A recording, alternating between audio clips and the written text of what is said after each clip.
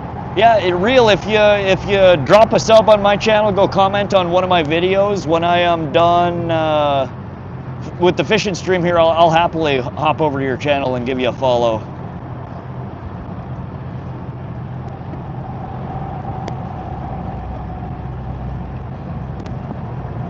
Casper, we have had absolutely no action today. Dave James, 72. Yeah, 6 foot is 72 inch. I don't. I'm almost positive muskie don't get that big. Yeah, just let me know you're a streamer, that you also have fishing content. I will follow you, and if you do lives, I will come check out your live as well. I'll come hang out with you. 72 inches is the longest one caught? Where the hell are there 72 inch muskie? It was over 5 foot. Huh. Yeah, I had always thought muskie was mid 50 inches.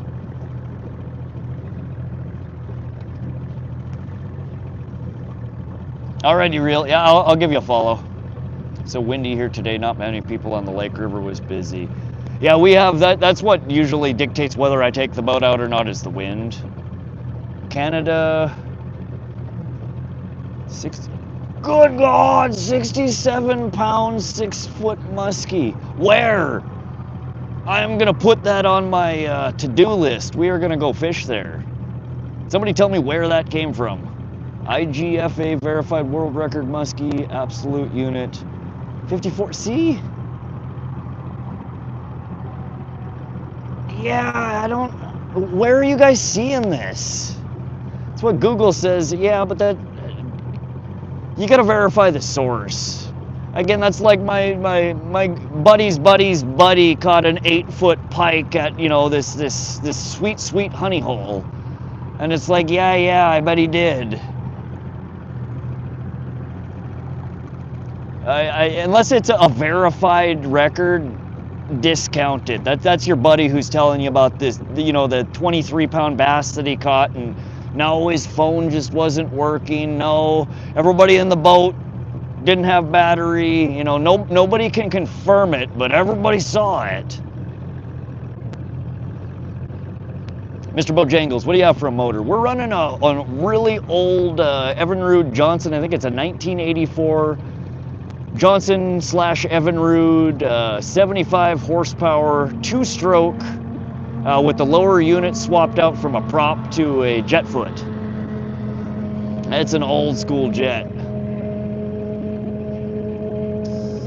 It was caught in Flowage, Wisconsin in more detail. Was it actually certified? Is it the state record? It's probably not. It's almost certainly one of those tall tales that people tell of that fish this big that was verified by absolutely nobody. They got pictures and video of the fish. Is it certified? Did they get it on a certified scale? Did they get anybody? Did the state acknowledge it as a record? I mean, I know I'm getting a little worked up about this, but I absolutely, it irritates me because, like, on Fish Brain, people post these, you know, like a 3-inch perch that they got 75 pounds listed as the weight. Shit like that is how I, kind of along the same lines. Farouk, we have caught absolutely nothing. They are Lake Court Orioles, October 29, 2024, expert angler, Art Weston landed. 54-inch muskie on Minnesota's Lake Miliac. It is the state certified record. See, and that's where things get stupid, is there's so many certifications. It's a certified state record, but it's not a world record, even though it beats by the world record by 20 inches and 40 pounds.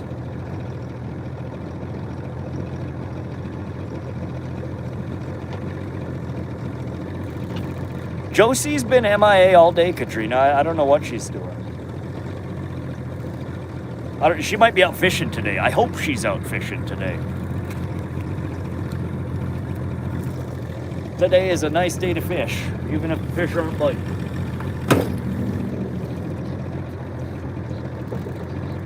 Muskie is a trash fish. I don't know, I'd love to catch muskie. I like catching pike. And all a muskie is a big ass pike. 4.5 foot muskie is a big fish, that'd be exciting. Yeah, I mean, the 42 incher that I caught, not even 4 foot, that goddamn thing was a beast. I fought with that damn thing for 30 minutes trying to get it in a net that was one size too small. Broke her off, and then I came back an hour later and caught it again. A 40-inch plus fish is a big fish. I don't care what kind of fish it is. And they are absolutely fun.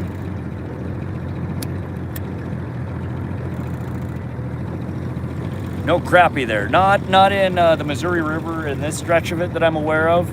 We do have a handful of water bodies, ponds around here that they stock crappie in. And I think in western Montana we might have white crappie. We have a few ponds around here that they stock black crappie. Game and Fish magazine put pictures of it too. Huh. Yeah, I'll have to do some more reading about that. I'd only ever heard of the, mid-50s, the world record. I'd never heard of a 72-inch muskie. Big muskie eat decent-sized pike. Oh, I'm sure, yeah. Darcy Haddocks, welcome to the stream. How you doing?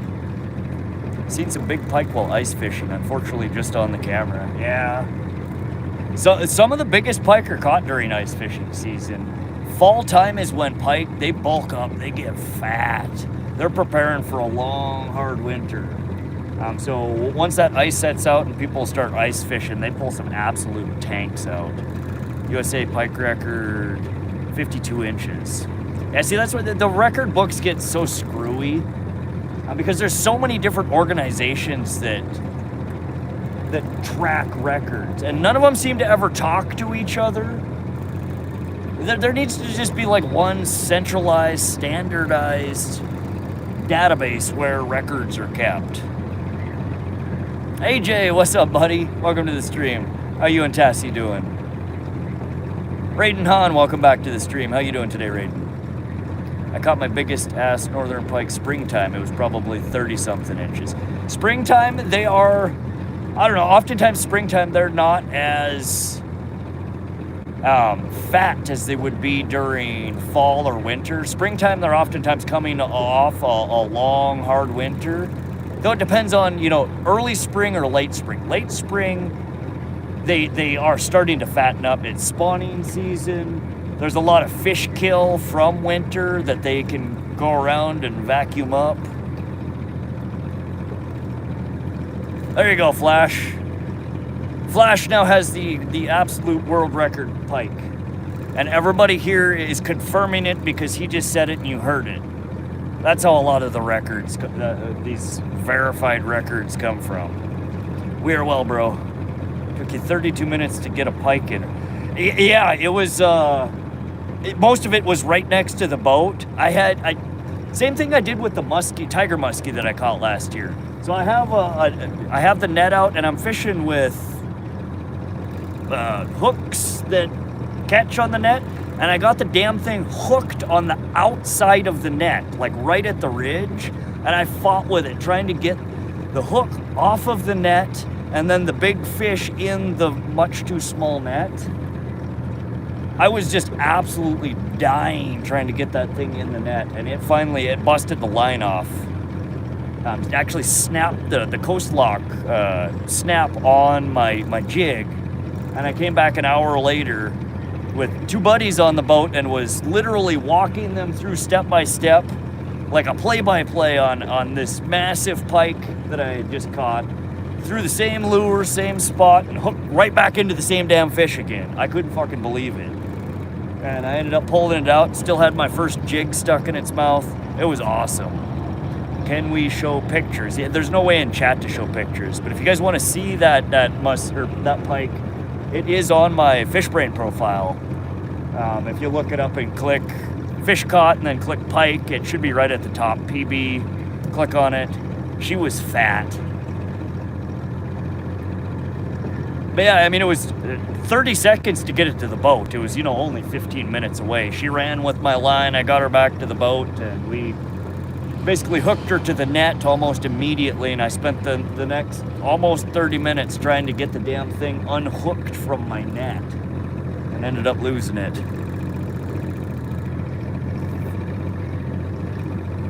Wildlife Association shows July 1949 was a 67.8 pound muskie. Yeah, Bruce, you see, there's so many different organizations that all track, and none of them have a centralized database.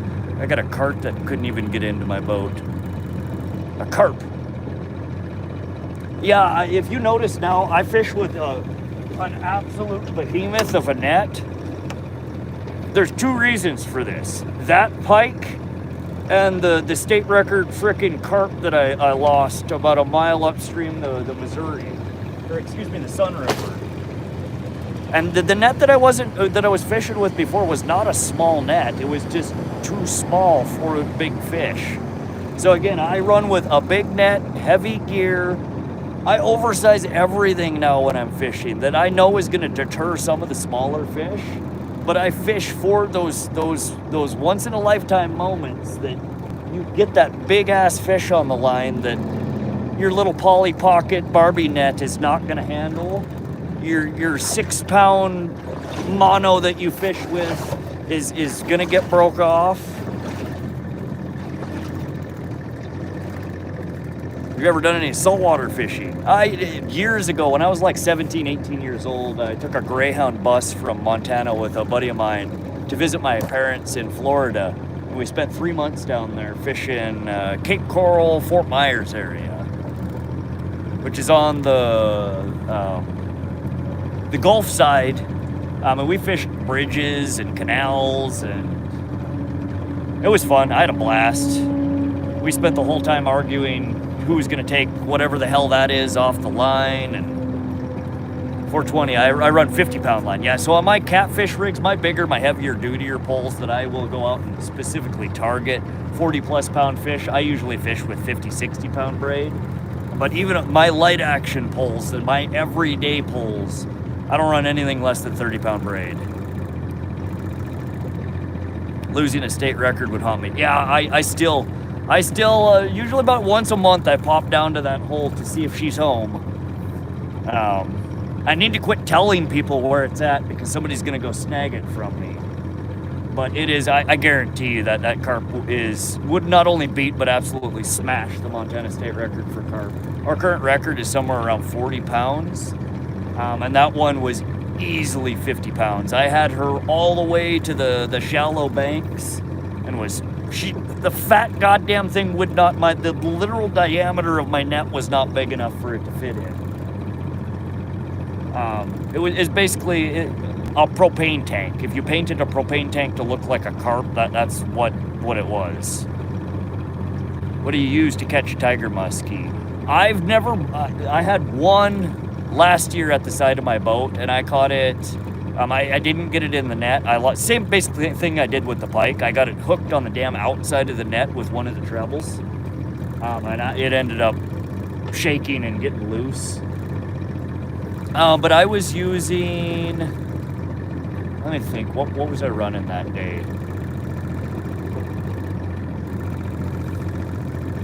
Oh God, what was I running? I think it was probably, it was a minnow style bait. I don't think it was the Rapala floater. It was like a husky jerk, or it might have been one of my Bandit walleye deeps, I think is what they're called.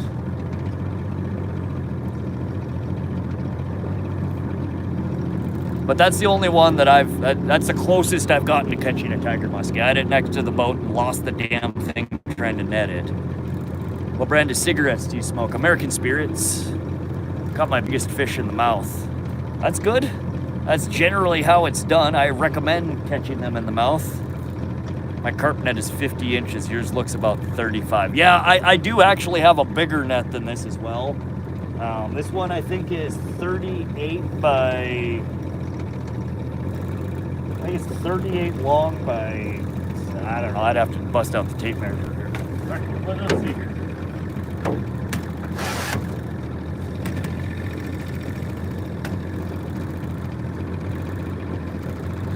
30 wide,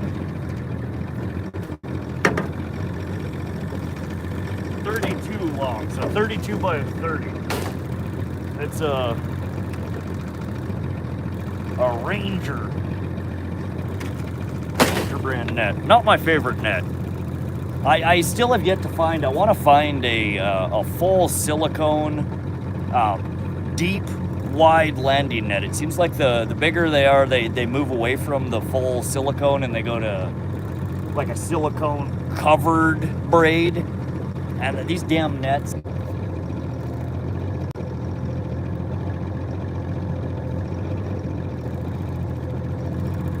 Sorry, I think my stream just cut out there. I restarted it. Can somebody give a thumbs up or an okay in chat there? Let me know if the audio and video is still good. I'm rubbing my nose.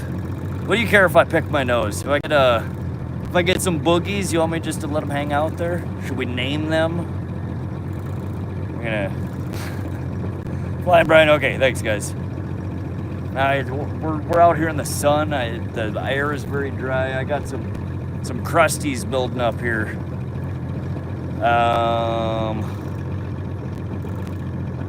Do you ever just still fish for walleye? You mean like jigging? What do you mean by still fishing? We're fishing for walleye right now. We're dragging a bottom bouncer around that nothing seems to be too interested in.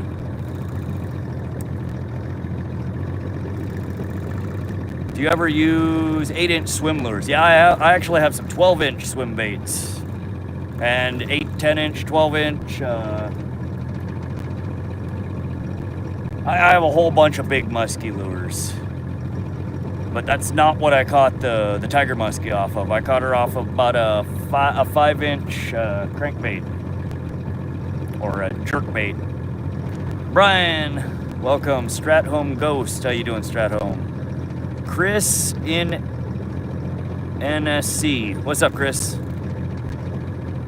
Time for me to fly. Thanks for sharing your time. Be safe out there. Thanks for coming to hang out again, Brian. Sorry we didn't catch a fish while you were hanging out, but glad to see you. Hope you can join on the next stream. 420. Guggen bait are good for almost anything. They don't got different baits for everything. I do have a handful of Guggen products. They've been mostly pretty good. I'm not too keen on any one brand. When I go to the tackle store, I wander around and pick out things that look like they'll catch fish. I oftentimes don't care who makes it.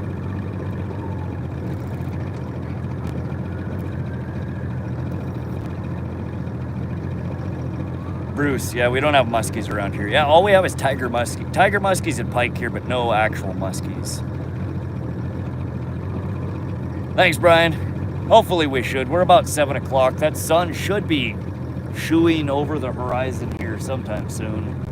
And then we'll hopefully quit baking in the sun here. I use pretty much anything. Yeah, 420, I have tackle made by not every, but damn near every lure manufacturer you can think of. I'm not a purist. I use whatever I think is gonna work. Josiah, what's the best lure to use for bass? Josiah, I don't think there really is a best lure. A lot of people use, jigs and plastics. I've caught them off of damn near everything in my tackle box, from spinnerbaits to jigs to spoons to, whatever. More importantly, I think for bass is finding a good water body that has bass in it, and finding where the bass are in that water body. They tend to stick closer to the shores and around trees and other structure that are sticking up out of the water. And I'm more of the belief that they're not a super picky about what you're throwing in front of them. You just got to get the bait in front of them. You spent $2,000 on your reel. Are you like using some kind of electric, huge ocean fishing reel? Okay, Cap. Yeah, right. Bruce, where I live in North Carolina, we don't have pike, but we have some walleye. Okay. It always surprises me when people tell me that they don't have pike where they live. Yeah, we have lots of walleye here. This stretch of the river is supposedly packed full of them. I see fish. Right now, almost everywhere we're going, all over on the finder, and they are just shut off. They don't want anything to do with what we're throwing out there today. Come on, I want to see a fish before I sleep. I know, Dave. I would like to get a fish out of here. We have been trying. Have you got some suggestions on, you know, some hocus pocus I can pull here to magically get a fish on the end of the line? I'm all ears. But I've run through dozen different strategies for catching walleye that I've caught walleye in the past, as well as pike, and nothing seems to be having it today. Have you called any fish? There, fishy, fishy, fishy, fishy, fishy. Fishy, fishy, fishy. We got big bubbles right there. That is what I normally see with pike. In fact, they're boiling all over right here. We're right at the edge of a hole. You know, we might go anchor up the boat there for a few minutes and try just jigging a worm down there. In fact, I'm gonna do it. Let's do it. We may even, you know what?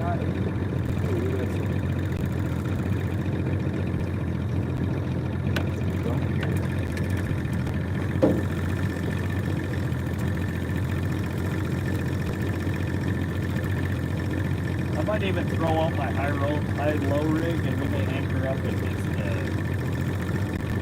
let her ride for a little bit here. Let me go get anchored up in this spot over here where I was seeing all the bubblies. We'll see if we can get them on silver spoon. We did try. We ran a Eppinger Daredevil for a little while earlier today. What are they called? The 5 of diamonds. That's the only spoon we've thrown today. American First, what engine are you running? We're running an old school. It's a 1984 Evinrude Johnson 75 horsepower with the lower unit swapped out for a jet foot instead of the prop. Throw a couple dollars in the water, right? We'll butter them up here a little bit. Throw some green in there. Big CG. What do you mean big CG? They're Chinook where I live. They're a blast to catch, especially smaller creeks during the spawn. You'll lose a bunch. We have Chinook salmon here in Montana. I don't think I've never caught a Chinook. If I did, I probably misidentified it as something else. What I normally catch in this general area around central Montana is the kokanee salmon.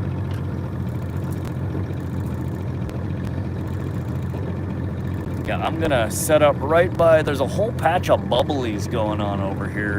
And I do see some bait fish on the finder there. You're helping set the mood.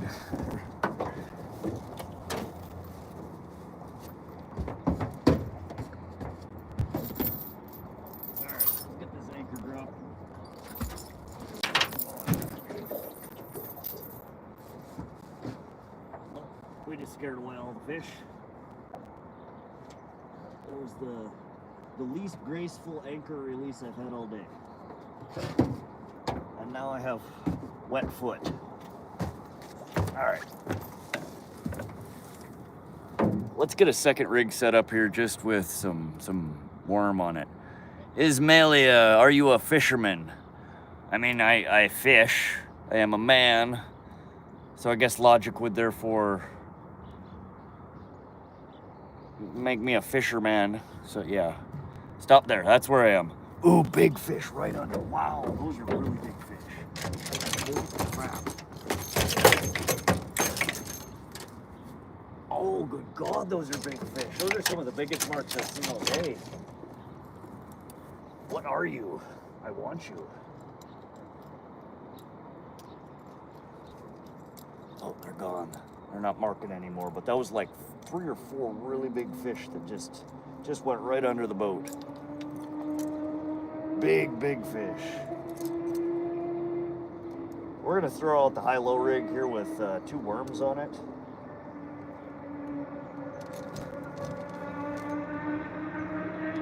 See if maybe one of these big bastards wants to come out and play. We really need some action.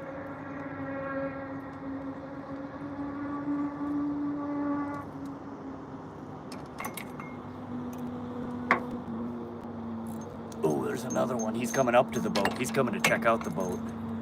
Come here, baby.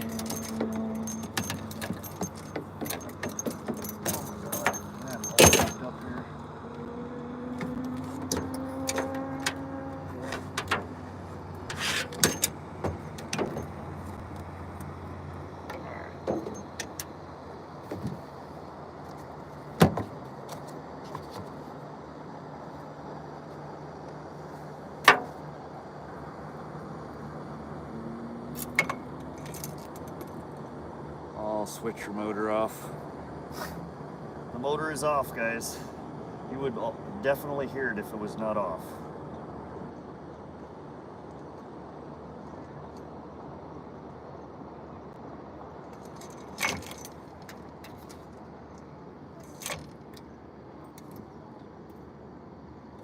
Okay, we still got two big ones down. They keep got a nice straight angle up from the bottom. They are coming up to check out the boat.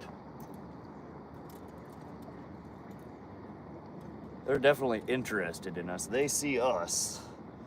Now we just need to get them to actually come out and play.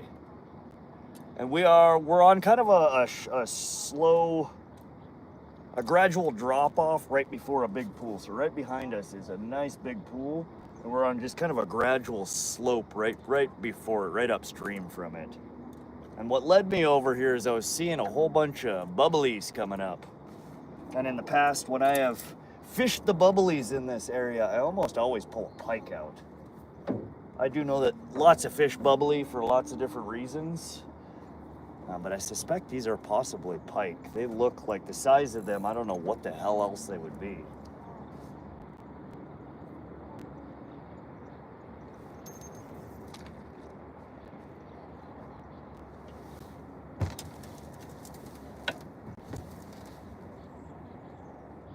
Come take my hook. Bitcoin rod. Yep. I'm gonna see if they will munch on this. Ismelia, I'd like to join you so you can show me how to catch fish. Well, come hang out. You're welcome to stay here. We will see if we can get a fish in the boat. We still got big bubblies coming around all around the front of the boat here. And I'm marking, there's a bunch of smaller bait fish, and I do see, again, some larger fish that are angling up at the boat, and usually that's the fish finder tracking them, swimming up towards the boat.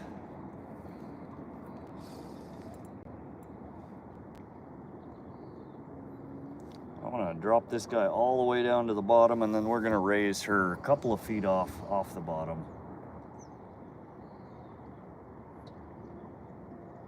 Rod got that Rasta style.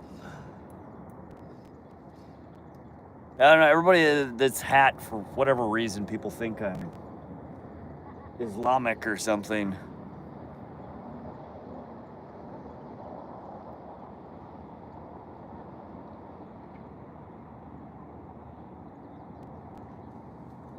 Matt Erickson, Fort Peck Reservoir is the only spot to catch Chinook salmon in Montana. Introduced in 1980 to create trophy fishery. You should really try to catch one. You'll be hooked. Fort Peck, okay. Yeah, I would absolutely love to fish Peck. I've never had a chance to fish Peck. It's a fairly long drive from me. I think it's about 4 hours or so.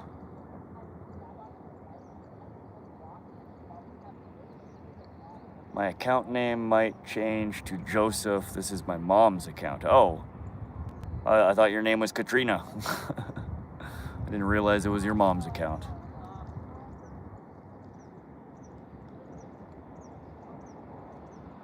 Ja, man.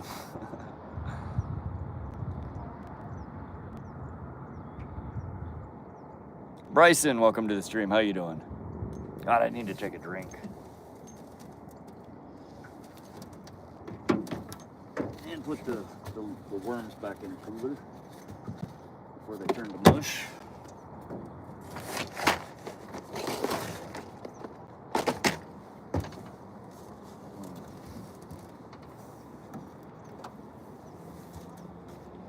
Eating candy apple. That sounds good. My mic even still on? The light's still blue.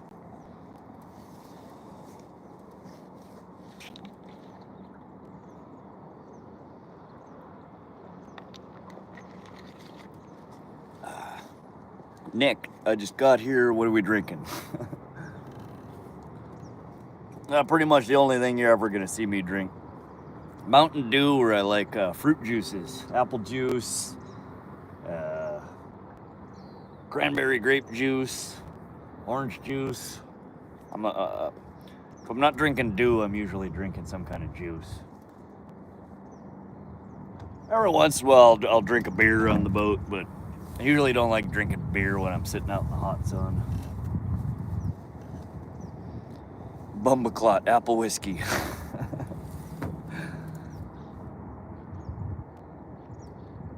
Rod doesn't know how to catch fish today. I've never caught a fish in my life. I don't know what I'm doing, ever. Hammer K, what are you catching? This is actually my own account.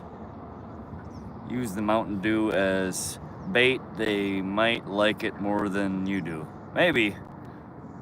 Big tag, Lake Havasu. No, we're on the Missouri River outside of Great Falls, Montana. Rod is the man. I appreciate it, Beetle. You're always hyping me up. We haven't caught anything yet today. Schizo, hope you snagged the big one today, buddy. Thank you, Schizo. We have caught nothing today. Not even a buzz. Not Mountain Dew, use cola. Coke used to be my favorite. I drank Coke for a long, long time. Before that, it was Dr. Pepper. I don't know, for about the last decade, maybe a little bit longer, I've drank almost exclusively Mountain Dew.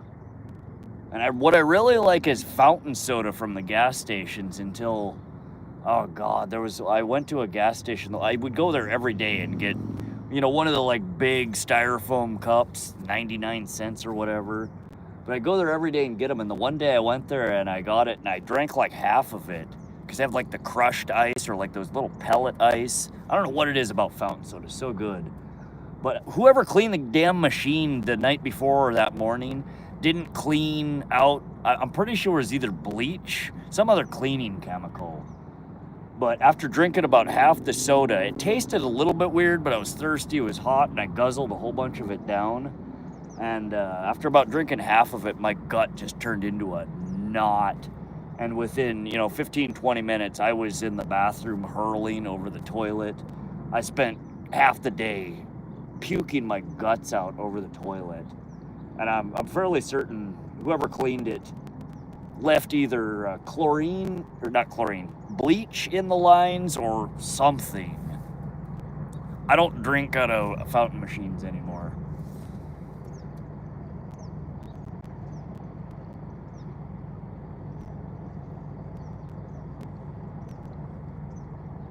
Tassie, what's up? Welcome to the stream. How you doing today, Tassie? AJ was just in here a little bit ago. Trash Panda's back. Does Rodman have a Penjamin? What the hell is a Penjamin? Hammer K said awesome. It's Montana. Come on, you should be pulling them in. Some days are better than others. Join me next weekend. I think if Starlink gets here, we will be streaming from Pishkin Reservoir. What I catch and how many I catch is oftentimes really dependent on the water body that I'm fishing in. This is one of those spots that I get skunked more often than not than when I come here. But as I've said before, I come here because the biggest pike, the biggest walleye that I've ever caught came out of here. But again, it may take me 2-3 days of fishing before I catch a fish here. But next week we'll be going to Pishkin, and I can't guarantee it, but I will say on average I catch about 10 to 20 pike there every time I go. So it depends on where I'm fishing. No, yeah, mate, just chilling. Thanks for asking. I'm doing great.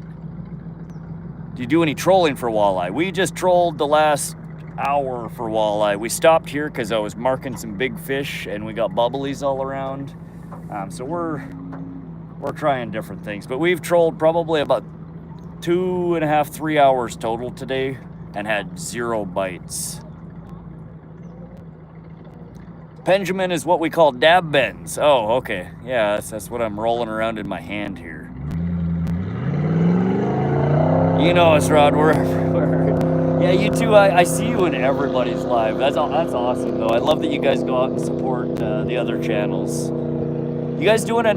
I haven't seen you guys live in a minute. You and AJ doing any streams in the near future? Thanks for the sub there, not SCTX Fort. Appreciate you. What worm baits do you have with you? Or I have 2 containers of big old fat night crawlers right now. It's dark here in Illinois. What time is it in Montana? 7:25 Mountain Standard Time. We still have probably a little over 2 hours till dark. Started doing that when I was working in Missouri. You ever tried Blue Dream dabs? I think I've had Blue Dream flour. I don't know if I've had dabs of Blue Dream. Do you have any white or tan worms? Fake worms. Oh,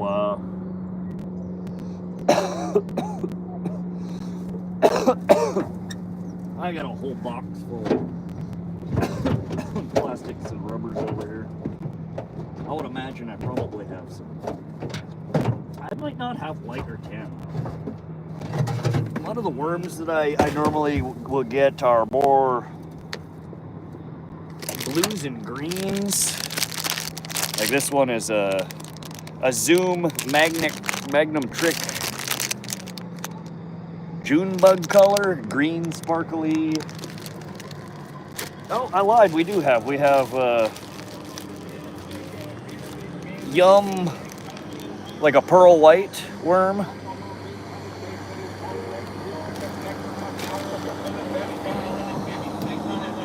We're not so somebody.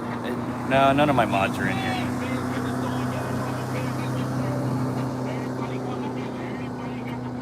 We have the white worms there.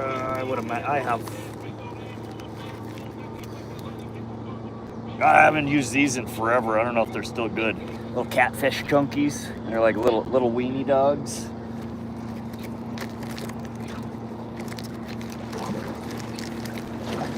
Whoa! Oh good God!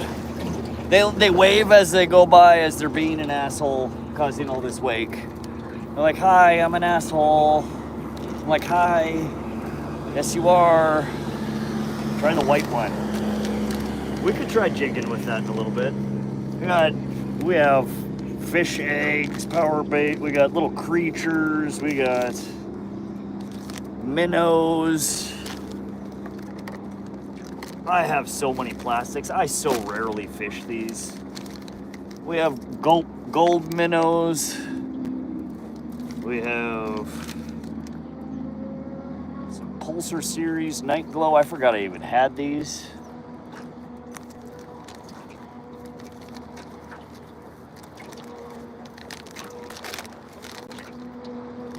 I don't know, I have so many plastics that it's just not the style of fishing that I normally do.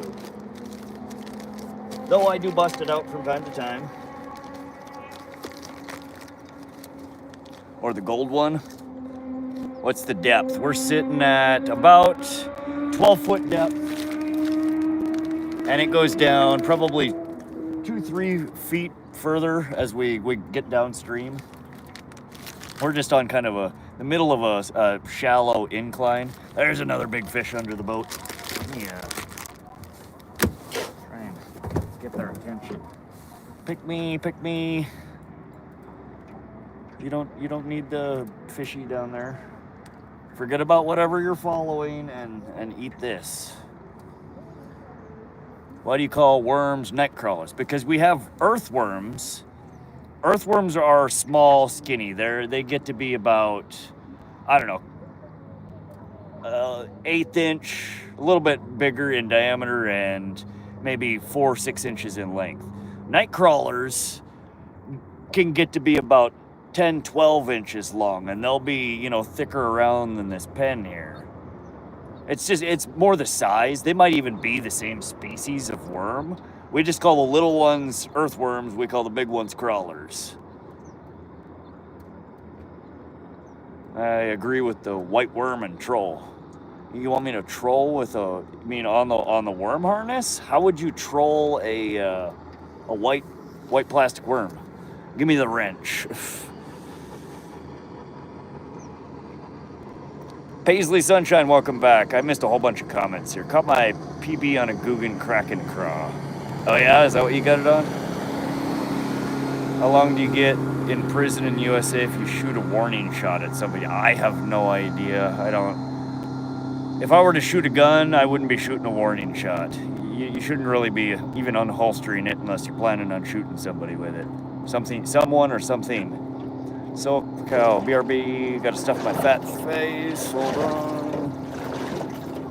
Isn't this fun? It's Trash Bandit. Yeah, we have a couple of different kinds of flukes. Beetle, why are you mad? Massimo King, sorry for, I'm way delayed on, I'm like reading comments backwards here. Catch anything, we have not caught anything yet. Nightcrawler on toast, Grandma always used to make, okay. Beetle said, I'm the only mod here. Right? Nightcrawlers are good eating. Is that a fish whistle I see? Yeah, this is what let's call in the fish.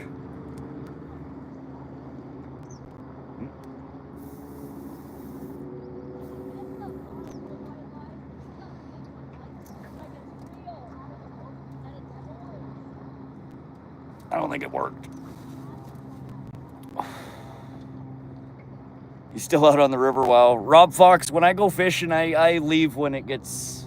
I put the boat in when it gets dark because I don't have lights on it, and then I fish until I'm done fishing. I'm the type of guy you don't want to bring fishing unless you're ready for a marathon. I will fish 12 hours, 16 hours, 20 hours. When I go out to fish, I go out to fish. I don't do any of this 2-3 hours crap unless that's all the time I get. You gonna flip the boat? Clean that beard up. Yeah, I'm getting pretty scraggly here. I don't know, man. Some of y'all men have very manicured and nice beards.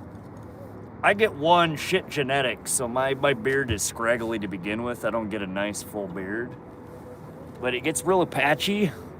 And I don't know how y'all trim them so precisely. Like, I'm a 42-year-old man. I've been trimming my beard for decades. And I trim it, it's crooked. I trim it, I don't like it. I trim it some more. It looks worse than it did before the last time. I trim it again, and I'm like, Jesus Christ, what did I do to it? And then I buzz it off, and we start over again. It's either that or I give light trimmies that it's like, all right, that guy's like 2 inches longer than everybody else. He's got to go. That's how I trim my beard. It's not a great beard, but also I don't know how you men shave every day. I can't. The only reason I grow a beard is because I hate shaving. It's not necessarily because I like how it looks. I figure put a worm on and put your rods in the holder and go super slow. Yeah, so I can only use one pole in the water at a time here. And we do have one pole in. And we've drug around lures, we've drug around a worm harness, we drug around spoon, we stopped, we casted, we drift, and we casted cranks. We've run through, I mean, there's a lot of different things we could still try. But we've run through pretty much the gauntlet of options. Bobby Jenkins says I fish 18 hours a day. Dang, Bobby. Do you catch fish? Canadian Banana. Canadian Banana. What's up, Canadian Banana? That's a interesting name. Assalamu alaikum. I don't know how to pronounce that, but I think it means something nice, so thank you. You fish 23.5 hours a day? Do you ever sleep, Canadian Banana? Half an hour a day. Well, sometimes. He's a terrorist. Yep. That sucks. We can do 2 rods all the time. See, and so we have, and it's not like that across all of Montana. I'm in central Montana. Central Montana is a protected trout fishing area. rainbow trout, brown trout, brook trout. Our regulations around here are really restrictive to protect specifically the trout fishing of this area. So they limit you to one rod because they don't want everybody out there catching a whole bunch of trout and breaking the trout fishery. But it's in rivers and streams. Lakes, ponds, reservoirs, you can have 2 pulls, 2 hooks per pull. But that's, again, central Montana. You go to eastern Montana. If I drive an hour northeast from here and I go to like Loma, Montana, Fort Benton, Montana, that area, I pass into the eastern fishing district.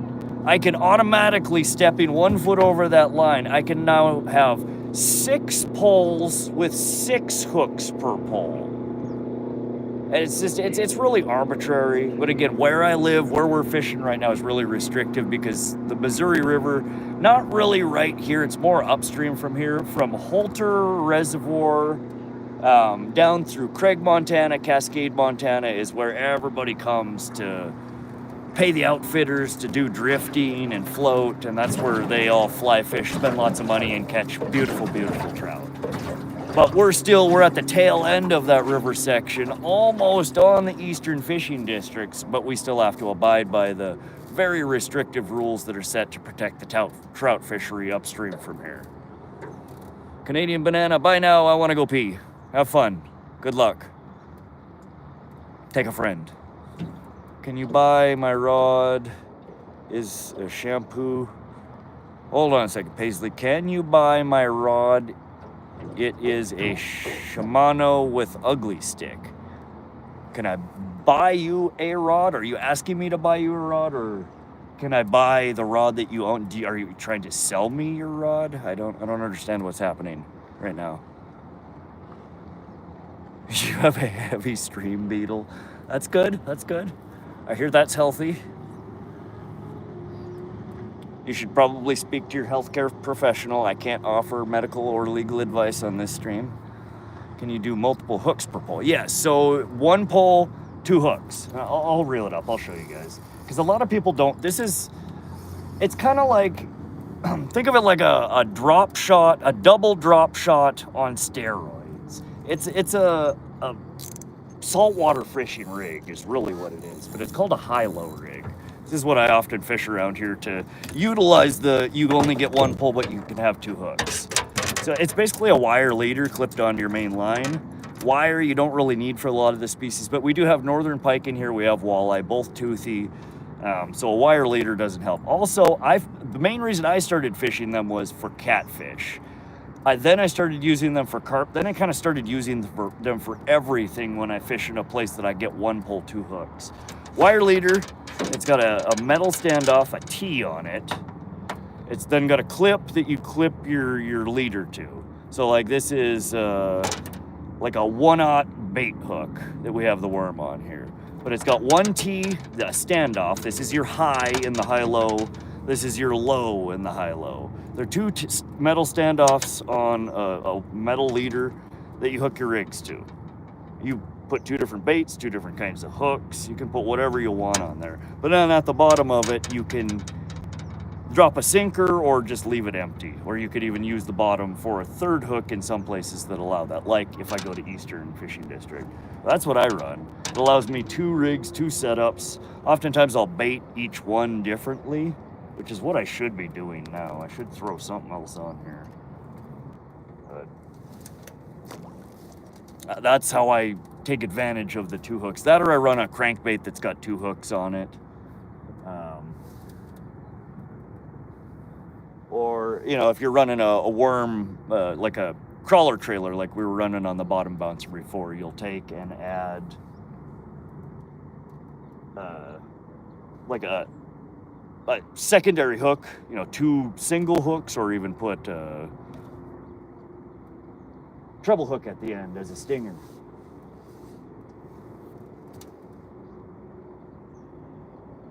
Do any hunting up there? E-man, there's a lot of hunting here. I haven't hunted in years. I used to love to hunt. I moved away for a while. I sold or gave away all my hunting rifles to friends and family. So I don't have a hunting rifle anymore to actually hunt. I was thinking about possibly starting next year. I've been kind of craving elk. Elk meat is so good. But that'd probably be about the only thing that I would hunt for. I've eaten pretty much everything else you can hunt here in Montana, and I don't really care for a lot of it.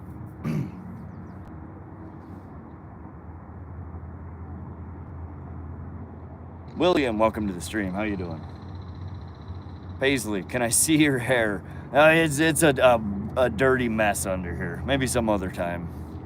We've been baking out in the sun. You don't want to see what's under here. That, and you don't want to see my very white forehead. So you guys see, you can probably see I'm burning on my nose from baking out in the sun from fishing. But I always wear some kind of hat when I'm fishing, and so like the whole section of my forehead looks like a white, like a marshmallow, and then I'm very colored below. Elk taste great, have a beautiful call. Yeah, elk, they're a really, really good fish. Or fish, really good to meat. Took one too many puffs off the old fish whistle there. Valid, firearms do get expensive and real quick. Yeah, I used to have a bunch. I did have well, I wouldn't say a bunch. I had a decent gun collection, but I'm not super into guns as I was when I was younger. I do still have one firearm, one pistol that I keep. There's a fish surfacing. I want to look like a little trout.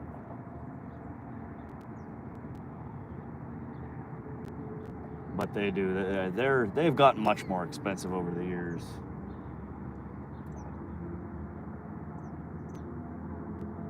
You don't like that far too much hardware to scare the fish off. That is a valid point. The reality, in my opinion, though, is that most fish aren't as afraid of all that hardware as you think they are. Again, on the underwater cams, I throw big old, just obnoxious swim bait out there, right? So like a 8-inch, 9-inch rubber paddle tail.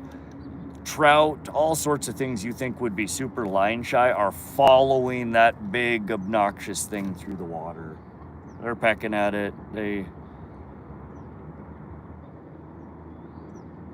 But yeah, so the main reason that I started fishing them, though, was catfish. I guess that's what I was explaining. Catfish tend to roll. They tangle you up as they get closer to the shore. And I had too many times where they just wrap themselves up and you're no longer even fighting a fish. You're fighting whatever it stuck you to. And switching over to, the metal leader, I'm able to break off a whole bunch more crap that would have previously either cut the line or, made it to a point where I might break there or I might break, further up the line. I'm going fishing 2 hours in Serbia. Nice, OGI. What are you going to fish for? Bryson, you're also going fishing tomorrow. Nice. I got to work tomorrow. I was hoping to catch some fish today. We're not doing so hot.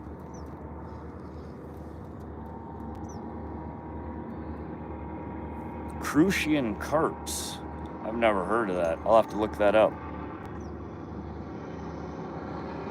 Vindius, welcome.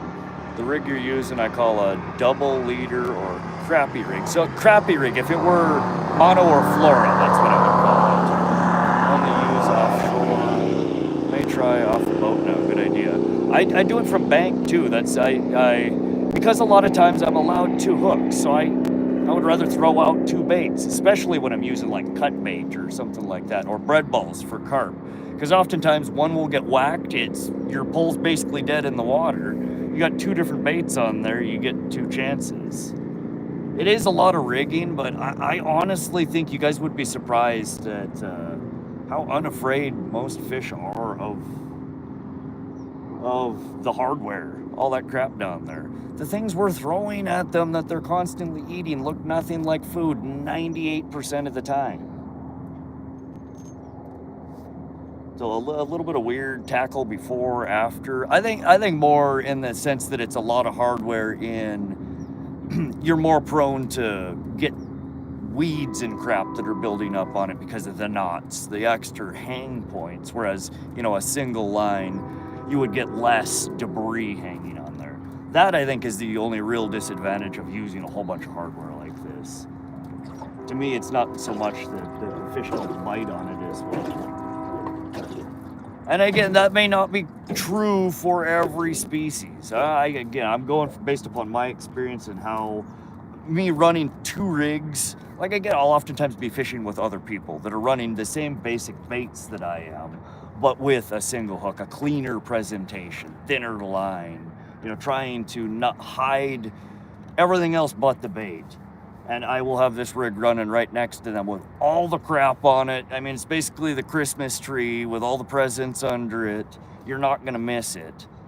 And I will hook up just as often, if not more often, than they are with their, you know, very simplified and clean presentation. I'm a lazy fisherman. I want more bang for my buck. If that means throwing a bit more hardware out there, I'm not opposed to it. I'm gonna get her a little bit further down.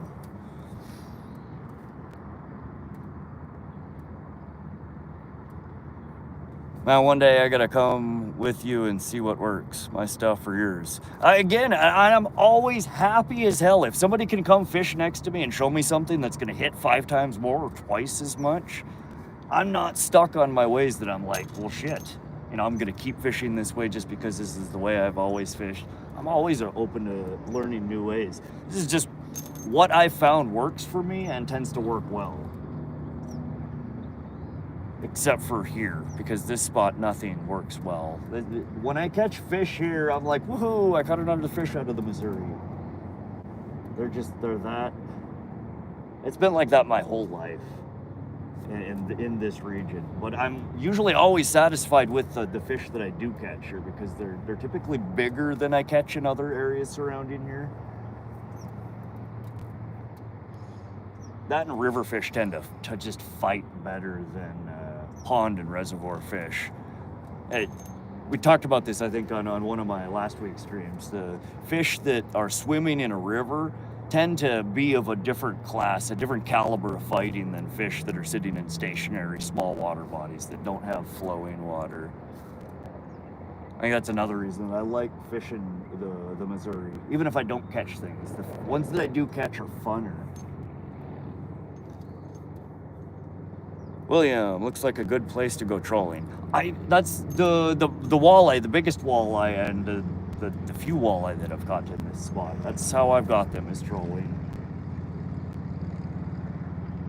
Which we've tried for multiple hours so far today. We stopped for a moment because there were some fat fish hanging out here, but they do appear to have possibly moved on downstream.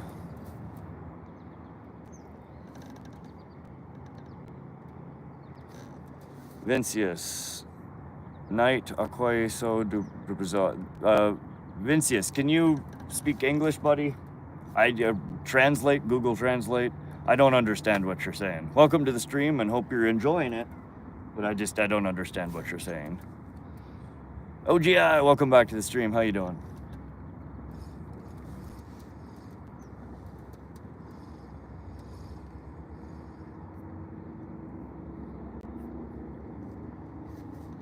He's from Brazil. Yeah, I get that. So do Brazil.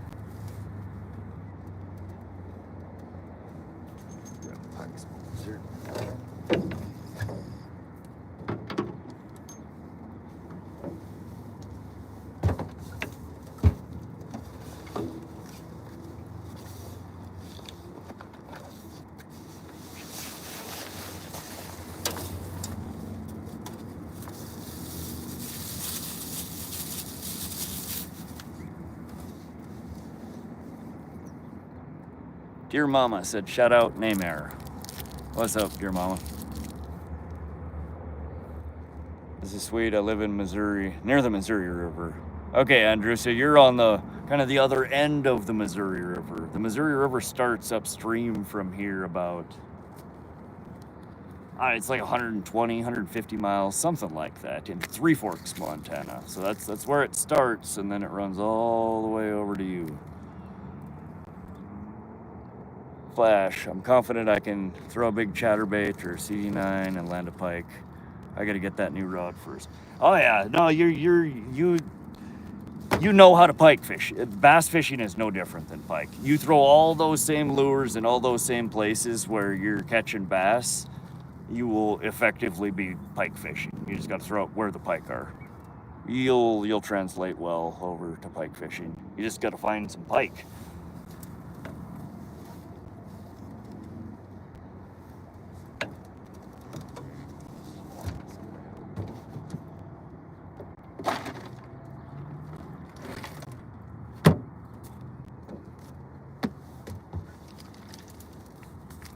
We're getting the bubblies back, whatever was making them. Not seeing it on the finder. I still see a bunch of little bait fish.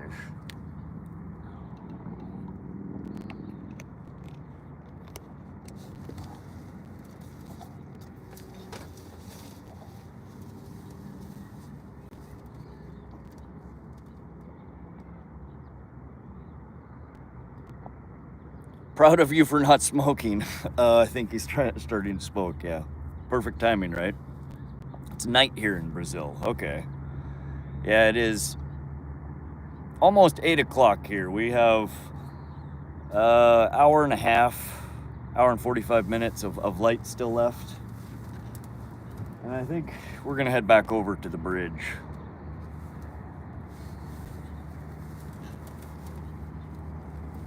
That again is the spot I go back to all the time because that's where the fish, where I've caught most of the fish. Whatever was down here does not seem to want the worms.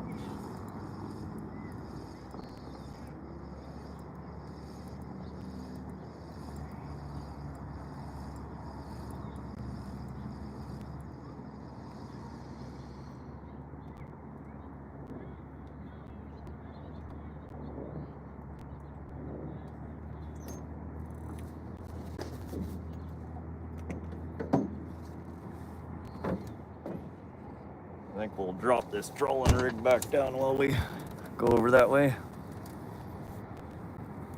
Yes, you've got the upper end with some good walleye.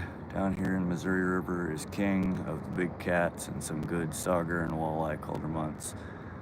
Yeah, so we get walleye in this stretch of it right here. The catfish don't come until about 20, 30 miles. I don't know what it is exactly. There's like a series of 5 or 6 dams. And Maroney Dam is the final of those dams. And right below Maroney Dam is where all of the... Oh, that was a big fish that just boiled up right there. Below the Maroney Dam is where the channel cats come in. Or where they go up to. Channel cats, sturgeon, smallmouth bass. There's all kinds of stuff down there. Trout, pike, walleye.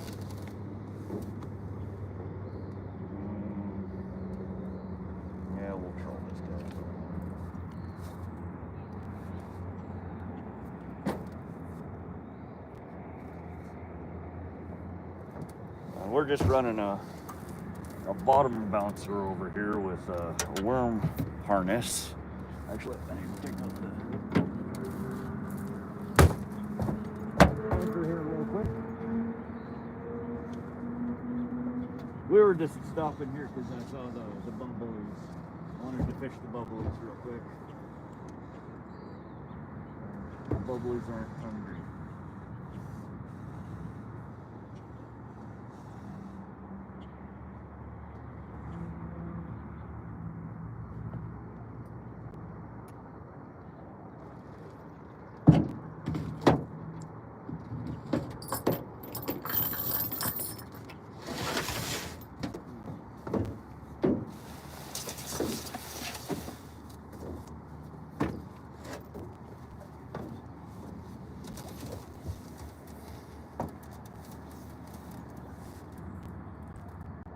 Fish fingers, what's up, fishy fingers?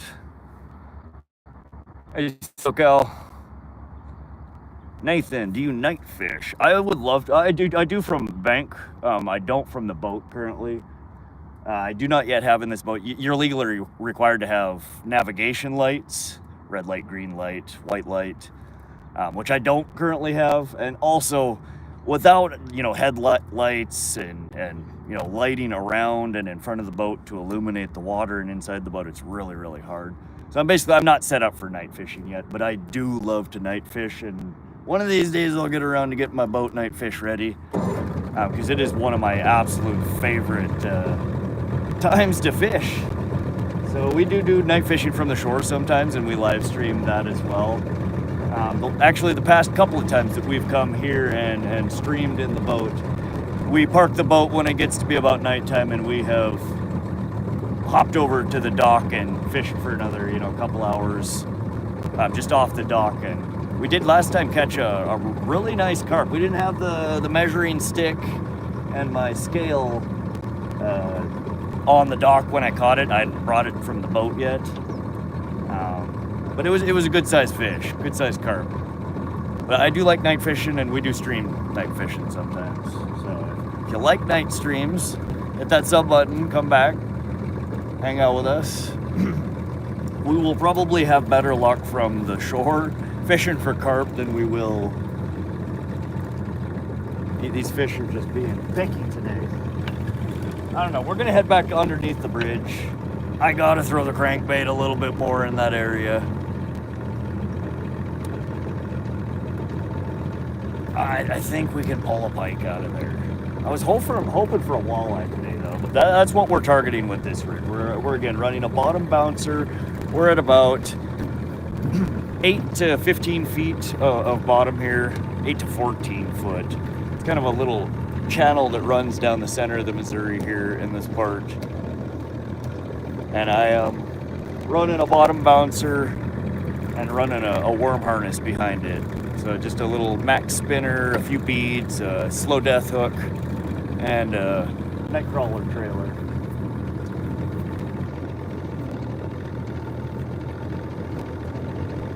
It's one of them rigs you can run, you know, anywhere from shallow waters all the way down to deep waters. You just need to make sure your speed is appropriate and the weight you're using for your bottom bouncer is heavy enough. We're running a 1 ounce right now, which gets us down about 10 foot. We're running, you know, just braid lines, so it's not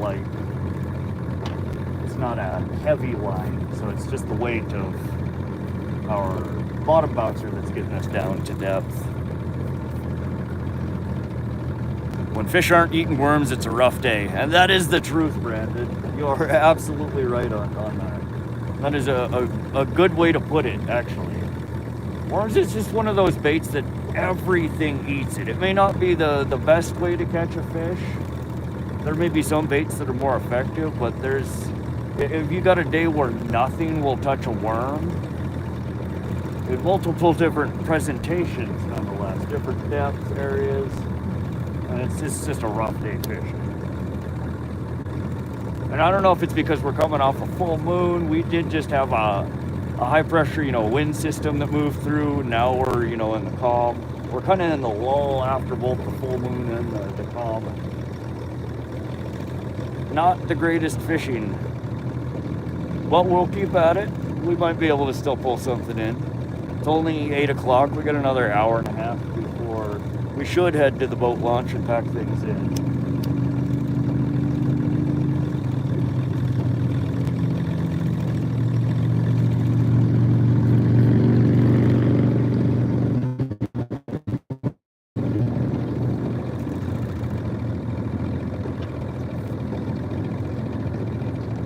Mason, what's the craziest place you've caught a fish? All right, craziest place.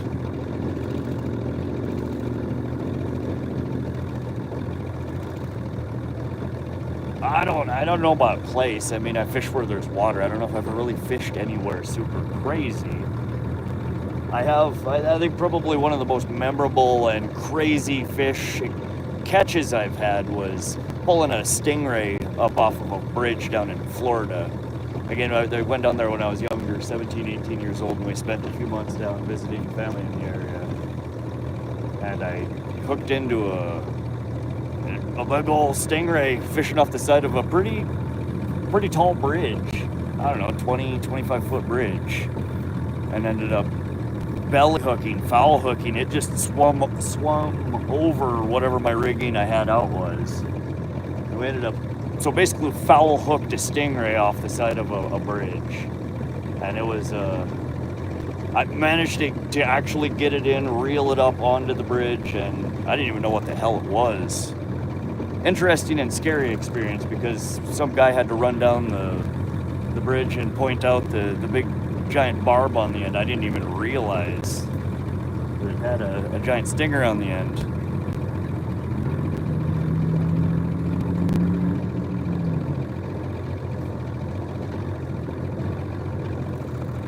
You know what's messed up is growing up, I always thought the Mississippi River is the longest, but I was reading about the Missouri yesterday and it says it's the longest.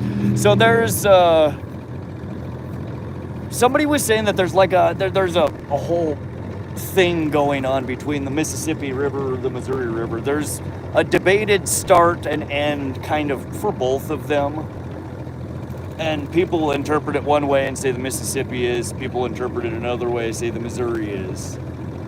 But yeah, it all comes down to a gray area of where specifically are we going to start the tape measure and where are we going to end it. They're both pretty close to the same size of a river. Though I want to say that and I could be wrong here, I could be completely talking out of my butt, but I want to say that the volume of the Mississippi River I think is larger than that of the Missouri. Something like that, they're basically of equivalent size. The Missouri might technically be a little bit longer, but the Mississippi, I think, passes more overall volume of water through it over, its course. Which, I mean, debatably, doesn't that make it a bigger river? But, I mean, the actual volume of flow versus just where does it start, where does it end? I mean, I've seen some pretty long fish, and somebody was saying that 40-inch, like less than 5-pound pike are common in some places of the world, and that I just start picturing in my mind like just a big pike noodle, a 40-inch pike noodle. How the hell can you have 40 inches and only be 5 pounds? So I guess there's that too. Length versus girth. And I'm sorry, you guys, I am missing a whole bunch of chat here. I'm trying to get over to our trolling spot. I didn't realize how far I was behind. We're hitting the bottom over here, bringing us into shallows. Foul hooking. Foul hooking means hooking it basically anywhere in the body except for in the mouth. That's, when a fish swims by and gets snagged. Another word for foul hooking is snagging a fish. So I basically snagged it in the belly.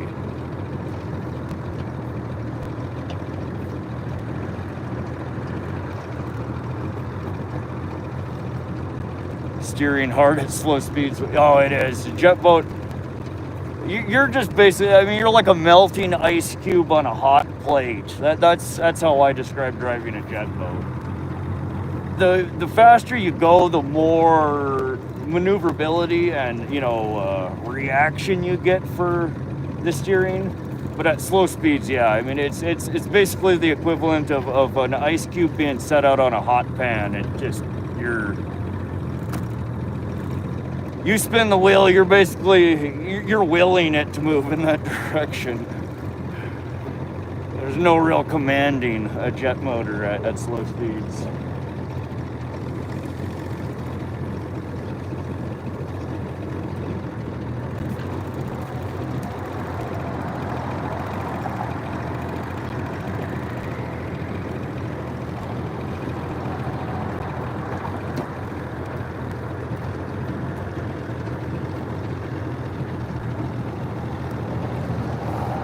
I'm reeling this in. We're going to throw the crankbait here for a little bit. We're running out of time here. It is time to get the skunk out. Let's get a pike on the line here. I got a cast. We can't just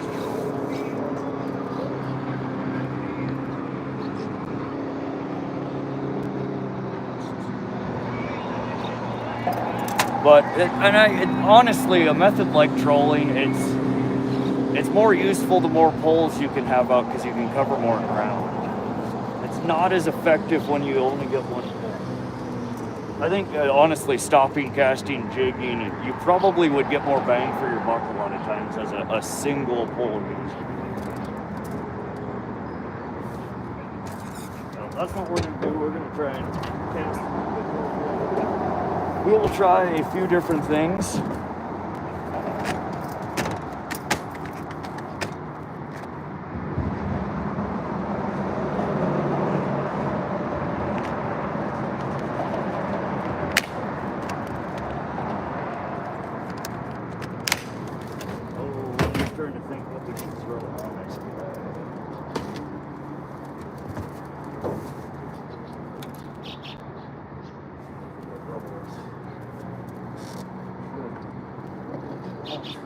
I'm gonna drop this guy in.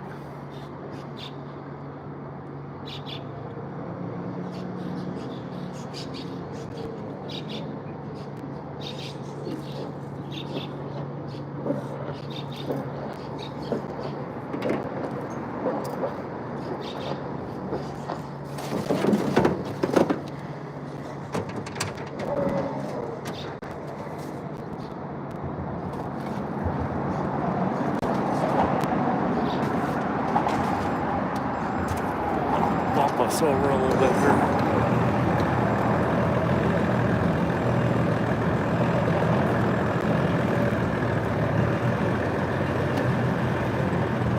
Bro, how is it still bright still? It's 8:06. We're in Mountain Standard Time. We're in high elevation. It's light out here for another hour and a half-ish. The days have been getting shorter, but we still got some daylight.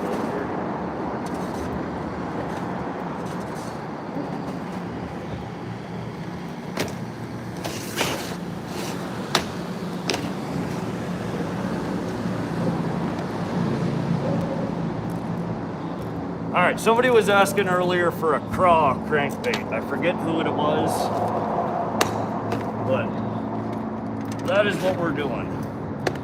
We're going to switch to a Craw shaped.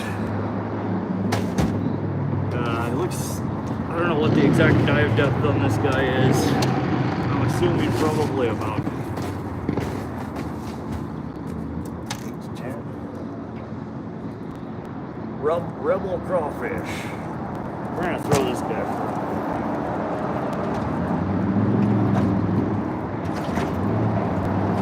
oh, big waves. Crawdad cranker, yep. White lure or the gold. Girth Brooks, we have not caught a dang thing all day. We haven't even had a good solid bite all day. So it's not like we've had fish trying and missing. They've been disinterested in everything we've tried to interest them in.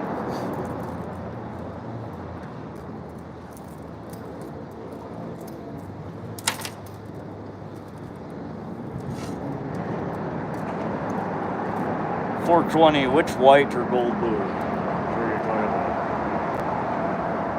You just mean the color choices, white or gold? Those are two colors that I fish a lot. Many of my lures are white, and I have a preference for gold. We're gonna run this Rebel Craw crank here for a little bit. This is one thing, and I don't know if you guys noticed it as well. So almost every fish I opened up last year that I harvested, almost exclusively their bellies were full of crawfish. Same this year other than one water body. One water body I went to, there wasn't a single craw in the trout that were there. It was all full of little snails. But it seems like craw is like one of the choices of bait around here. That's what all of them eat. And this is actually a lure I have never thrown. This is brand new.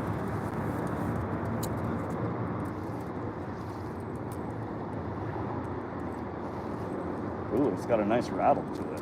Ooh.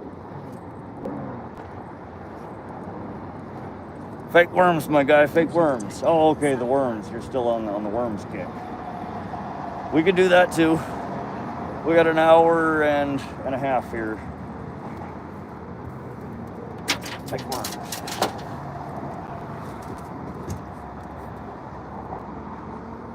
Matt Erickson, what fish knot do you use? Uni knot, or I call it a double loop uni knot. So instead of just going through the eye one time, you do a second wrap. So you're doubling through your tag end before you start your uni knot. That's the knot that I tie for almost anything. And even if I'm tying like a fluoro line to braid, I use a double uni knot. So it's not a double loop, it's a double uni knot. It's one uni knot tied to the other and then they're pulled together.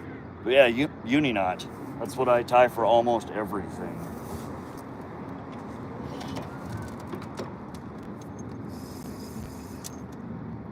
Pull this guy in. Forgetting I can only have one pole in the water. There we go, trying to get a ticket.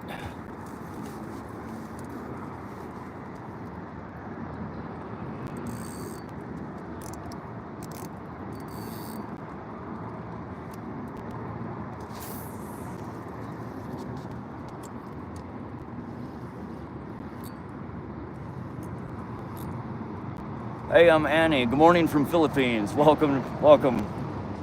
William, too fast. What do you mean too fast, William? I've caught a lot of walleye on that Rebel Crank Craw. Oh yeah, David? This was one, so there's on Fishbrain, I forget the guy's name. I follow him, he fishes in this general area. He also, I think, has a YouTube channel, though I don't know if he's still active on it. He hasn't posted as much on Fishbrain this year as last, but he fishes the Missouri River further upstream from here and a couple of the ponds. And I saw him on there, and he was fishing nothing but basically this Rebel Claw, or one really similar to it. I was basically catching every damn species that's in the Missouri. Just picture one after another after another. He was just killing it that day. I was like, damn, I never fished a Rebel Craw. I gotta get me one of them. And I've never actually fished it since then.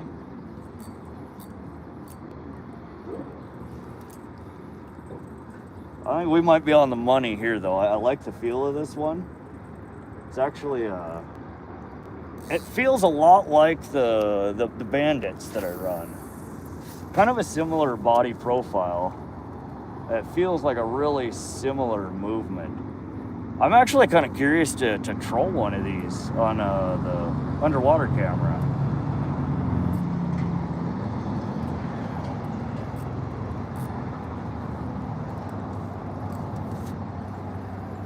And again, let me move the camera here. I will show you guys. I was trying to, it's hard to explain be erratic when I talk about your retrieval.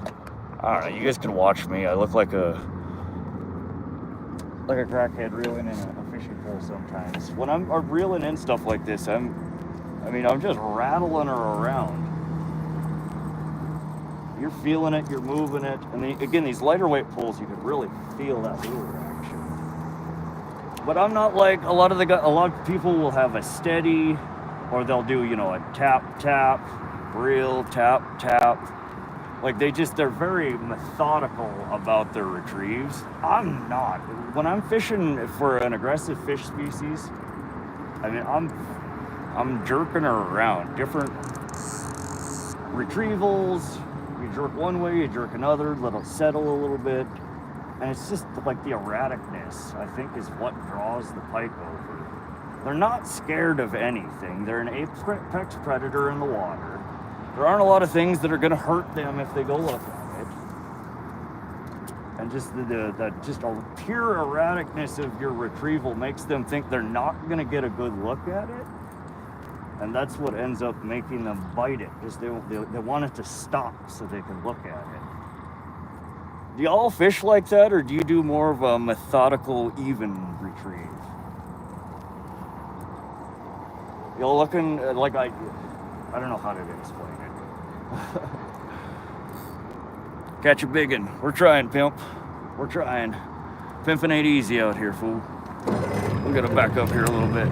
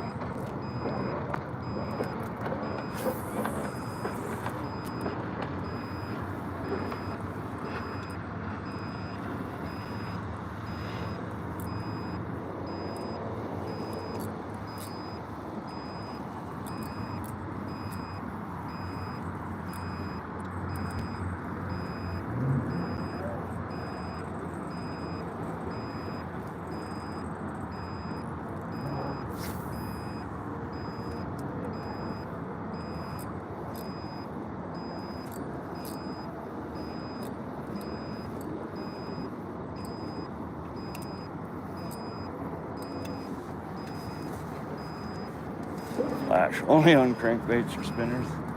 I fish so many things like that. Crank spinners, chatterbaits. I do the same thing with a chatterbait.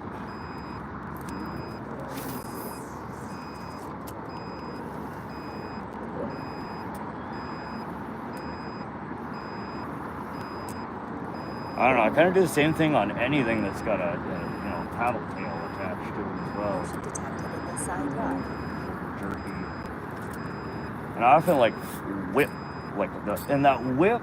I swear, more of my pike catches in the Sun River, the river fishing like this, like just that, you will actually get your hook set on the jerk motion. It's like just that slight pause in it before you whip it. That's when they sense and that's when they latch on, and they're just there when you pull it back. Oh, sorry, I'm beeping in y'all's ears. Motion detected in the side yard. So the rapid retrieval and then a hard pause, rapid retrieval. Yes, again, that's one of those things. I never really fish like that. It's just pure chaos the whole way back.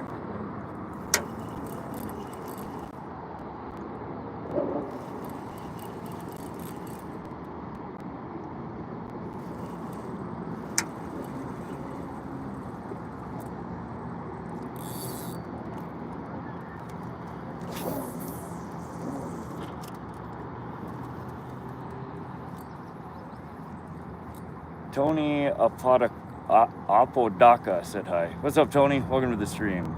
Motion detected in the side yard. He looks a right plonker fishing that way. And, I mean, it is. It's ridiculous, but I get good success retrieving like that, especially upstream from here, the Sun River. It's a much skinnier river upstream from here, and there are just choke points where if you run your lure back and forth like that,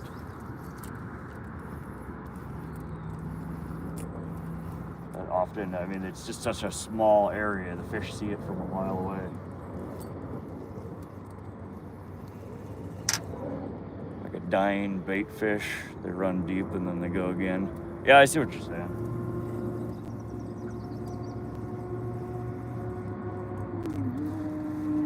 We're gonna circle back up to where we were.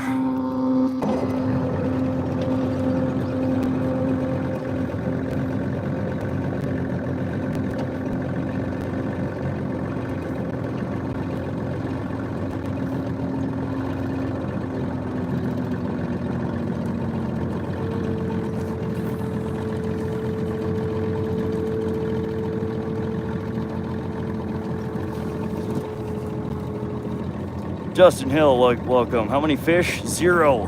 None. We have not caught a single fish this stream. The fish are just off today, or they just don't like me. They don't want to eat anything I'm throwing at them. Sophie, welcome back. LaCroix, thanks for the sub there, buddy. You're from Japan. Welcome from Japan. We are in central Montana here.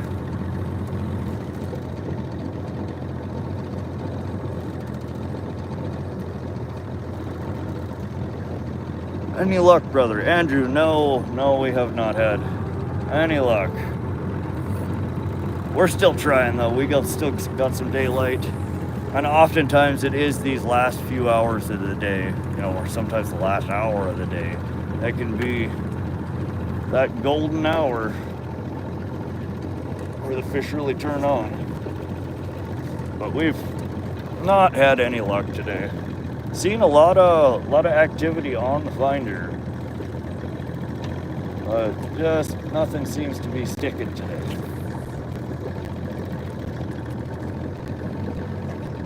Rowdy, welcome back to the stream. Sophie. Okay.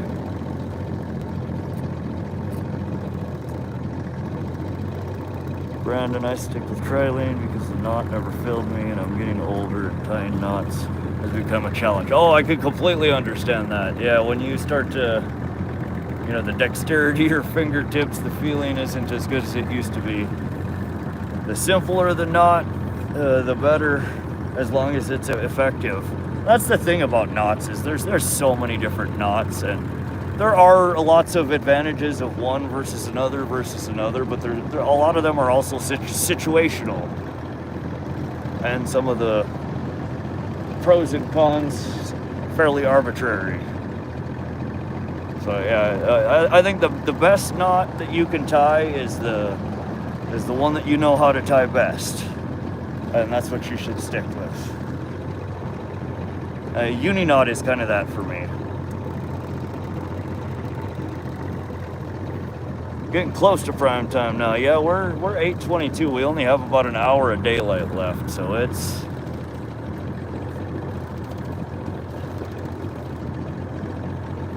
I don't know. If it was gonna pick up, we should have had a sign of it probably a little bit earlier, but I haven't lost hope yet. I think we can still coax, even if it's a baby, we don't even need a big one. I think we should be able to coax something out of the waters here.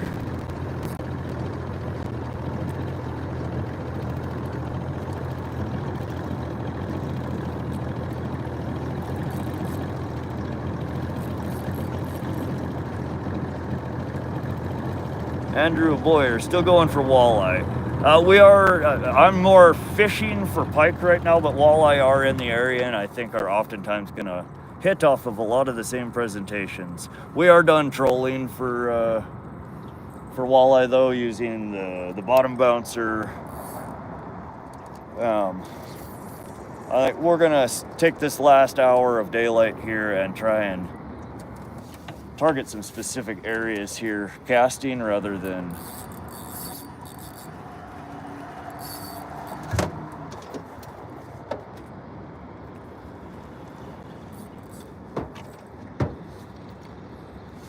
alright you guys, I don't want to jinx it, but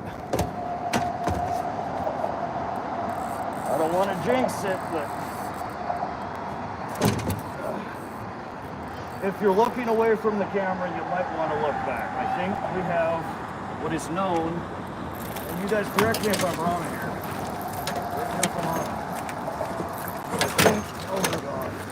I think this is one of the reserve fish we've been looking for called a fish. We actually caught a fish. Can you believe it? There are fish in these waters. It's the elusive, mystical fish. It's the thing we've been looking for all day. We have one.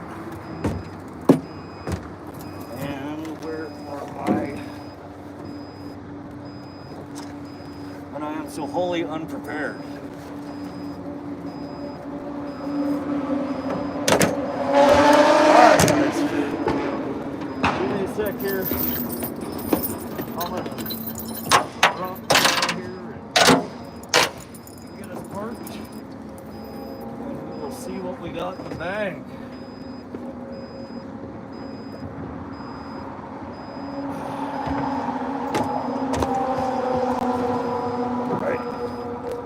Please tell me he spit that. He spit it. Yes. Yes.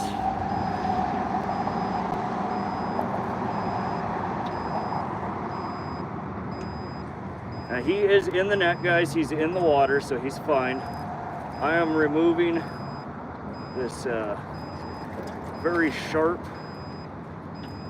Oh my God. Treble hook from the net here real quick.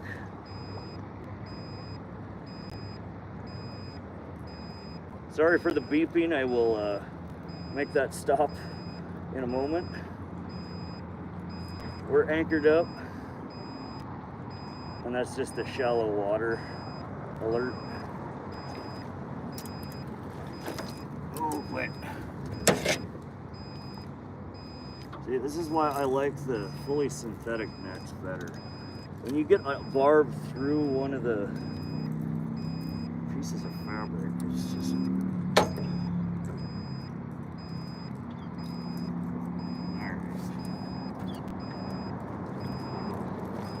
We will fix that later. It is effectively out of the way.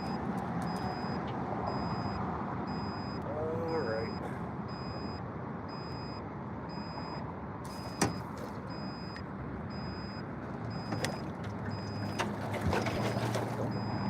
Come on, come on.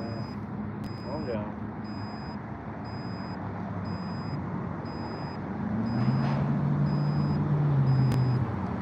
There we go. Oh. There we go. That's one of our target species. She's not a monster, but she is a beautiful fish. This is, I don't know, I'd estimate maybe 25, 26 inches. This is a Northern Pike. Everybody left. I caught a fish and everybody left waiting for me to show the fish. That's cool. We're going to throw a real quick hook.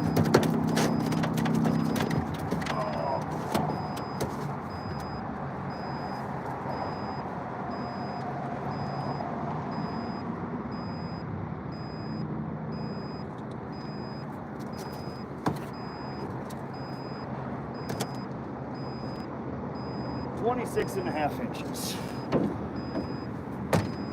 There she is.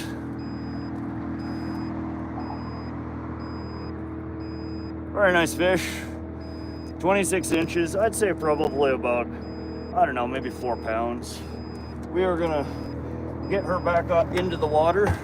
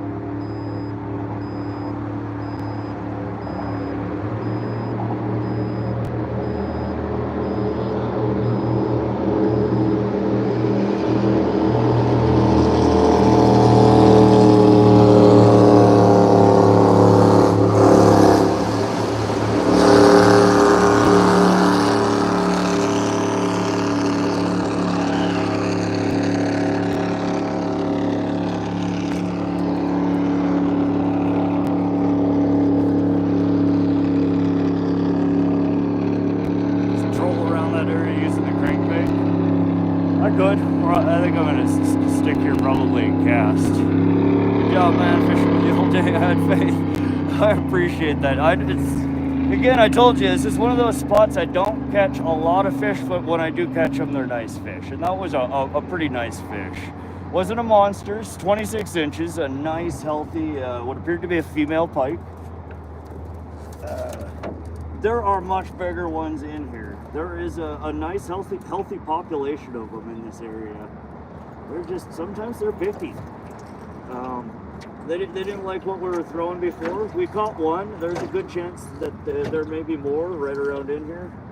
So we're gonna try and get this back out there. I just gotta get this damn treble hook unstuck from this net. Absolutely hate braided nets.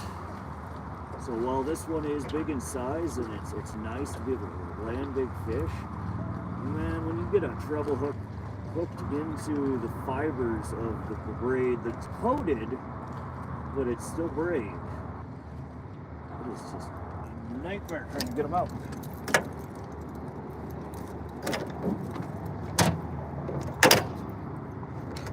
All right. Well, we got one fish on the board.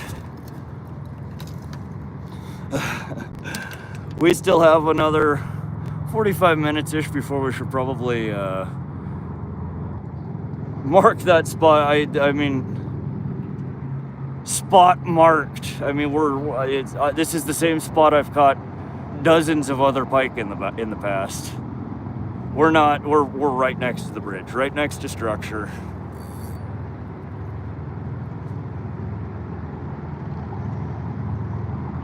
Thank you, SoCal. And I have not been able to answer many people's questions or comments. I apologize for that. I wanted to catch at least one fish. Why don't you keep the fish? Oh, Justin, I have plenty of northern pike in the freezer at home already. So I don't need to keep any more, but for our YouTube streams in general, anytime you're streaming on here, you're almost always going to see me catching and releasing. A lot of people don't like the keeping aspect, but do like to watch me catch.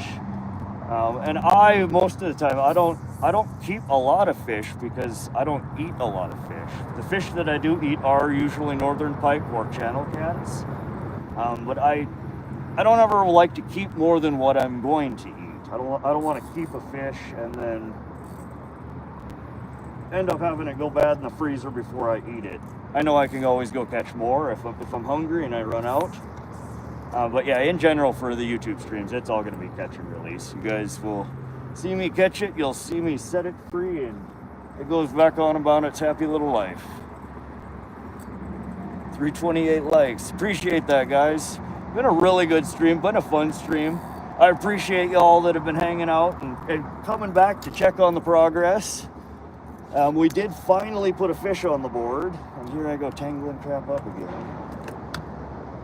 But again, that's how it is sometimes fishing, and that's why the last the last couple hours really before daylight or sunset are oftentimes some of the most productive parts of the day. So even if you can't get out there to fish the whole day, if you can get yourself on a water body at the right time of the day, you don't have to spend all day out there catching stuff. I go out there all day because I have fun. But the early mornings, again, bright and early in the morning is some of the best. The evening, I don't think it's quite as good, but it is still way more productive than throughout the day, especially for pike. Sophie says, I love your videos. I appreciate that, Sophie. I'm glad you like them. I do put, I mean, some people who put content out there don't really take any time in editing much of it, and that's okay. I mean, if people like it, people like it. I do spend a lot of time trying to edit. I mean, even just a 30-second short can take a substantial amount of time to edit and post and render and upload. But I try to make them good. So I'm glad you're enjoying them. That's why I make them. When I make them, oftentimes my son is there with me, and we laugh a lot when we're making them. So I'm glad somebody else is enjoying them as well. But let's catch another fish. Enough chat. We got one in the bag. We got half an hour to put another on the board here. And again, I'm sorry for those people that I have not gotten to your comments today. I do try very hard to read and respond to everybody in the chat. But sometimes I miss them. Sometimes I get busy with fishing. But I do make my best effort to try and respond to each and every one of you. If it's important, click on my profile. My email's on there. Feel free to send me a message. I'm also on FishBrain. I have an Instagram profile, but I haven't really done anything with it. But feel free to reach out, shoot a message. Otherwise, just repeat yourself. Just not a lot, because if you repeat yourself too much, the mods might smack you. But they're just trying to keep the chat calm and readable. There get to be a lot of people in here sometimes. And to my mods, thank you guys. You guys, I appreciate every one of you more than you know. Thanks for coming to hang out and to help, because I need it. It's hard being on a boat by yourself, catching fish, maneuvering around. I know some of you guys also do it, so you understand the pain. But I appreciate you coming to help. Toby, hello, what are you catching? 1 northern pike is what we've caught today. We've been fishing for pike and walleye today, but the bite just hasn't been great. They do seem to like this Rebel Craw though. I mean, we got bit off of it within what, the first 15 minutes? 10 minutes? I don't know if it's the lure, I don't know if it's the time of day, but we'll see. We're gonna probably throw this guy out there for the remainder of the stream here.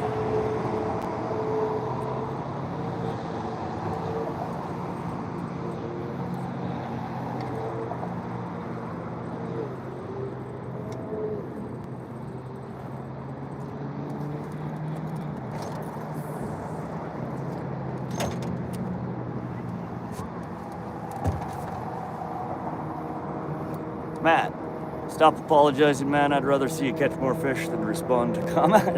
Matt. Yeah, I feel you there, man. I feel you. But I am trying to grow a community here of people that enjoy coming to the stream.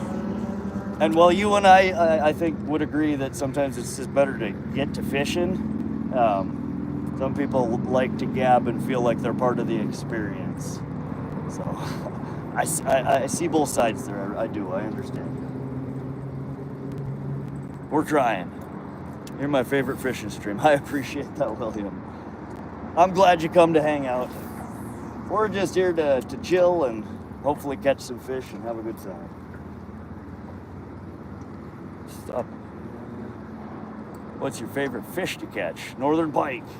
What we just caught. That wasn't a huge one, and I really like to catch a nice big one out of here because I know they lurk in here. I haven't found the den yet. I know it's around here. One of these spots around here, there's a monster, and she's lurking, and I will find her one of these days. What's the target? We are after northern pike and walleye.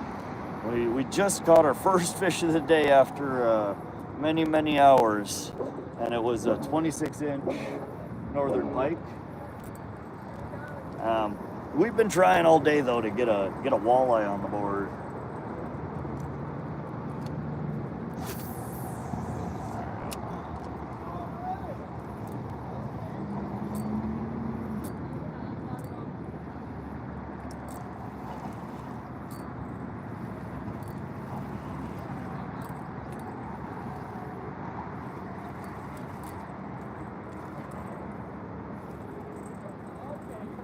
I do like the feel of this lure.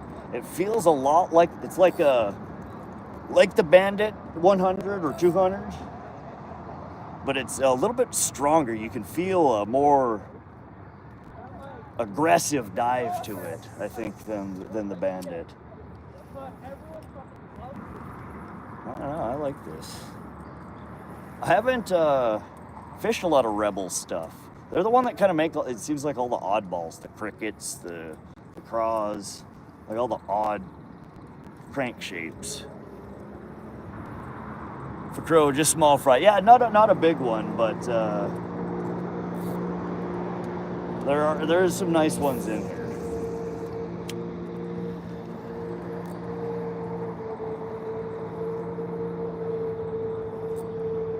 But the most difficult thing you do is repeating yourself in comments for hours.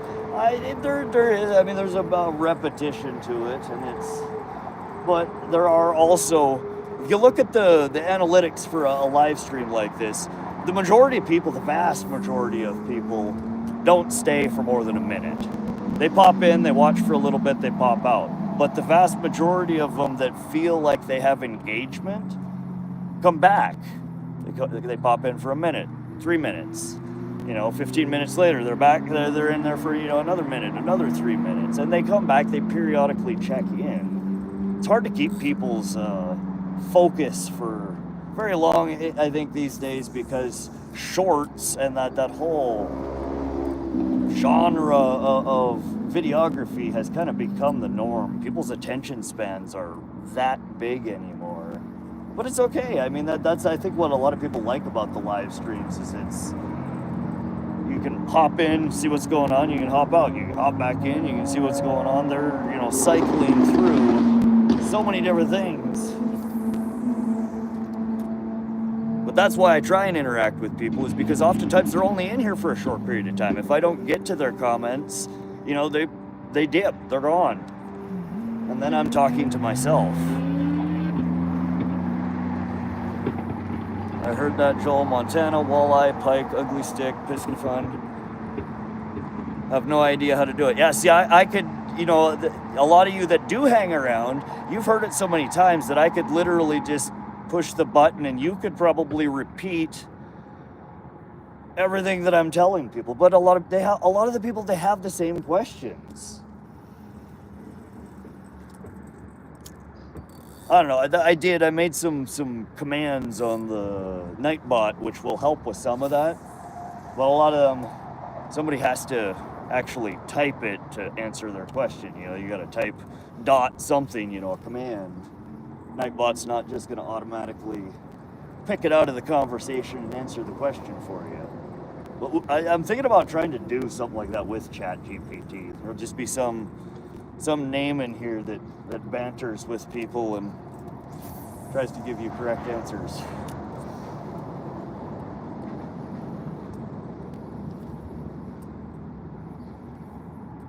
Dumb and Dumber, yo, I'm back, bro. You good? Welcome back, Dumb and Dumber.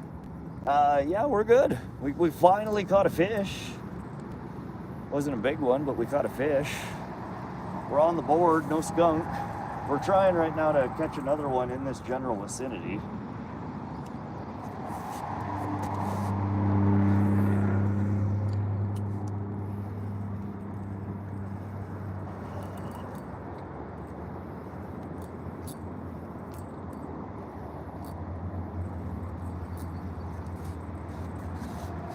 Would love to put one more a little bit bigger on the board. Nathan Renz, looks like there's been success. I see last. Yeah, we did finally get a fish. Nice little northern pike. Still have not managed to get a walleye to come out and play. Paisley, welcome back. How you doing, Paisley? We just got smacked at. I think it missed it. Come on.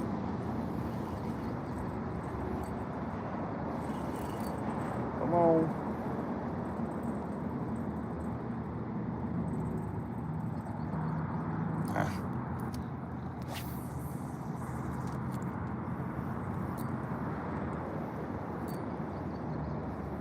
Dumb and Dumber, we've just got the one northern pike. We just caught it like 20 minutes ago. Moved to the other pylons of the bridge, limited time now.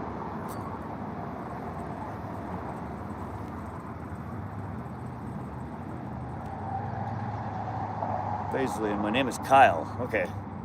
Paisley, I might have a hard time remembering that when your name on here is Paisley. Kyle. Kyle Paisley. We'll call you KP. PK. I'm still salty I missed the catch. I'm sorry, Hunter. We are trying to catch another one. This is the perfect time to catch them, though, really. These last hour or two of daylight oftentimes will produce decent bites for me. It's just a matter of getting your pole out and getting her around in different places.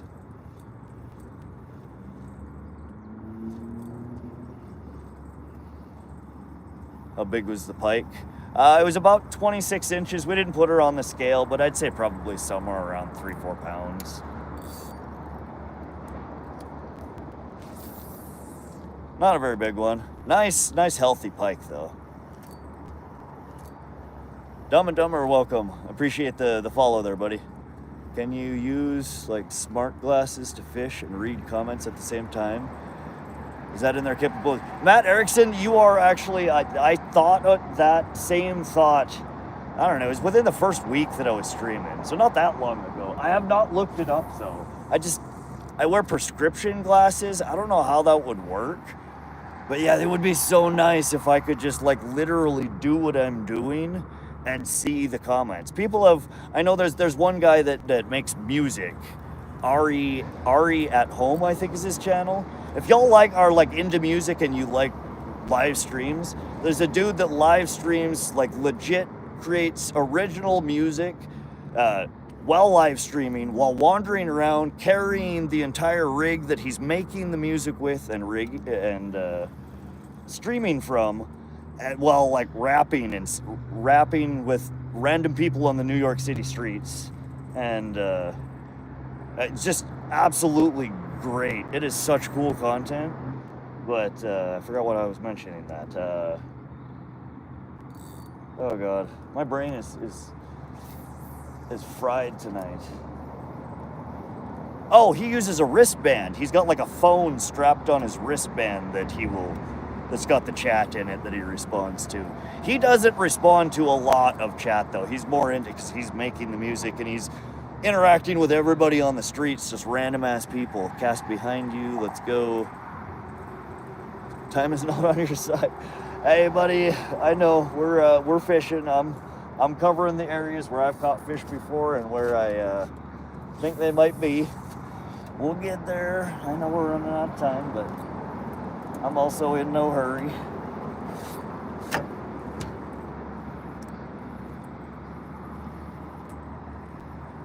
Nice. What's your PB? What's your best pike of all? From literally right here, almost exactly where my pole just hit the water. 2 years ago, I caught a 22.5 pound, 42 inch pike right out of this spot.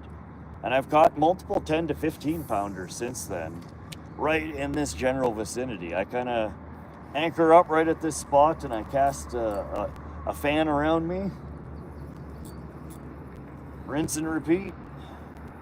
And they're in the area, they're lurking. I could go more actively, jump from pier to pier to pier, and that might be more effective. But again, it's one of those things that's harder for me to do on a stream. I could, and I probably should. And in fact, we can in a minute here. I gotta pull the anchor out, because I don't have, if I had spot lock, it would make it so much faster, so much easier. It's just more difficult for me to transition from spots, because I'm legit having to go pull anchor and start it up and move around, and we'll do it though. Let me just make a few more casts. PB is 15 pounds. That's a nice pike as well. I'm playing grow a garden. I don't know what that is, Sophie, but that sounds fun. Agent Duck, catch a fish. That is literally what we're trying to do right now. Fishing pole, lure, water.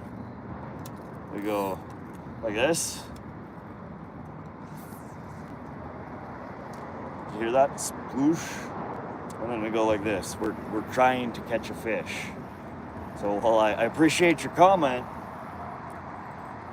that's what we're doing, buddy. We're fishing. How far back to the boat ramp? It's pretty close over here. It's, I don't know, I'm less than a mile. It's a, 2-3 minute boat ride if I'm going slow. Bro, it's so chill, respect. I'm just chilling. We're out here fishing. I know people get so anxious. They're like, good God, catch a fish already. Stop talking. I mean, It is literally what I've been trying to do for the past 10 hours, trying to catch a fish. Not sitting here with my thumb in my butthole, I promise. What's the best lure you have? I don't. There's so many different lures I like for so many different reasons. I mean, the real answer to that question is, what is my favorite lure? The last lure I caught a fish with. Right now, it's this one. This one has been our saving grace for just jumped right beyond where I cast. This has been my saving grace for a 10-hour. I don't know if we've been live 10 hours now. No, 8 hours and something. That's the only lure I've caught a fish off all day, so that's my favorite lure. But in general, I like crankbaits. I fish them, I think, more than anything, whether it be trolling or casting. I fish a lot of different things because a lot of days are like today. You don't always go out there on the water and just bang fish out all day. As much as some people would like to lead you to believe, we don't always catch fish when we try. But the most productive for me in the types of fishing, the areas that I'm fishing have been crankbaits, whether they be shallow diving, medium diving, deep diving crankbaits, like jerk baits, longer stick figure baits rather than the short stubby ones.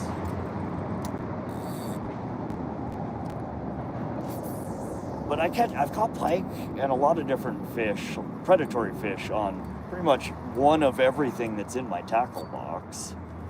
It's just a matter of finding something you can consistently catch them on. That's the hard part.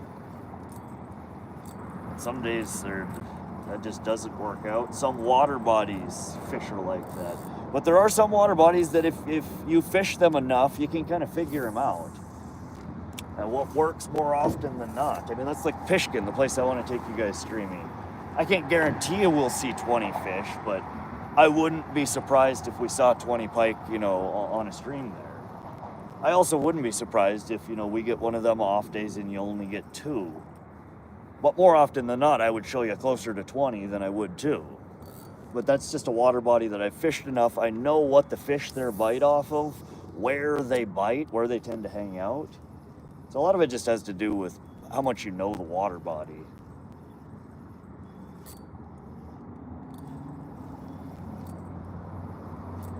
I have a rig you can use to catch absolutely nothing. Oh yeah, SoCal? Do you own a Ferrari? No, I do not, Arizona Hunter. Welcome to the stream. I own a truck. Well, 3 trucks, 2 of them non-operational. Hearse, also non-operational. A beat-up old car, non-operational. I own a truck, that's what I drive. And I own a bunch of other junk that doesn't work right.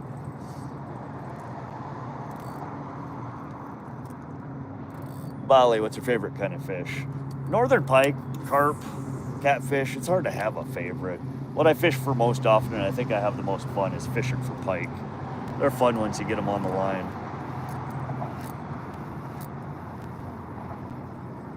Organic machine. Yeah, Missouri River, right outside Great Falls, or near Great Falls. We're at Broadwater Bay. Got snagged today. I was trying to take a lure out and got hooked in my stomach and my thumb. Oh, good God, man. If that legit happened, that's a bad day fishing, my friend. It's hard to have a bad day fishing, but you found one of the only ways to have a bad day fishing. Big car guy. More when I was younger. I do like old American muscle cars. I do. And I have a thing for hearses. So I have a 1975 Oldsmobile 98 Cotner Bevington hearse.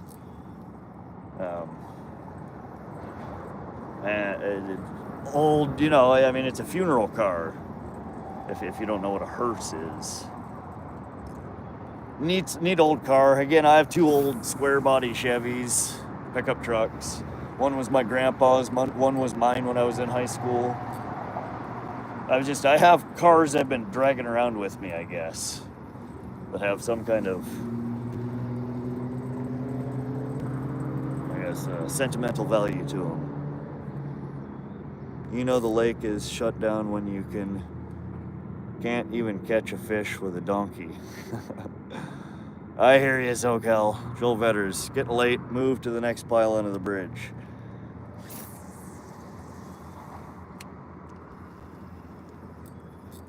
Yeah, I normally don't fish the next pile under the bridge. We will, so there's, I don't know, we could. I did say we were going to move. It's 9 o'clock. We actually need to probably start drifting back towards the dock. So that's what we have typically ended the stream doing, is drifting the shallows towards the dock. We probably have about 30 minutes before it's not pitch black, but dark enough that it's going to be more difficult to clean up the boat trailer and get the boat on the trailer. Mia, welcome back to the stream. Organic. I went fishing for 3 hours and only caught one smallmouth, but it was a beaut. Nice. Yeah, sometimes you don't catch a lot of fish, and that's okay. We've only caught one fish today. I've still had fun, and I hope everybody else that's been hanging on the stream had fun. But we are gonna, as much as I would love to stay here and fishing, it makes me so much wish I had lights on my boat. We do need to start drifting back towards the dock. It is almost 9 o'clock, and I think we're probably gonna have very little light in 30 minutes or so. And it'll take us probably 15 minutes or so to drift back down that way.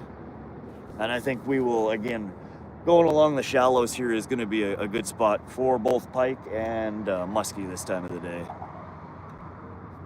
Troll on the way to back to the dock. We could do that too. We could troll around in this area a little bit. Shit, we might as well. You guys can see the sunset instead of staring at one static position. We will troll this crankbait around for a little bit.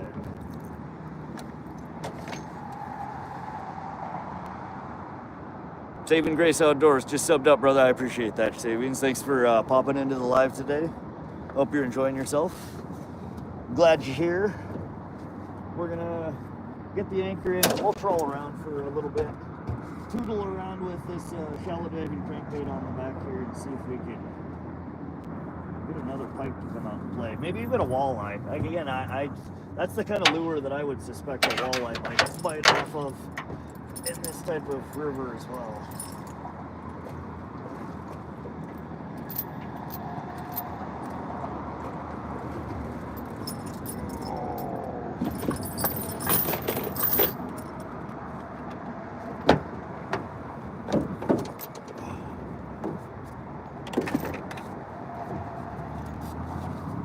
Alrighty, let's change the vantage point here. Somebody's screaming over there. I don't know what they're screaming about.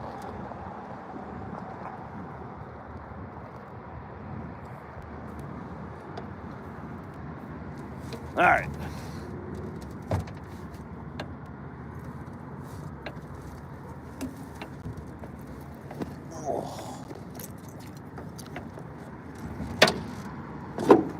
Get situated here, get comfy. One more cast. One more cast and then we'll troll. This tree spot is, we've pulled a fish out every stream we've done from here. We got hooked up casting right at this tree, and I am seeing something bubbling right there. Hold on. I said one more, but it's gonna be one last one. I wanna see what that bubble was.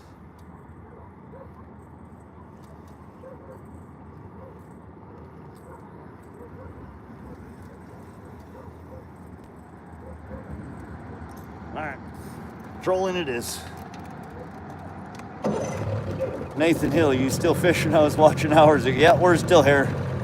I've been driving my lifted Prius, love it.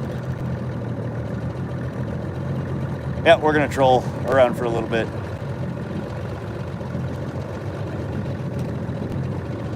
It's ugly stick carbon, medium light fast action. 6'10" single piece, paired with the Piscafun Carbon X2 1000 series. Josie, there you are. You know how many people have been looking for you today, Josie? Everybody keeps coming in here asking where you're at. Satyam, what's up, Satyam? Toby, welcome. Do you use a metal leader? If I were trolling deep water, I would definitely be using a metal leader. Oh, metal leader, sorry, I'm thinking lead corn. Yeah, metal leader. I do have a 16-inch, 60-pound steel leader on right now.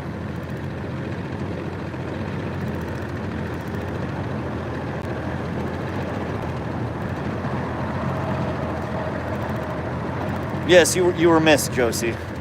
Hope you're having a good day, Josie. Thanks for popping in. He was in the woods shooting the bow and squirrel hunting. Nice. Yeah, I kept telling everybody I hope she's out fishing. Out having fun. But hope you did have fun. Hope you got your squirrels.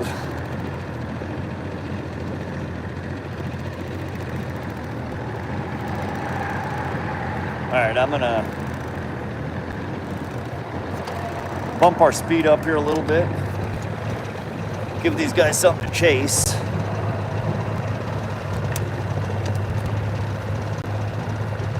And let a little bit more line out.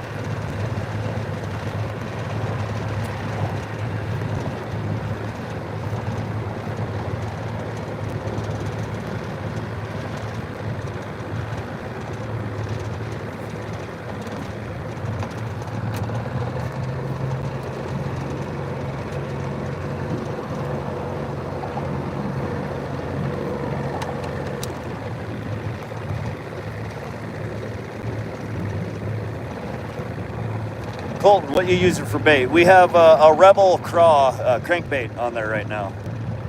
How deep is the lake?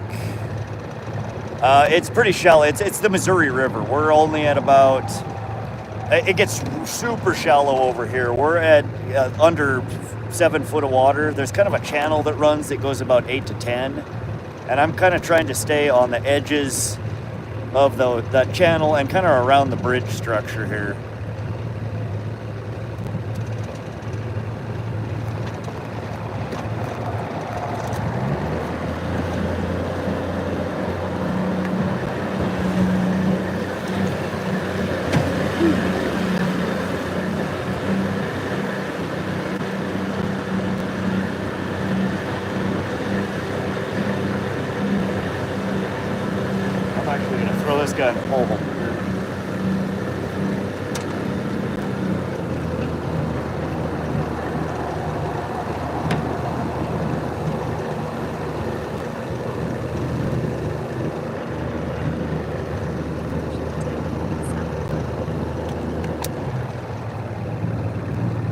Got one squirrel. It's so thick with leaves in the trees and weeds on the ground. It's rough getting any. Yeah, this time of the year when everything's still growing so well, they have a lot of cover. Bryson says, cool. What are you fishing for? Northern Pike and Walleye. Hope you catch a decent one. Thanks, Bryson. We did catch one so far. Josie, but I'm running to the shower. I'm covered in seed sticks. Just discovered. Be back soon. Okay, Josie. We'll be here. We're just gonna troll around for a little while towards the dock over here. It's getting pretty late. We're gonna run out of light.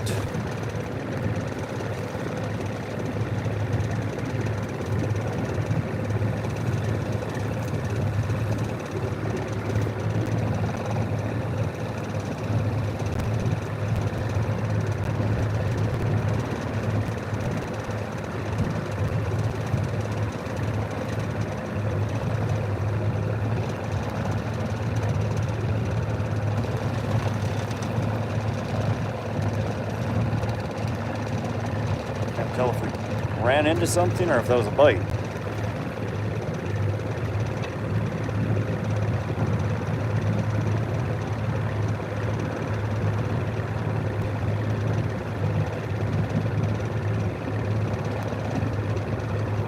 That's ticking at the bottom.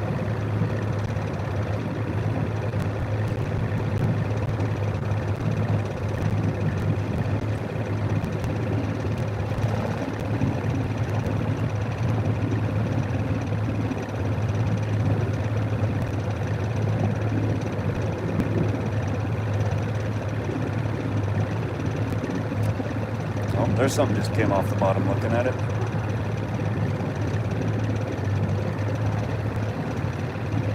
At the boat. I guess that would have been at the boat, not the lure.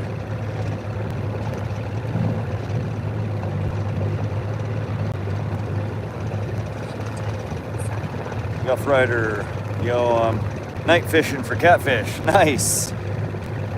What are you using for bait tonight, Rough Rider? I'm watching fishing while fishing. I tell people that on my stream sometimes. I'm the type of guy that watches fishing while I'm fishing.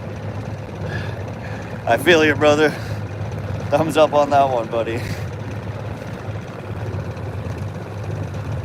You having any luck over there?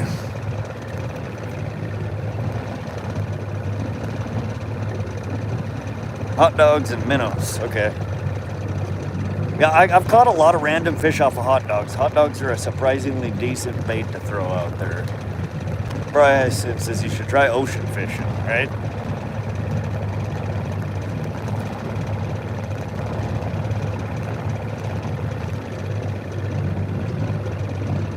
Joel Vetters, yeah, they're not the best trolling motors, or excuse me, trolling poles. But it is a very versatile pole that can be used at it for shallow waters. But they are quite, you can actually feel quite a bit. It's just hard to visually tell whether it's a bottom or a fish. Especially when you got a weedy bottom, because sometimes you pick up some shit. But when you're holding it, you could definitely, I could feel much more. It's just visually harder. A longer pole with even more of a parabolic bend, I think it would be more finite, easily visible by eye. Not yet. Zipco, that's what it is. Oh, okay. Wow, sorry guys, I think this thing is vibrating a little more than normal.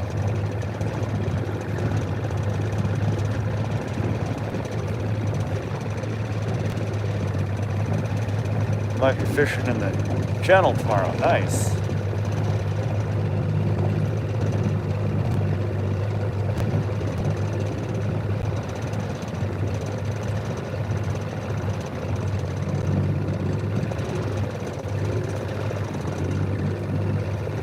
David Moser said hi. Welcome to the stream, David. How you doing, buddy?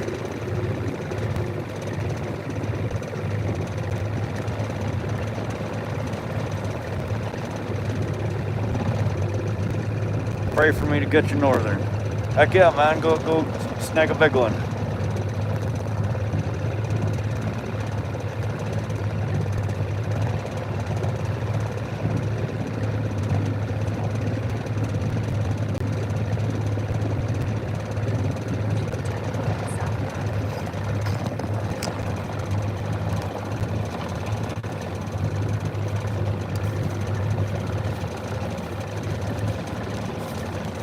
Start packing up some of this stuff so we're ready by the time we hit the boat dock over here.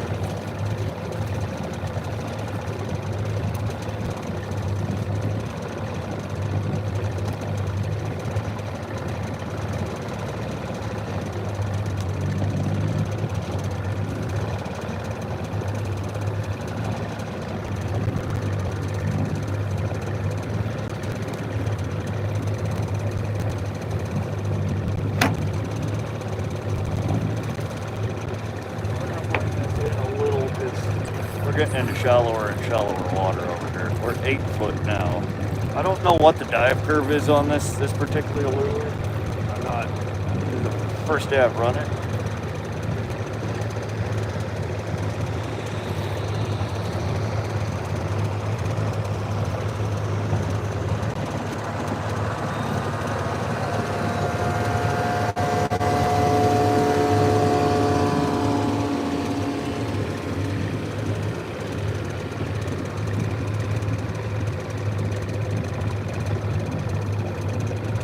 Like a 7-foot medium heavy action pole, you know, when it's a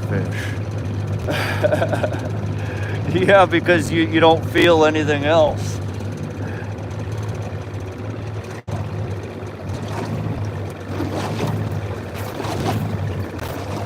No, That's a pole that I throw like my bigger musky lures and stuff off of. Just got more backbone to it. You can huck much heavier stuff out there. Much more aptly sized for big fish.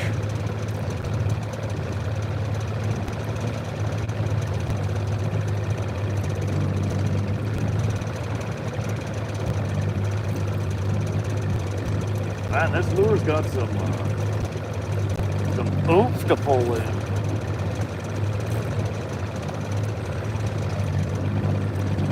She's got some drag on her in heavy water. And what are we doing? 3.2 miles an hour.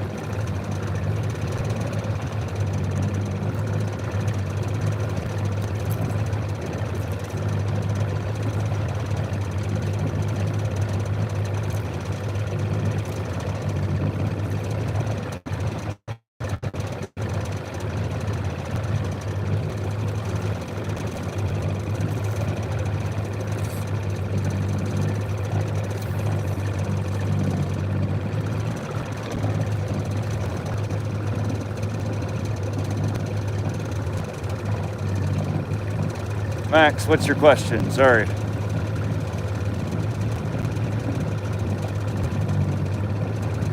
Paul says I use an Avid Icon 7'1" medium fast. Okay.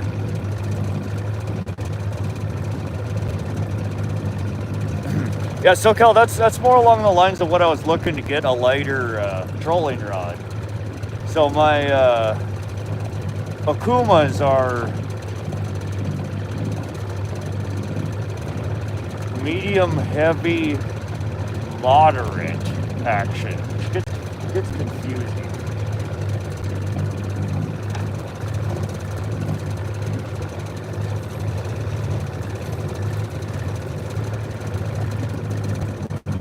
Colby just got back. Welcome back. Miyazaki gel. Oh my god, this. I don't know why it's vibrating so much more right now. I don't know, it's because of the angle I had it at. Oh my god, it's just vibrating a lot.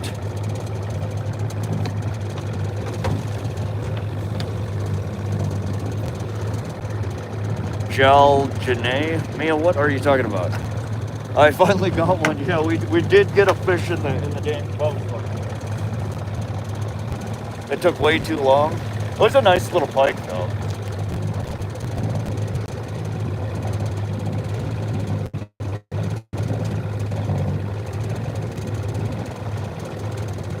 We'll do one spin around here and then we'll pull into the dock.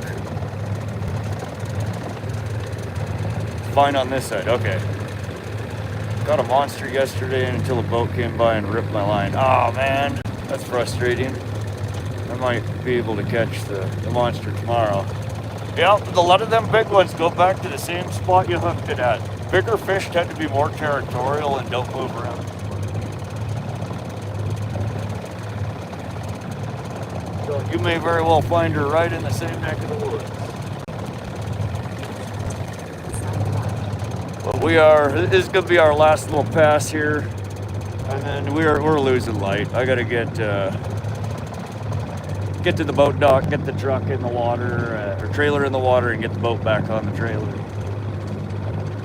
And then we'll see how long that takes. If you guys want to hang around, it depends on if people want to hang and catch a carp.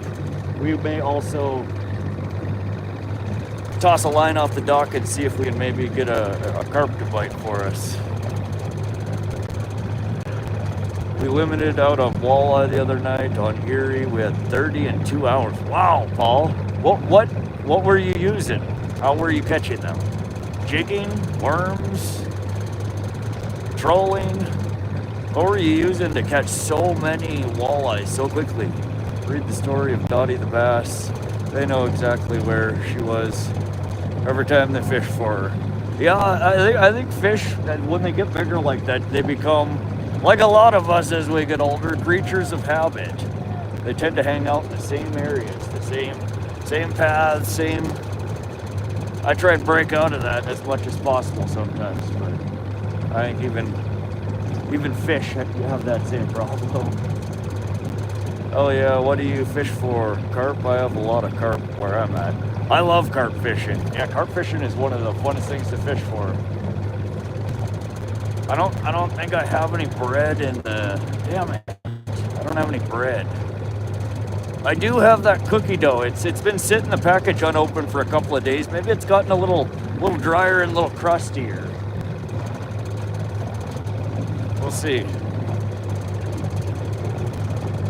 What do you use for carp? Usually bread bait, bread balls. Either from bread, from cookie dough, from pizza dough. Worms usually are a decent choice as well. Corn. A lot of different things catch. Anjoa. Me, why are you speaking not English at me? I don't speak not English. You know I don't speak not English. Have we had a bite on cookie dough yet? Maybe I missed one. No, we didn't, but that's what we have tonight. And worms. I could go dig around in my truck. I might have some cookie dough, or excuse me, something else in there. But I think the bread that I have is pretty toast.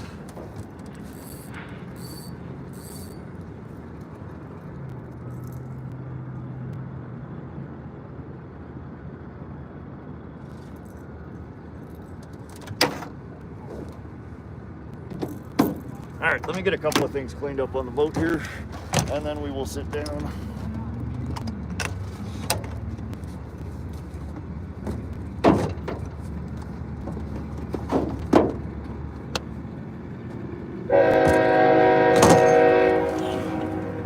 Actually, let me putter over to the dock here. This guy's...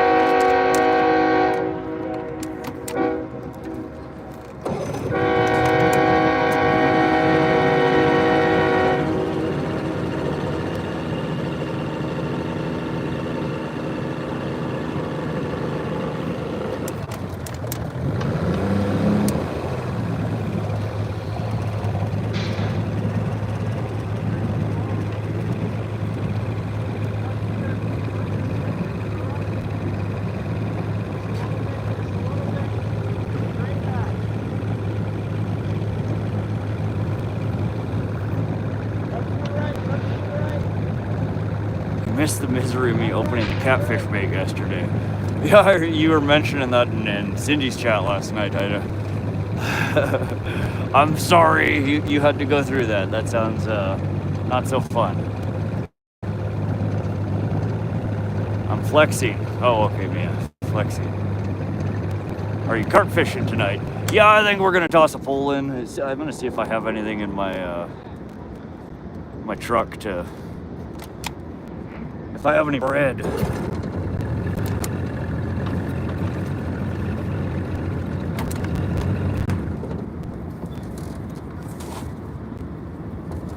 Alright, let me get the boat strapped up here. Keep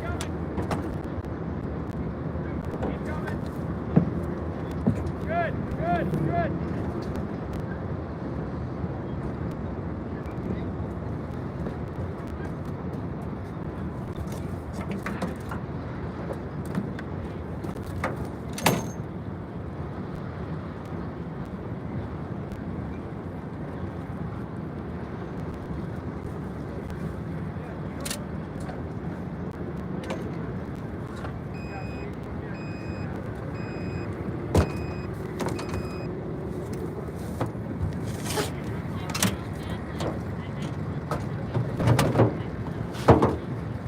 Anything? One small northern pike, about 26 inches. Oh, Good little pike. yeah. That's it though. Have you been getting walleye or anything like that? That's what we were trying for today, and I was not able to get into the walleye. No. Sometimes you do. Last year I caught a couple of really nice walleye down here, but this year I haven't really got into them. Cool down a little. Fall time probably will be better. Nighttime then is all also the better traffic, fishing. Yeah. But no walleye today. We did get one decent little pike. Yeah. Really, to tell the truth, I like eating a pike better than walleye. That's my favorite how to fish to flay eat as them? well. Yep. Yeah. No, Yeah, it's one of the good. only fish I keep to eat. They're This good, aren't pike. they? Yeah. No, I have a whole bunch in the freezer though, so Until we I let learned her how to go. flay them, I used to throw them back. When Oh. I was young, yeah, and then I learned how to flay them, and I was like, oh my god, these are good. Yeah. No, they're actually really good eating. Mm-hmm. But no, real slow day today. We didn't catch the fish. I've been here for 10 hours trolling around and casting. Are you and trolling? we trolled a little while. We did bottom bouncers, Yeah. shallow crankbaits. We jigged for a while. I threw worms. We tried everything. rubbers. Yeah, we went through the gauntlet, and I finally at the end was able to catch one off a Rebel Craw, a little crankbait. But they were just. We threw it back today. I have a whole freezer full of them. I go up to Pishkin usually, and I keep them from there. Spring? What's that? You catch them here in the springtime? Pretty good? All year round, yeah. Yeah. Yeah, it's not a frequent catch, but usually when I catch them, they're pretty good sized. Yeah. I moved away from here 15 years ago and just moved back recently. There was no northern up here 15 years ago. Well, there were. Oh, yeah. I never even heard of it. No, I remember catching, I've been catching them out of the Missouri and the Sun River since I was a little kid. Huh. They're not a super common catch, but they're in there, and there's some big ones. I caught a 22.5 pounder down here, Yeah. 42 inches, That's big. big old chunker. Yeah. It's not a frequent catch though, but the ones that I do catch tend to be on the bigger side rather than the smaller. So like when I go up to Pishkin and I fish there, Yeah. I catch a lot more of them, but they're all on the smaller size. I've caught one, over 30 inches in 3 years of fishing Pishkin. Oh, yeah. But I've caught, probably 150 pike over that time. But most of them, they're on the smaller side. Right. Here you don't catch as many, but they're often much bigger. But they're in here. I've been catching them since I was a little kid. I heard they've been getting them all the way up to Holter. Oh, yeah, they're in Holter as well. Yeah. Holter. And above it. Huh? Yeah, I don't know how they got in here. Like I said, I never knew them. I don't know. I think a lot of people, because they don't know they're in there, they don't fish for them. You'll get one every once in a while off a worm, and that's how I used to catch them when I was a kid. Just a worm out at night fishing. One guy told me he caught a catfish the other day, right here. See, I've had people say Said a nice- channel catch. He said it was a nice one, yeah. I've heard I can't people say remember that. hearing them in here either. As far as I know, you can't get them until you get below Maroney Dam. Right? Up here, all I've ever seen caught Bullhead. is bullhead, and there's stone cats too, which Yeah. look a lot like a bullhead, but little catfish. The channel Yeah. cats don't come till after Maroney. I've had people for years tell me they've caught them here. Nobody's ever able to show me one, a Right. picture, any proof that they actually caught one. Right. But everybody's got a brother that's got a friend Yeah, right? that swears. It's like, all right. They could be in here. I don't know what it is about. Other than the fact that there's 5 dams in succession that make it a little hard for certain species to get up. I don't know what would make it so they haven't been up here. Is that the hummingbird? Lower ends. Lower ends. Elite FS9. Pretty good locator? It's decent. To be honest, half the time I have struggle interpreting it. Exactly.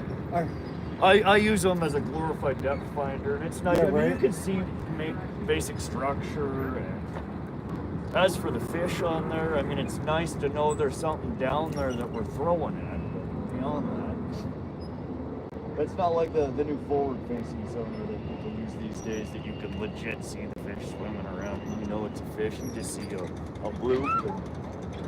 Yeah. Looks like a fish. Yeah, right. I got the hummingbird Helix 7.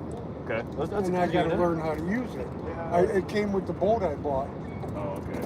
which I'm going to be bringing down here pretty soon. I'm trying to get it registered now for Montana, from North Dakota.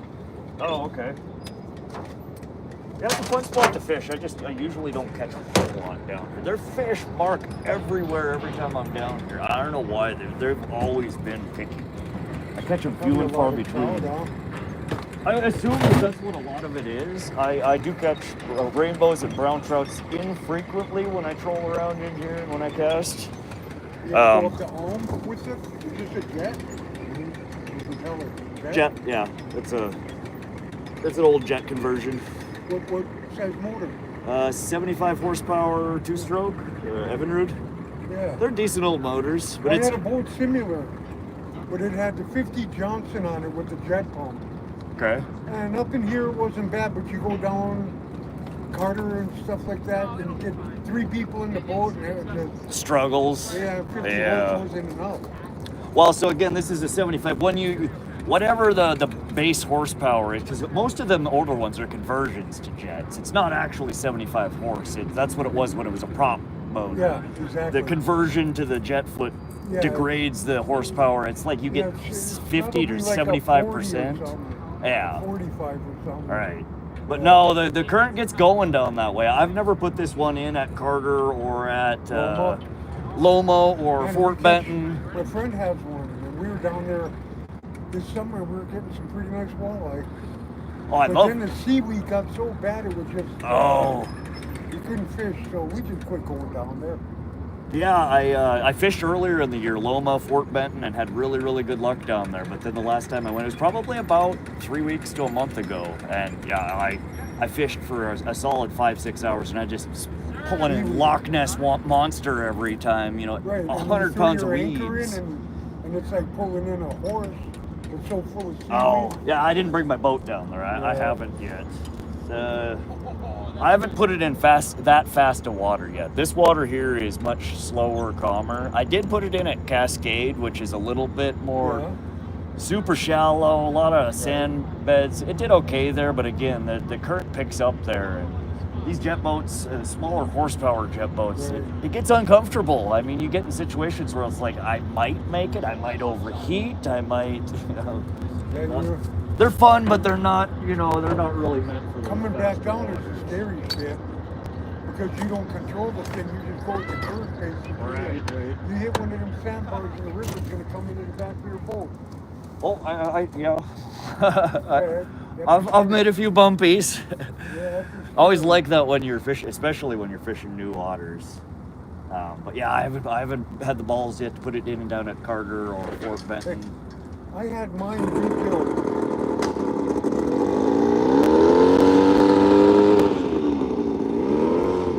That's a little smart. Here goes the water pump. Oh, it's running the prop out of water. I had Wallace rebuild my lower pump, Yeah. the jet pump. First time taking it out, I'm going up to the Big Eddy. I launched at Widow's Coulee. Oh, did And you? I'm going up to the Big Eddy. And just get right up almost into the Big Eddy, and the son of a bitch goes into neutral. And I'm like, what in the hell, you know? That's scary shit. So I lift up the motor, and here the pump is hanging. Every bolt sheared off the Oh, thing. good God. And I had to go back down. And Did it's you hit pretty something scary. hard? No, I didn't No? hit a thing. That's an aluminum Sorry, housing. guys. There wasn't one little nick in that thing. Them guys would not honor it. They said I hit something, and I said, well, where's the bump? Where's any nick in this thing? Right. I never hit a damn thing. Wow. No, Something, that's the torque scary. of something spun that thing. Couldn't believe it. How did They you must get her have back used- to the boat dock? They must have put Sure hope and will? Huh? How'd you get her back to the boat dock? Sure hope and will? I mean, how are you steering it with the pump falling off like that? Yeah, it was scary. I had all nothing but a paddle. Oh, I had a, way back. yeah, it was pretty scary.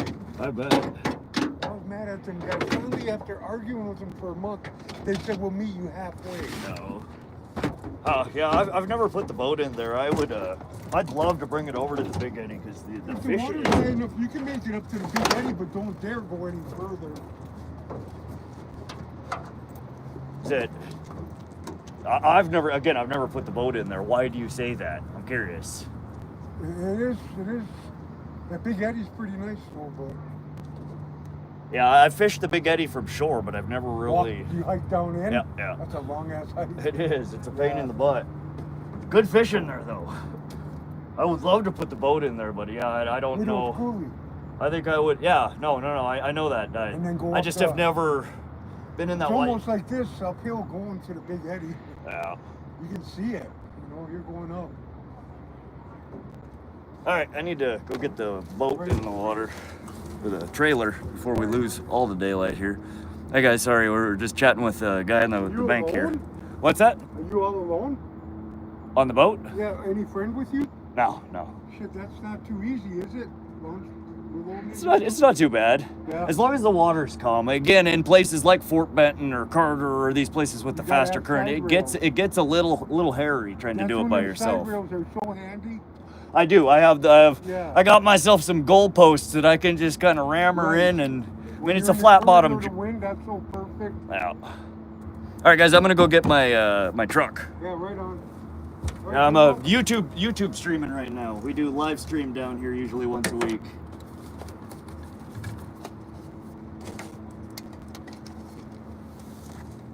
He doesn't care. But thanks for hanging in there, guys. I appreciate that. We are getting the boat from the truck from the parking lot to put the trailer in the water to put the boat on, and then I think we're gonna hop over to the dock here and throw a line in and see if we can get a carp on. I apologize, I've missed a whole bunch of comments. I appreciate all you for hanging out and fishing with us today. If you want to fish a little more, we are gonna put the boat on the trailer, and we're gonna try and rig up something to see if we can pull a chunky carp out of here, because there are really nice big carp in here.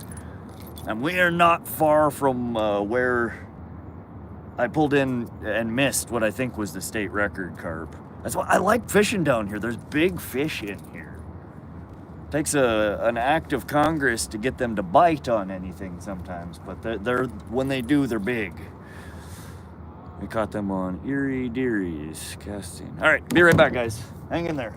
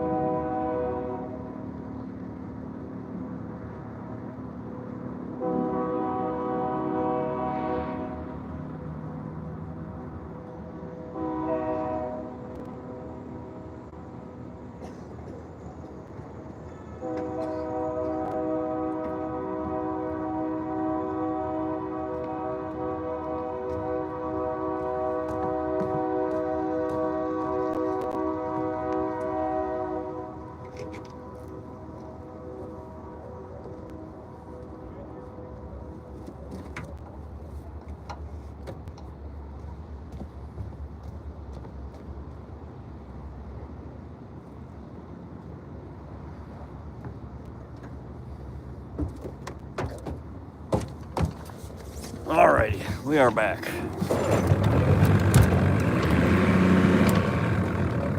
We're gonna get the boat on the trailer.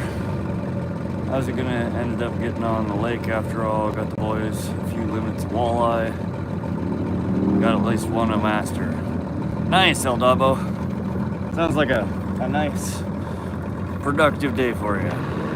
I'm guessing you gotta be mod for the commands to work. Just me, yeah, currently they're all new commands. I just added Nightbot. So before I open them up to everybody, I wanted mods to play with them and test them a little bit.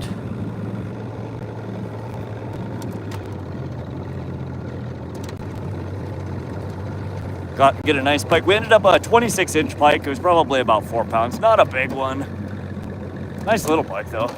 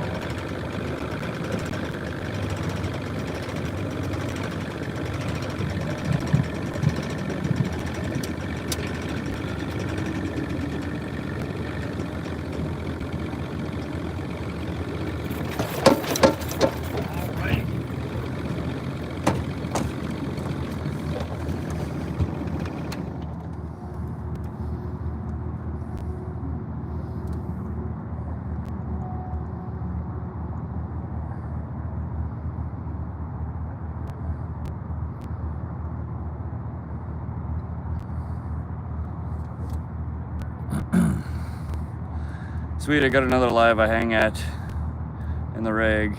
He just came on. Cheers, bro. All right, just me. Thanks for popping in. I appreciate you coming to hang out. Nathan Rans, dude, I like how mods can pull that information. Yeah, I just added a couple of commands. The weather one I might actually have. I think that one, everybody is set to be able to use. Dude, you have fishing fever like me. Once you get out there, it's hard to leave. Yeah, I'm like that when I fish. Deborah Pot, I like meeting people when fishing. It's fun. It's fun. You can have some pretty good conversations with some complete strangers just because you share, a common like of fishing or outdoors. Meet a lot of nice people. Meet a lot of weird people sometimes, but I don't know. A lot of people probably think I'm weird. I'm the weird guy that they meet while fishing. That's all good. I think if people engage with you and they're being nice, you might as well be friendly back, and no reason not to be. You watched Happy Gilmore too. I have not actually watched that yet. I know that the first one was pretty funny. I do have Netflix, I haven't clicked on it. The previews didn't look all that exciting to me. I'm sure I will watch it though.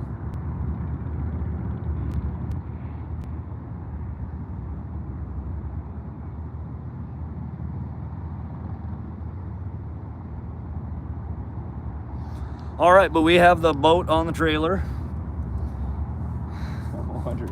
Rather than set up on the dock,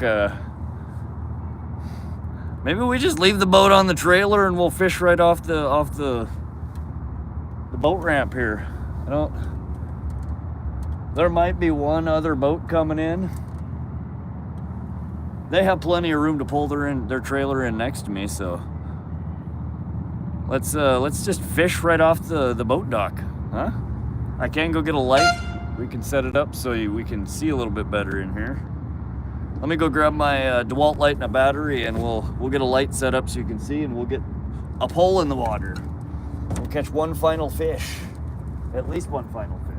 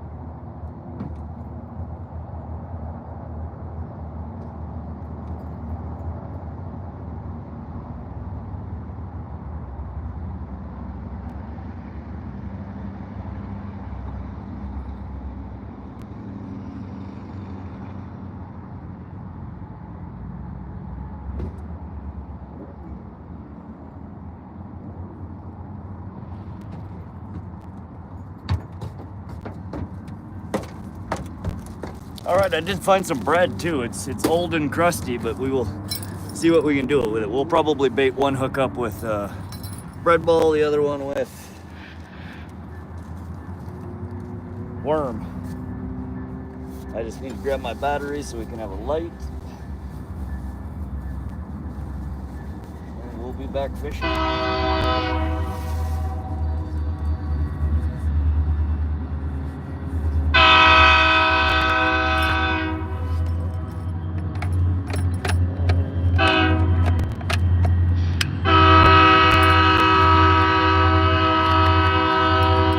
Train going by. Joel Vetters, Josie, I think I was 26 inches. Nice pike. Yeah, 26 inches. We didn't weigh it, but I think it was about probably around 4 pounds. Not huge. Nice healthy pike.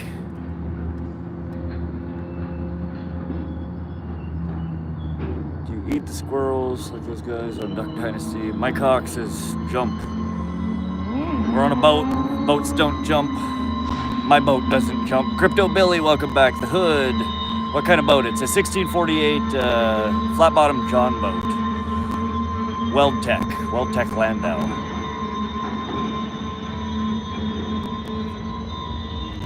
All right.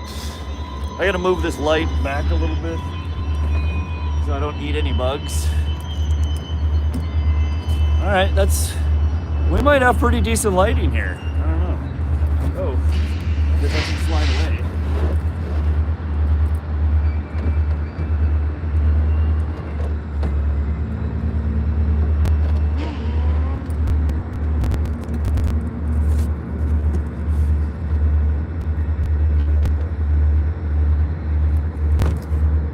There we go. Actually work. All right, let's get her full. Get her in the water.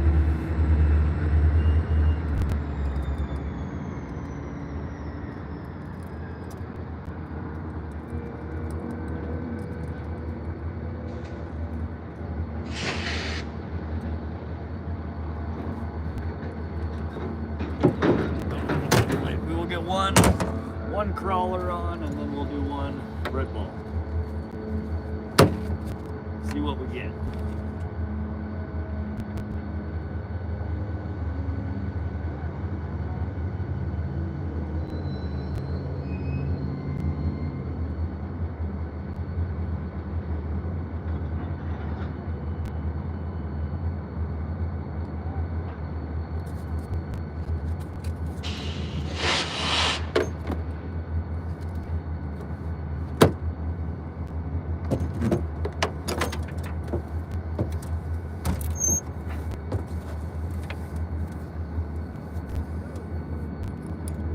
I gotta go to the store for smokes. It's like a 45-minute drive. I should have went earlier. Oh dang, that's rough, man. No worries, buddy. I'm gonna hang out here for a little bit and try and catch one more fish. We might be live by the time you come back. I don't know. We'll see how I feel. I need to plug the mic back in here for a sec as well.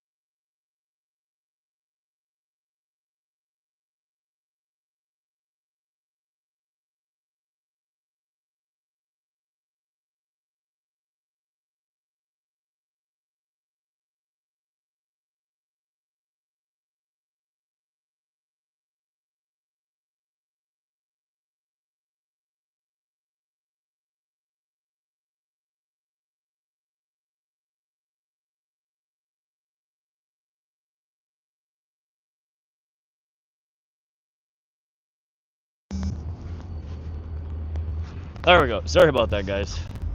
Can you hear me now? Motion detected in the side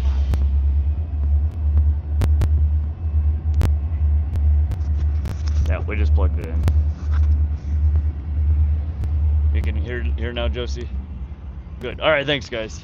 Yeah, I grabbed the bread. I must have left it in the truck. I have to go grab it again. And then we're gonna get the pole in the water. Flashlight on.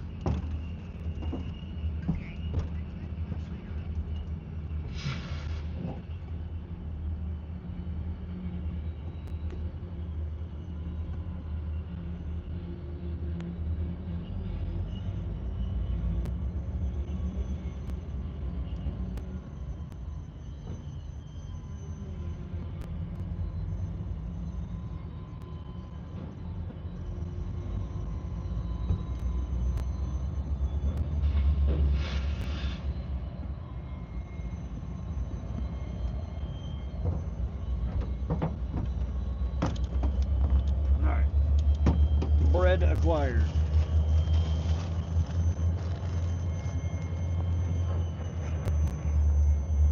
We're back. Yep. Okay, welcome back.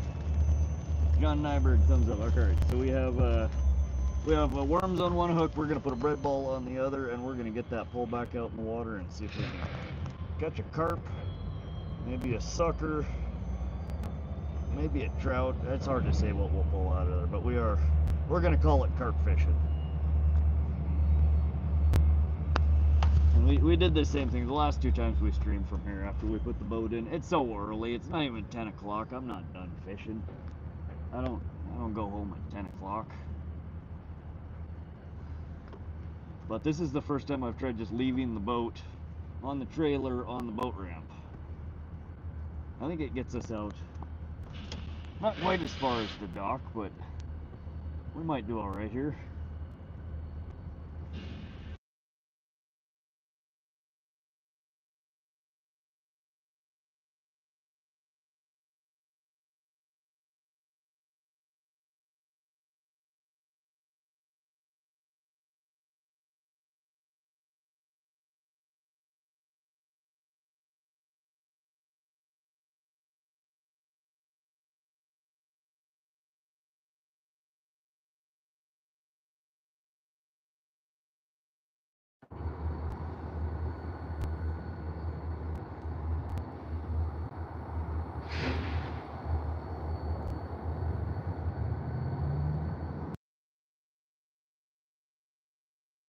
All right, sorry guys.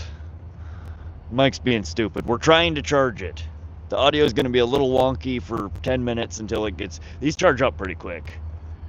But I'm going to go put the bread ball on and get the pole in the water. So we're fishing. Okay.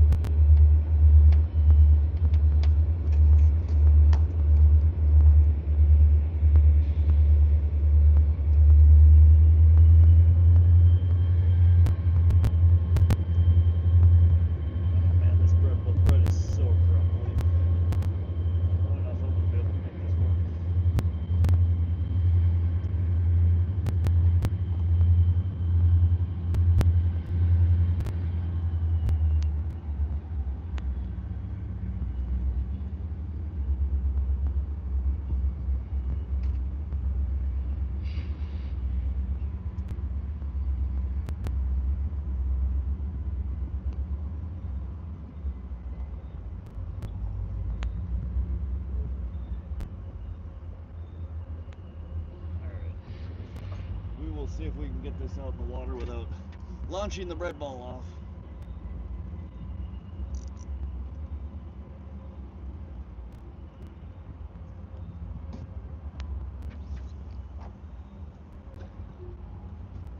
All right, I think our bread ball survived. We are going to set. I guess we could just. All right, let me get one of the pole holders back out. No, we can see. Can you see it over here? I don't know which pole holder the camera can see.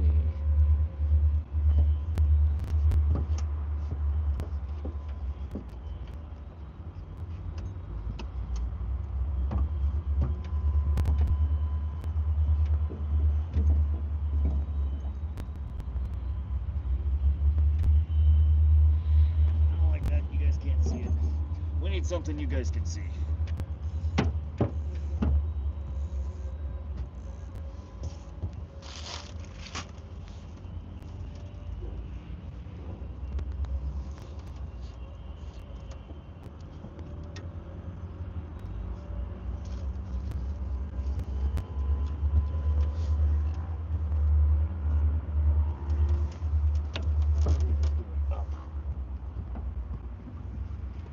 We'll put her right back in. Motion detected in the side yard.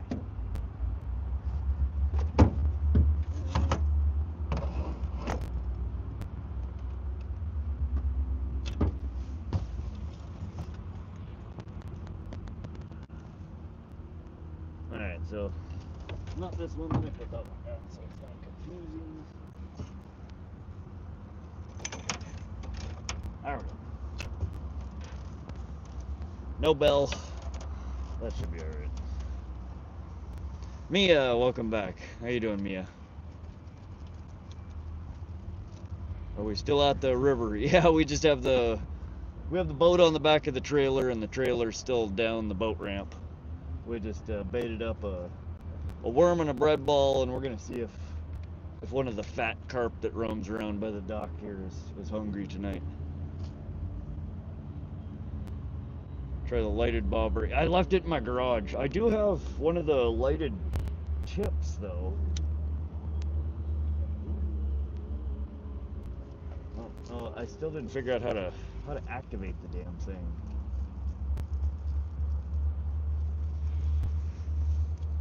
No, the lighted bobbers, they're still in my whole pile of whisker seeker stuff out in my garage. I need to dig through it and snag them out of there.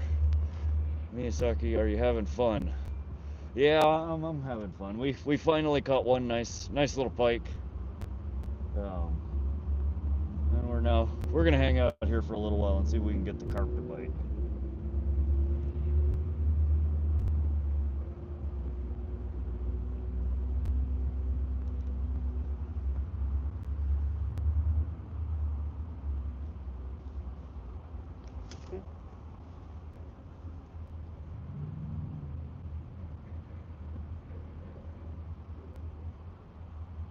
Hey, I figured out the LED light for the pole. Ooh, is that a hit or was that a bite? It might have been a bat.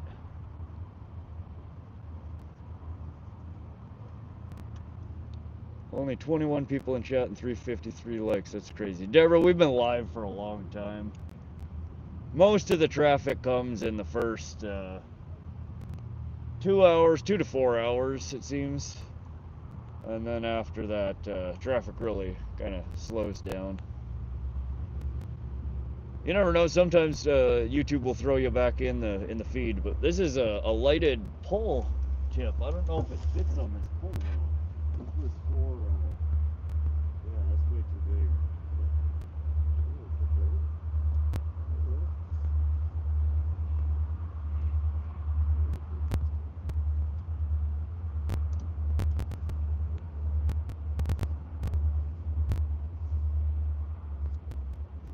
I don't know if that helps at all. I guess we should be able to see that dancing over there. It's not all the way at the tip of the pole, but it's meant for a thicker pole.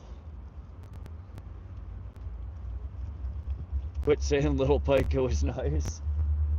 I mean, it was a decent little pike. A 26-inch pike is not a big pike.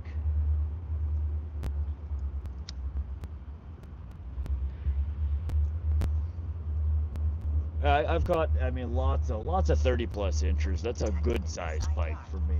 Anything below 30 inches is still a nice pike, but still itchy from ticks. Oh, gross. Ticks are nasty.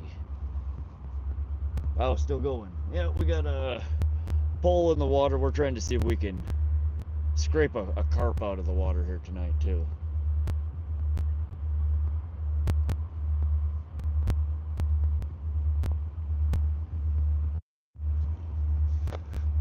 Joel Vetters, you catch pike around there? How big are your pike? What's an average pike?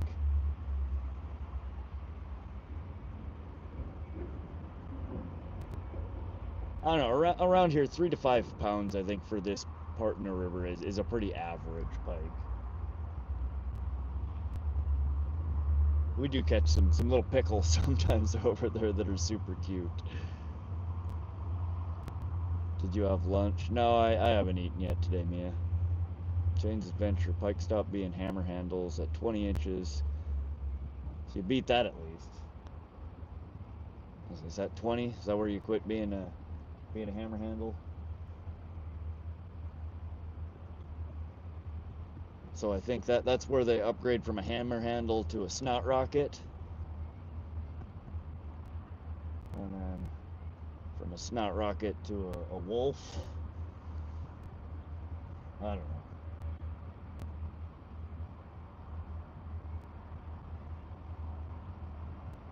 Man, we're gonna have bats swooping right down here in the boat. I've seen 2 or 3 of them coming. Right by the line there.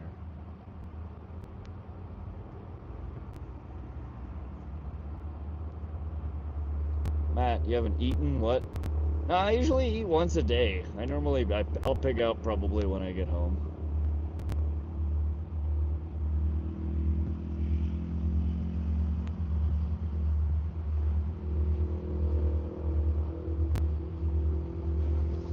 Dude, I was in your stream earlier, like 8 hours ago. Do you remember me?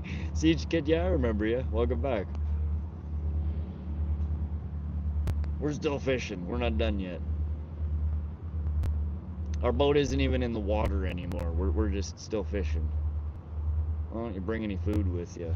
I do. I have a bag of chips or 2 in the truck. I haven't really been super hungry and haven't grabbed them.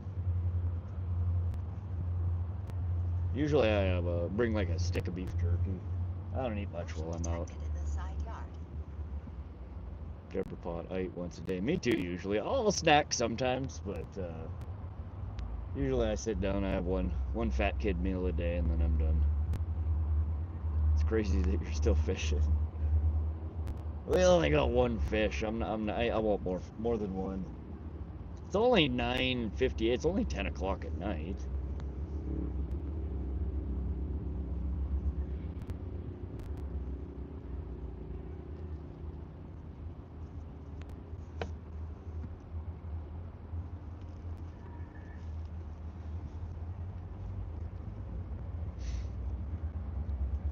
Mike Kelly, where's the trout slaying action? There are good rainbow trout in here, just like the pike and the walleye. They're above average size, I think, for Missouri in this stretch of the river, but they're a really infrequent catch.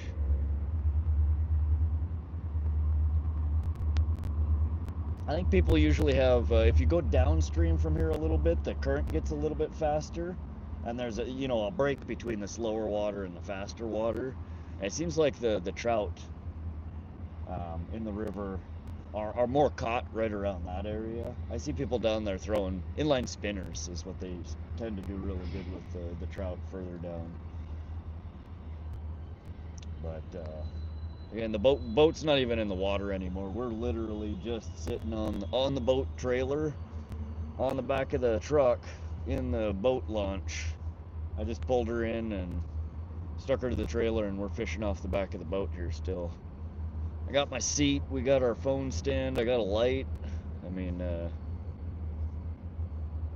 why go bank fishing when you can fish from a boat from the back of a truck? It's just a little further out in the water here, I don't know. What's her name? Oh geez, I'll have to look it up. Katrina, what's her name? Let me grab my other phone, I'll look it up.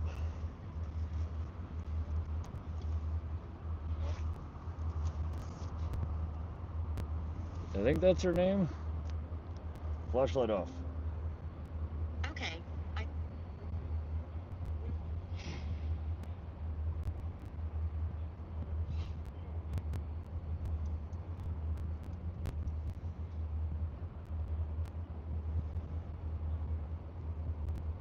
Clips, welcome. What kind of cigs are you smoking?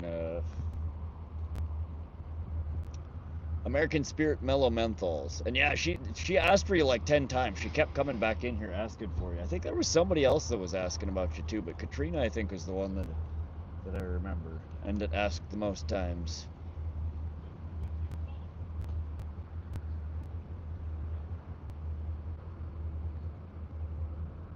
Yeah, that was a little confusing. I'm a little iffy on that. I don't know who that is. They've been in the chat a few times. They seem legit, but today's the first time that they said that that they weren't Katrina. It was their son. So I don't know what's up with that. I don't know who actually it is. Do you know? Do you know why they would be asking for you? Is that your stalker again? Are they legit in here like on 2-3 different names?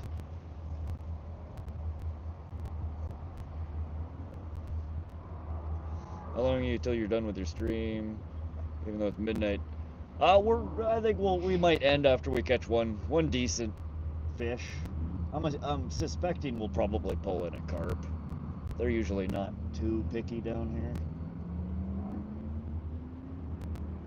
That's just not what we've been targeting today. I would hope within the next hour we should be able to catch one. I'm not gonna hang out here super late though. Okay. But yeah, that's who was asking for you, Josie. There was one other person that I think, because she kept asking, they were like, oh yeah, where is she? I haven't seen her. But it was mostly Katrina. I stay with you. I want to see you catch one. All right, Siege. You're welcome to hang out. Welcome everybody that's joining. We are done targeting Northern Pike and Walleye, though we could still get them to bite. We are fishing with a worm and a bread ball out here. We are changed our target temporarily over to carp or sucker. Boats on the boat dock, or boat trailer. We're not done fishing. We only caught one Northern Pike today, and I want to catch another nice fish, a bigger fish. So you're welcome to hang out. We're just gonna chill here for a little bit. I hope you guys can see the pole back here. I did put a rod tip on it. It's not meant for these poles though. It's meant for my much bigger catfish poles. So it doesn't clip tightly to the tip of the pole. It's clipping a little lower. But still, I think it gives you guys a better focal point to see if that pole's dancing around. Matt, don't be a butthead, please. The cigarettes got to be like $20 a pack. They're like 13 something. They're not cheap. Cigarettes are going up again because of tax. Everything's going up in price. That's the only direction it does go. That's crazy to think about how much prices have increased in my lifetime. I always remember almost every time I pump gas, the thought pumps into my head. One of the first times I pumped gas, and gas was like 96 or 97 cents a gallon here in Montana. We just had a fish jump right next to us. And I cringe thinking 97 cents, and it's like four bucks plus now. So, you know, 20 years it's gone up 200%, 400%, 400%, yeah.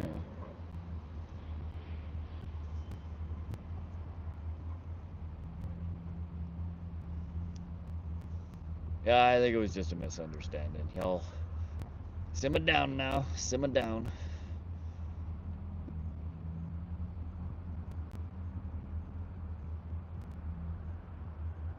Ah, it's all good.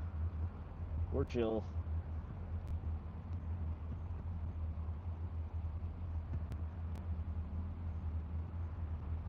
Come on, fishy, fishy. Surprising how many trains come here through the night. I don't think they come through like that during the day.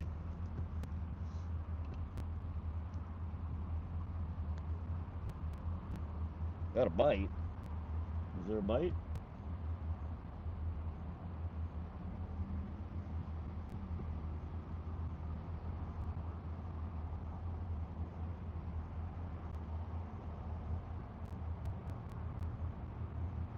I didn't see a bite.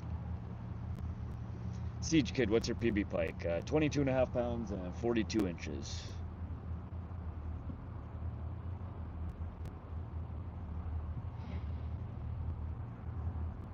think he's trolling. Oh, okay. Probably. How you doing, Colby? You've been in and out all day long. How's your day been? Ramblet. No, we have a bread ball out there, which is really fragile. Every time I reel it in, I pretty much have to pull it, put a new one on. And we also have a worm on the other hook, so I think we're good to go.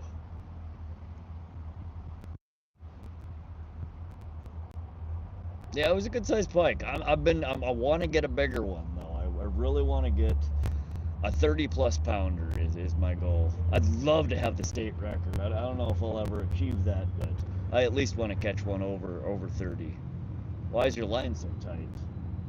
We're in a river, so there's current. I have a sinker on, so the current catches the sinker and kind of brings it and makes the line taut.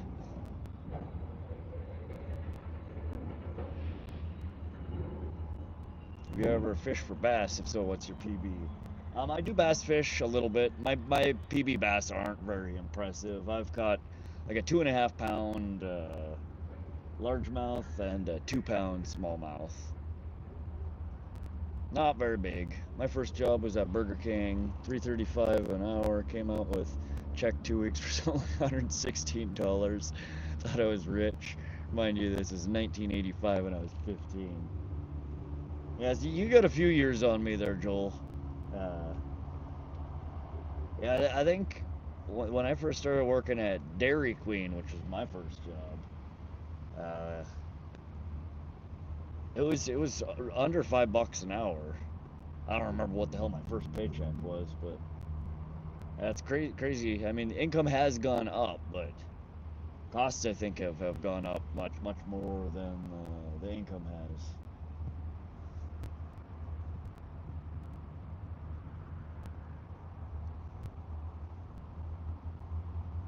Largemouth, 8 pounds. Very nice, Deborah. That's a good sized largemouth. The pond that I fish of, I don't even think has 8 pounds in it. The biggest I've seen pulled out of that pond was like 5-6 pounds. Duck fawn, where down leafy greens at? We have no leafy greens, my friend. The only green we got for you is right there on that pole. Bramblet, we don't get into politics in here. Rowdy, I got the weed. Rowdy's got you. Go hit up Rowdy. Oak Ridge. What's up, brother? How you doing, Oak Ridge? We're doing good. We caught one. We fished a long time. We pulled one pike out. It's not a lot of fish, but it was a nice fish. We weren't done, so we're sitting on the boat trailer, on the boat dock, with the line out, seeing if we can pull in a carp or a sucker, or maybe a brown trout will swing by and nab it. Possibly a walleye.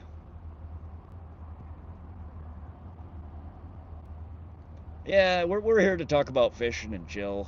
Politics makes people angry. This isn't an escape from all that, so let's not get into things that are gonna upset people.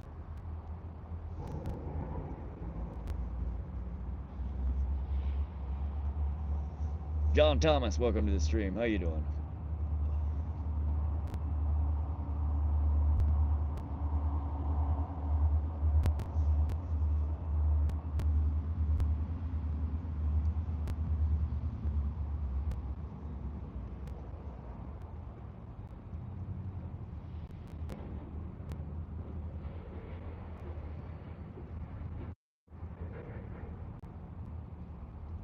Looks like I had one follow on Fishbrain today. Somebody from the UK, LJ.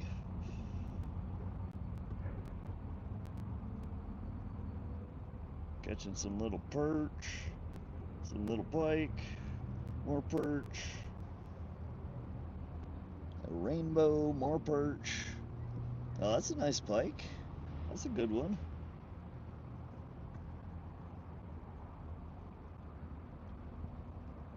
.5 inches. Not too shabby.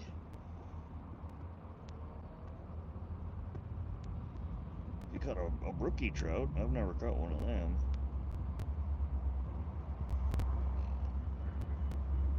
What's good, brother? Any big catches yet? We've had one catch so far today. We caught a little bit earlier tonight a 26-inch Northern Pike. Decent little pike. Raw meat eater. Fishing politics. We are participating in the politics of fishing right now. He's fishing with bread. We have one bread ball on and one night crawler. It's a high-low rig. It's got 2 hooks on it, so we have 2 different bait presentations on. Funny comment got deleted. Uh-oh. Oh, he retracted it. He pulled it back. Guys, is it just me, or should fishing be in the Olympics and whoever catches the biggest fish wins the gold medal? I don't know. I think most Olympic sports are that of brawn, muscle, not necessarily fishing knowledge and luck. I think that's what a lot of fishing is sometimes. You know, we employ different strategies that help increase our odds, but we're still just oftentimes throwing something blindly out in the water and hoping something gobbles her up.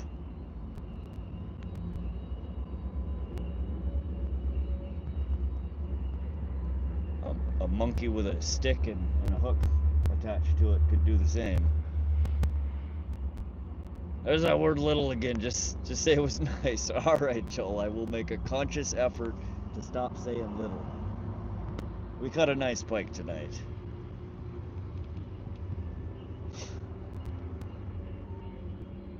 I'll be back in the stream in a little bit. All right, Siege Kid. Thanks for swinging by. We'll be here for a bit. There you go. Now I'm thinking about even just saying the word little, Joel. You're getting... Your phone made that pike look sweet. It was a nice pike. It was. I'm wanting bigger. That's why my brain goes to little.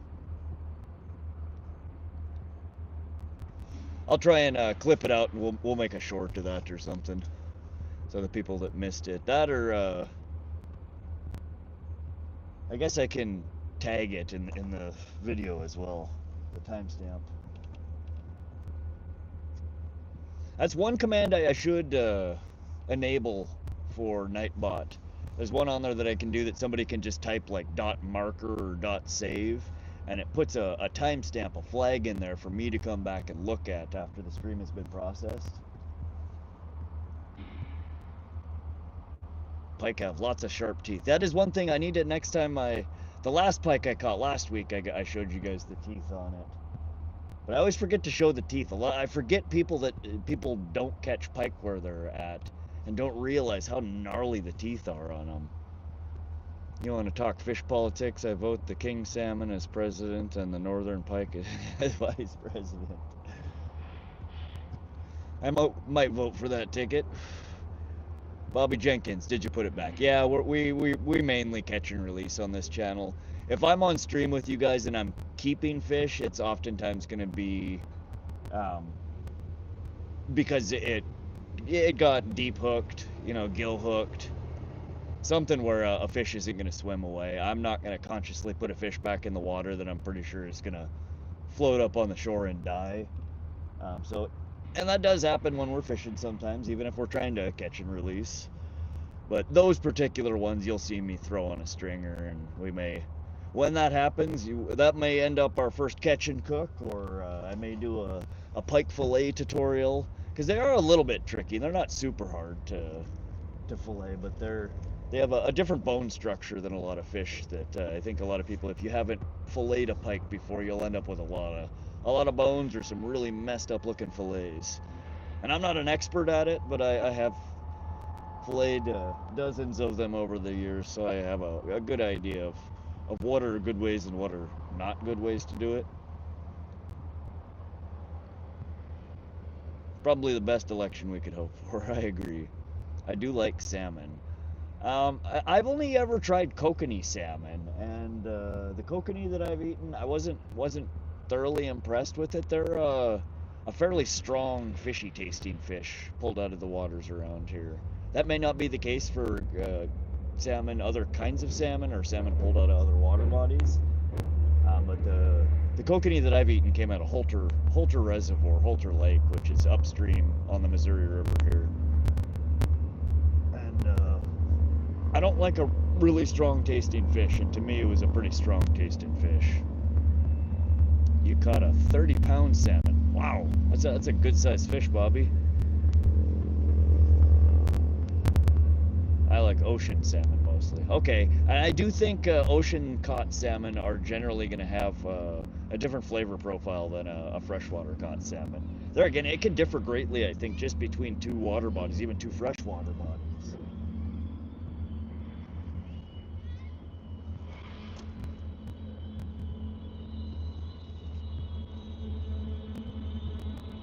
No, my favorite to eat is northern pike. I like channel cat. I've eaten walleye. I enjoyed walleye. Perch are good, but our perch are too dang small around here.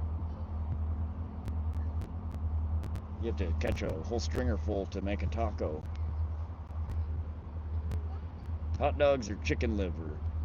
Chicken liver can be harder to find. I think it's probably more effective than a hot dog if you can get it to stay on the hook. That's one of those baits that's trickier to. What are you guys fishing for? We're fishing for carp or white sucker, bread balls and worms. We might pull a variety of different things in. Anything catching? When we had the boat out on the water earlier, we caught one northern pike, about 26 inches. Oh, that's good. Nice pike. Yeah, we weren't done fishing. I don't have lights on my boat, so we're chilling in the boat here still. I got my chair, I got my light. Easier than hopping over to the dock. But normally I catch pike or carp down here after dark. Carp? Yeah, there's some pretty big carp in here. They're really fun to pull in. How big? Oh, like 20 pounders. 20 pounds? 10 to 20 pounders, yeah. Pretty common down here. So you got a worm on there? We're running a high-low rig, which is kind of like a crappie rig. It's got a one hook up high, one hook down low. And we're running a bread ball on one and a night crawler on the other. So the bread balls work really well for the carp. The worm is kind of a catch-all. Anything in here might bite off a worm. It's kind of a lottery ticket. Why are you not? Why am I what? Why are you not? Where's your mom, he said? Where's my mommy? My mommy's at home, probably in bed. It's late. I didn't want to go home though. I'm having too much fun. Yeah, he wants to go fishing. I like fishing.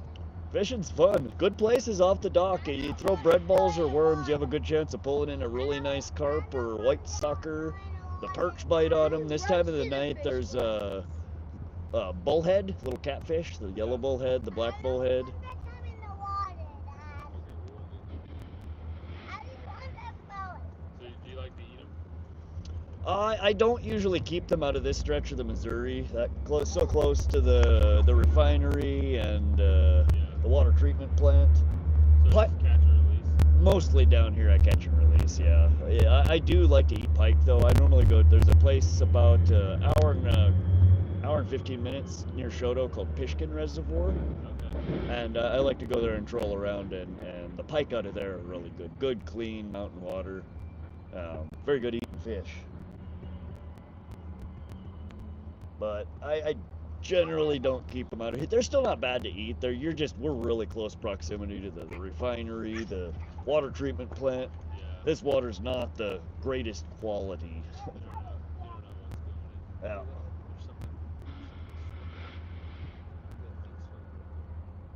There's something. Probably muskrat. See that thing swimming right there? Yeah, Catch it. looks like a little muskrat. We can see if we can get the light on her. Catch it. Yeah, it's a muskrat. Catch it. No, we're not. We're gonna leave the muskrat alone. Oh, it just died. Yep, they dive away and swim under the water. They're really cute though. Randy, don't.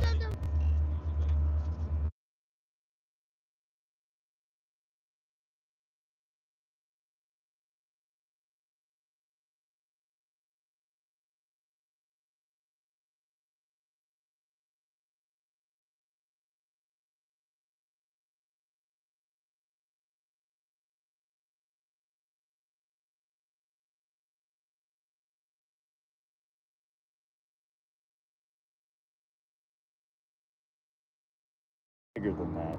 I've just never managed to pull one out. I don't normally target the salmon.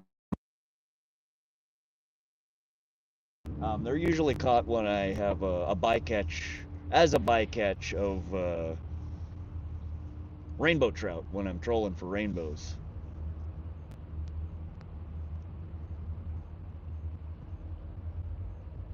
Jankrat. Bramblett, you sure you have something on the hook? Yeah, I am sure we have something on the hook, Bramblett. We were fishing for sturgeon. Nice. Sturgeon fishing's fun. We got to go about an hour from here to catch sturgeon, but they run up the river to spawn earlier in the year, and so we go fish for them usually once a year, once or twice a year during the spawn. I need to find my drink though. I am parched. I don't know what I did with my. I opened it. I think it did.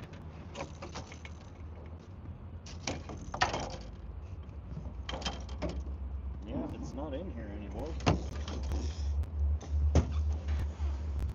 What did I do with it? I know you guys can't see anything. Bear with me for a moment. There's my drink. I had to find my drink.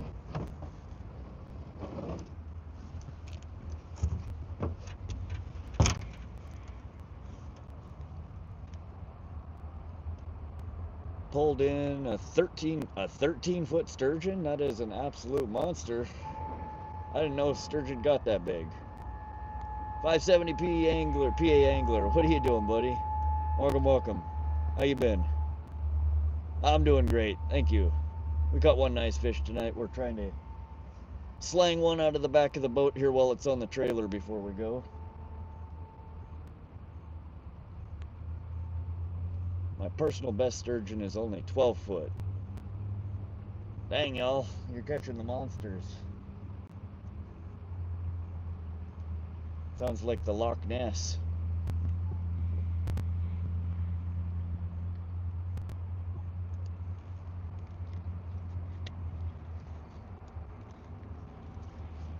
What was the sturgeon specialty? Specialty?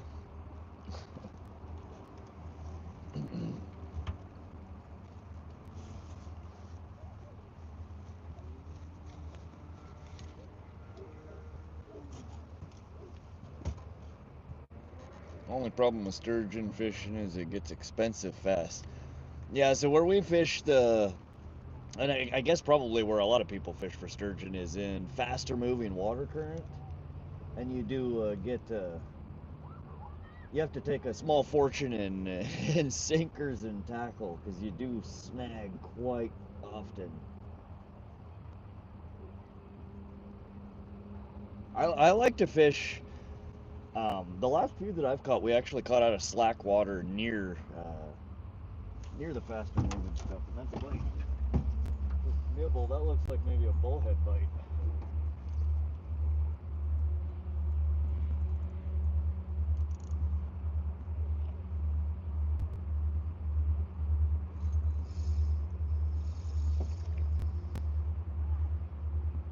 I felt like a bullhead bite. Probably just lost our bread ball on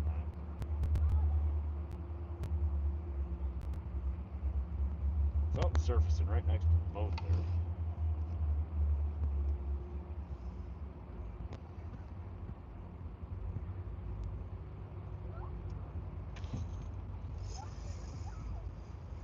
Alright, I think we got a small fish on there. Let's see. Feels like a bullhead. I think we have a bullhead.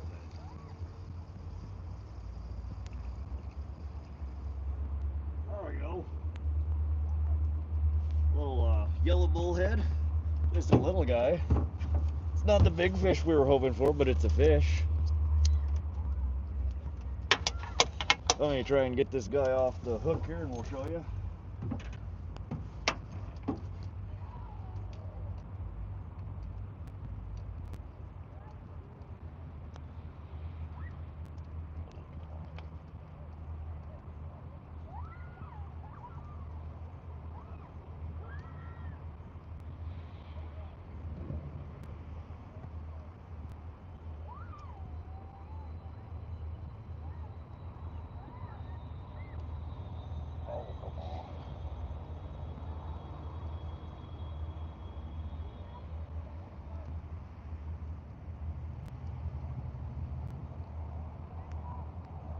Alright, give me my finger back. On the hook.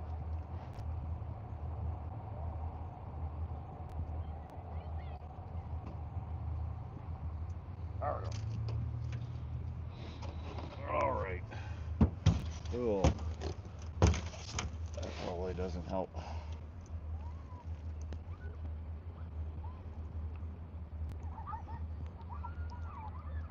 Live bait. No, we can't. You can't use bullhead as bait here.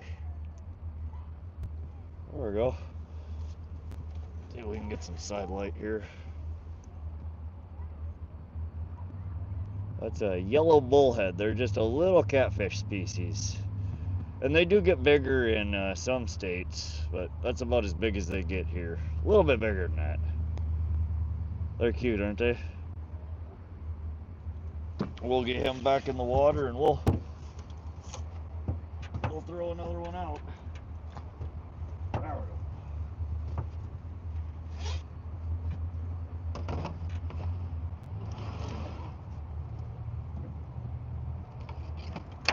Then I think this bread, I don't think it's going to stay on there real well. I'm going to rig this other hook up just with another worm. But I think the carp will probably still bite off that as well.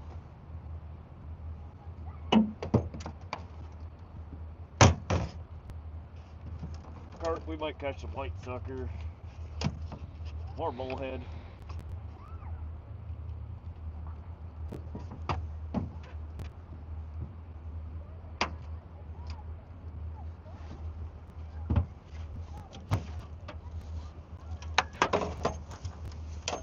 Kiss it. David Rowe, I've got bigger bullhead in my minnow traps. Yeah, they don't get really big in here. Our state record, I've never seen one even remotely close to our state record. None of the water bodies around here where I catch them, do they get any real decent size. Must be an effective bait there. Worms, oh, worms, you can catch anything here off of worms.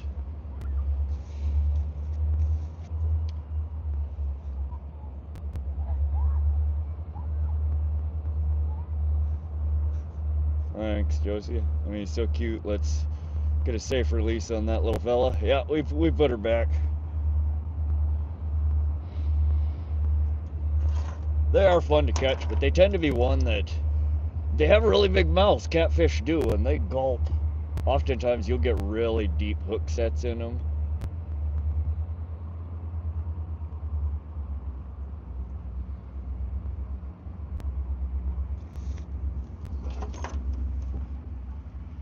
Alright, we got our rig back up. Let's get. And I do have now just worms on here, so we can get this launched a little further out there. There we go.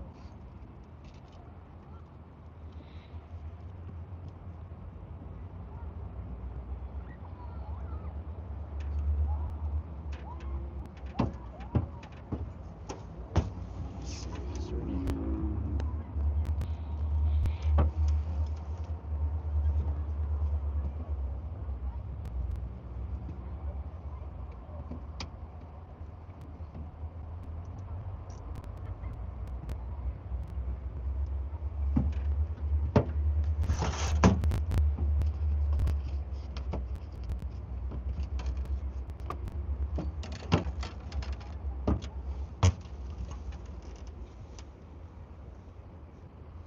Siege Kid, welcome back.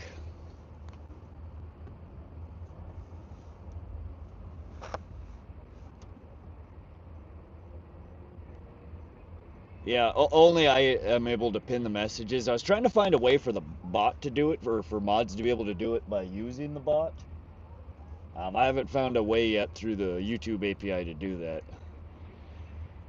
Yeah, Siege Kid, we did just catch one little yellow bullhead.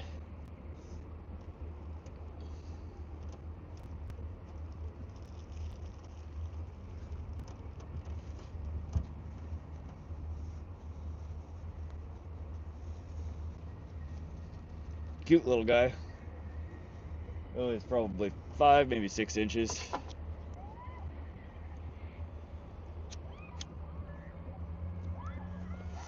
You could scroll back in the video like 5 minutes. We just caught it.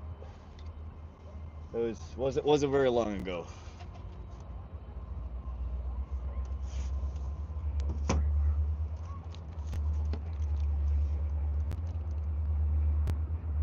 This time of the night, I wouldn't be a bit surprised if we caught one again here fairly quickly.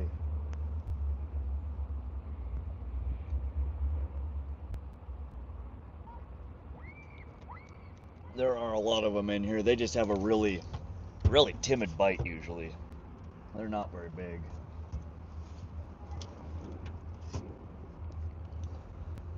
I've seen bullhead really tiny. Yeah, I think the biggest one that I've caught is probably around 9-10 inches. They do get bigger than that. I've never caught a really big bullhead. They've always been tiny.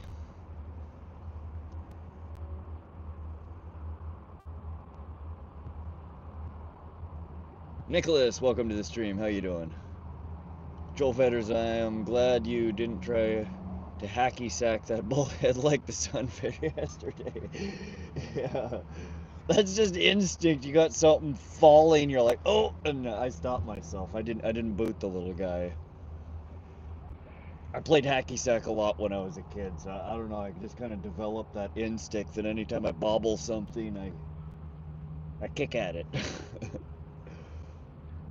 How deep are you fishing? We're in the boat still, but we are not actually in the water. I know this is a little confusing and deceiving, but we're on the boat trailer.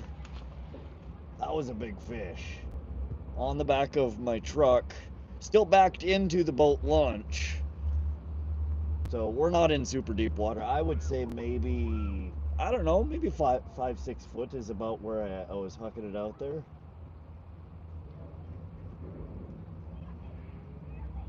Somewhere around 5 foot, not really deep, but there's a lot of fish that still travel through there.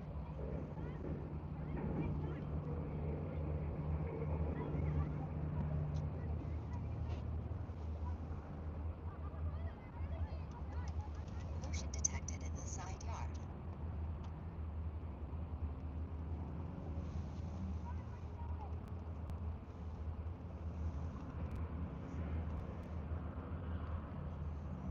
Rowdy, very peaceful. It is. It's nice out here.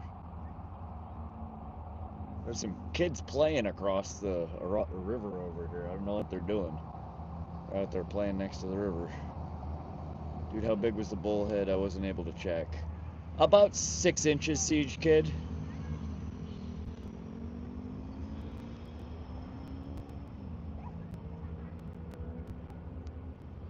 Not very big. Just a cute little guy. We'll see if we can catch another one here. They're not an uncommon catch, especially after dark here. They come out, they start feeding. The carp, the sucker, the bullheads, they all tend to be a little bit more active at night.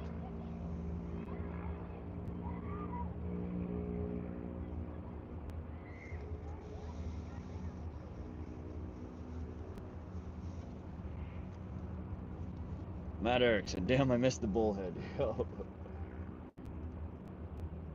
Just a little guy, he was cute though. What time is it for you? It's still pretty early here, 10:35 at night. We're Mountain Standard Time. Another fat fish I just heard break water over there. That one was flopping.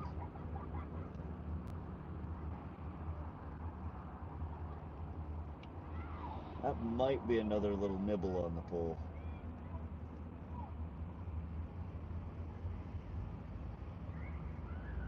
Oftentimes when the bullfish or bullheads start biting, we'll get 2-3 of them in quick succession. Seems like they'll just come out in a pack.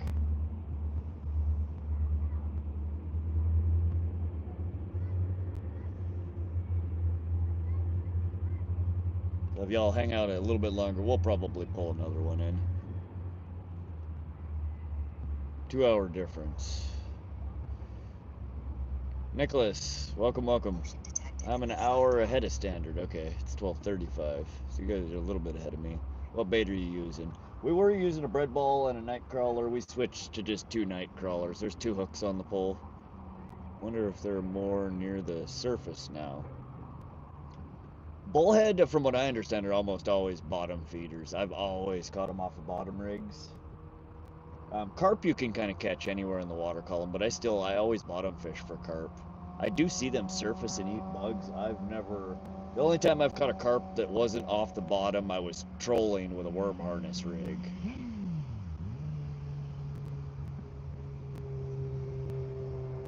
We're just using night crawlers, just big earthworms.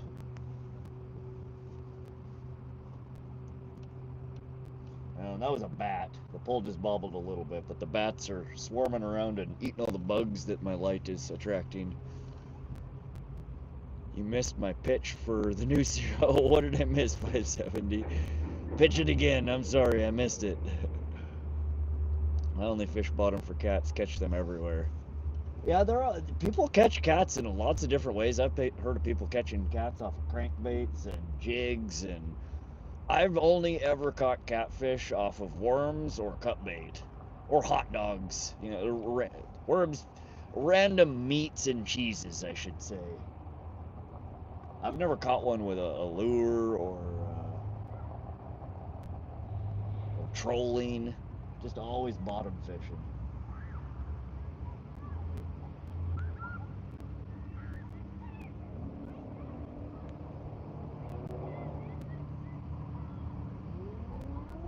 Catfish are near the surface at night. Okay. Bacon. You know, you're the second person that's mentioned that, and I keep telling myself I need to remember that because I don't know why I've never tried bacon. If I were a catfish, I'd eat bacon. Bacon is one of the tastiest things on the planet. I might head out for this out the stream after 1 a.m. But if you're streaming tomorrow, I will definitely come check it out. I don't know if we'll do a stream tomorrow or not. I gotta check my work calendar. I really would like to. I kind of want to play hooky from work and go take the boat out to a reservoir or lake. Tomorrow, the weather looks like it's gonna be even better than it was today in a lot of different places. The problem is I don't think I'll be able to stream from those places. My favorite line from the movie National Lampoon Christmas Vacation is when the old lady said, "Don't knock me down, Clark." God, I haven't seen National Lampoons in so long.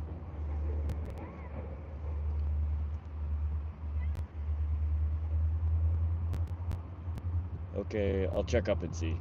Yeah, Siege Kid, hit that subscribe button, and there's a little bell icon, a notification, and when I go live, it'll send you a notification.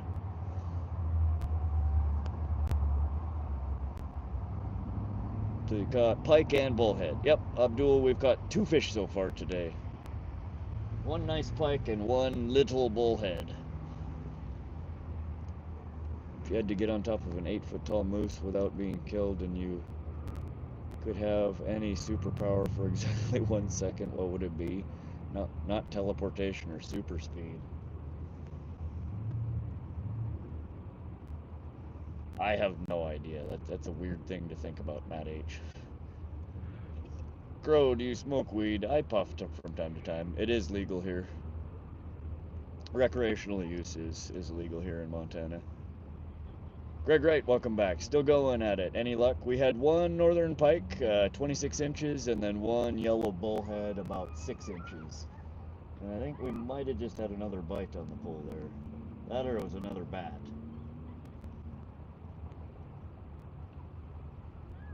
Do y'all have bats harass you when you night fish as well, or is it just around here?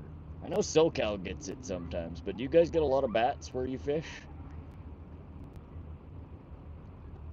I was thinking of you, Joel. I was thinking of you.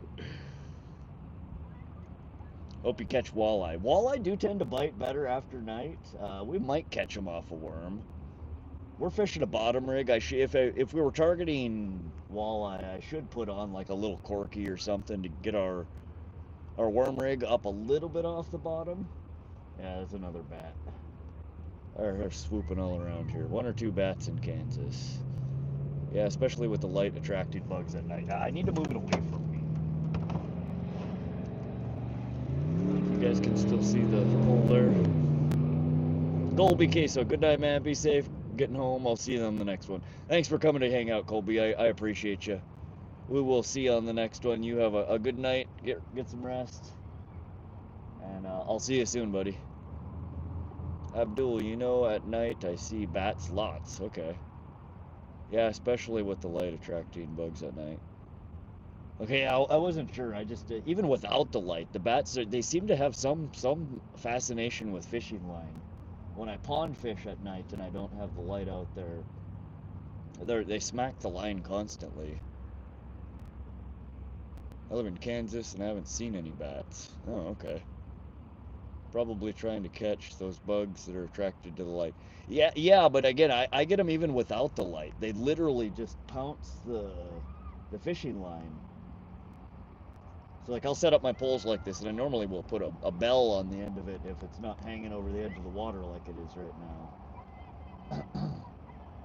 And even in pitch black, they still smack. They can see the braided line. I don't know what it looks like to them with sonar, but they smack it constantly. Batman summoned them. Maybe.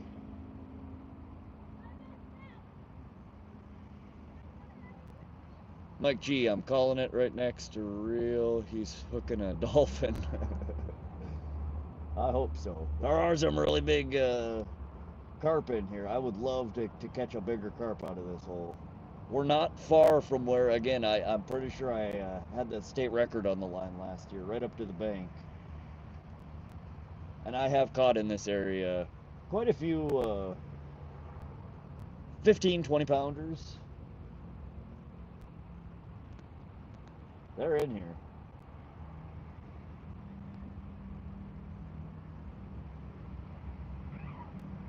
And again, fishing with worms, like I was telling the guy that was here earlier, it's kind of like a lottery ticket. You never know what the heck is going to fish on bite on a worm, pull one, you got it out. Whether you're bottom fishing, top fishing, jigging it, worm is kind of just a universal fish bait. So it really is. Anytime you got a worm in the water, you're fishing a multi-species rig. You're not really targeting anything in particular. You can make it more likely for it to catch one species or another by, you know, where you're placing your worm in the water column, but you never really know. Anything will eat a worm. Their sonar is just as good as an F-22 Raptor fighter jet. Huh. Well, I wonder what they think it is, why they try and bite it. A really big, thin worm? Got a turkey vulture land in my yard. That's a big bird, turkey vulture. Use minnows for bait or just worms, and you catch, pick, and worm. We can use dead bait, cut bait. We can't use live bait, so I can't use a live minnow here in central Montana on the Missouri River. Mostly I just use night crawlers. Night crawlers, bread balls, sometimes leeches. Dave James, welcome back. Yeah, we did finally get one nice northern pike, and it was about 26 inches, and then one yellow bullhead. It took all day, but we got her. We ended up catching it off of a Rebel Craw crankbait.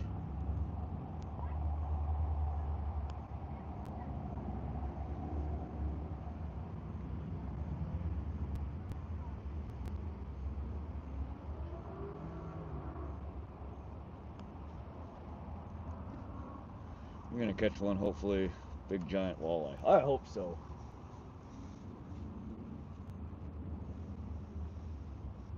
Again, fishing off the bottom like we are is not the best presentation for a walleye. It'd be better probably floating from a bobber or on these little inline corks that you slide onto the line called a little corky. They're made out of cork or foam, and you peg them. You stick them either with a stick, a toothpick, a bobber stop, about 3 fingers or so from your hook, and it just raises it slightly up in the water column. I think that presentation would probably be a little better for walleye. Walleye are deep.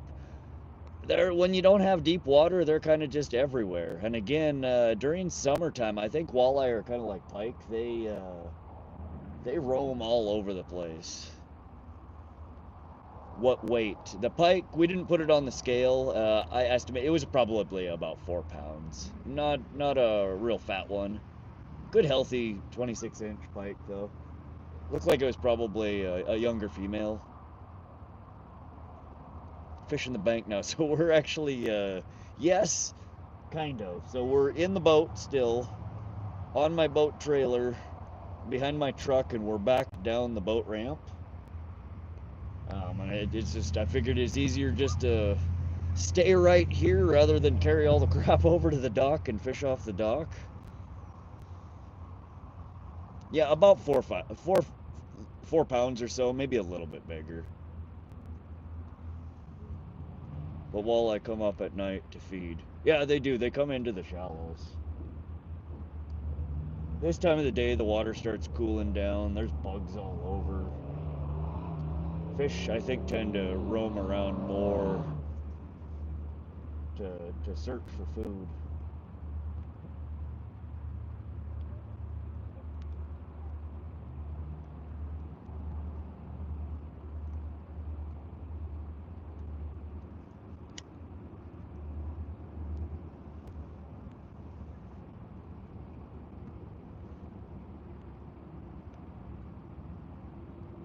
Fishing off your boat out of the water, yeah. I don't have lights on my boat. I can't legally have it in the water after dark. So we're just chilling on the boat ramp in the boat, but not in the water. It's basically a glorified lawn chair at this point with included pole holders and cooler. It's basically like fishing off your back patio.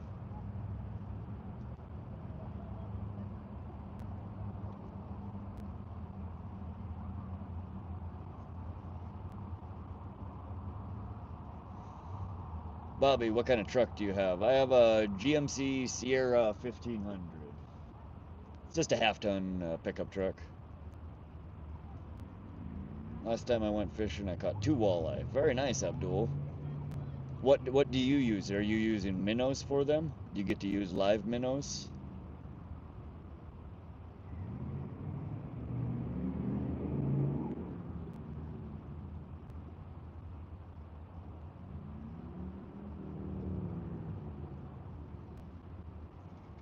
Jerkbait, okay, nice.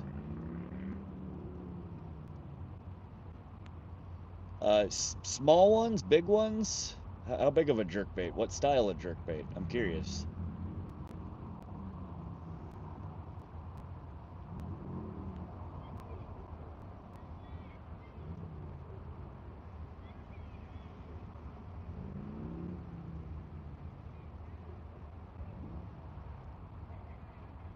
Oh, there goes the the little muskrat carrying something. Big old chunk of something. Do muskrats build dens like beavers? Like dams? Motion detected in the side yard. Or was that just dinner that he was carrying along there? Rob Fox, welcome to the stream. How you doing, Rob? James Slabberts, hey, how's it going? Welcome, James Slabberts. We're having a good night.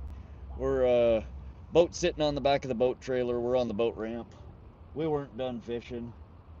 We caught one nice 26-inch pike tonight, Northern Pike, and since we've had the poles out after stopping, we caught one about roughly a 6-inch yellow bullhead.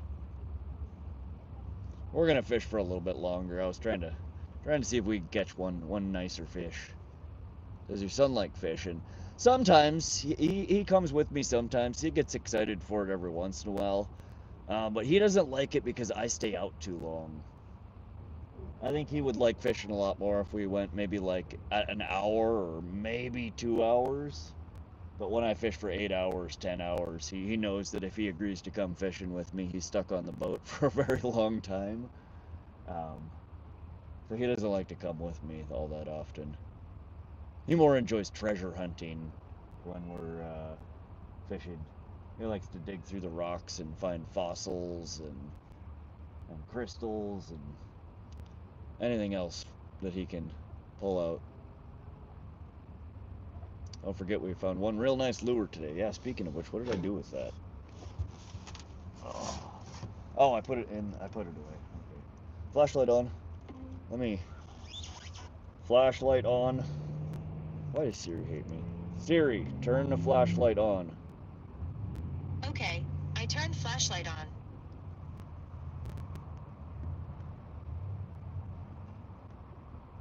No, Brumlet, no bite, buddy. Jamaican jerk chicken is delicious. I wouldn't use it for bait, though. I don't think that was the jerk bait he was talking about, my friend.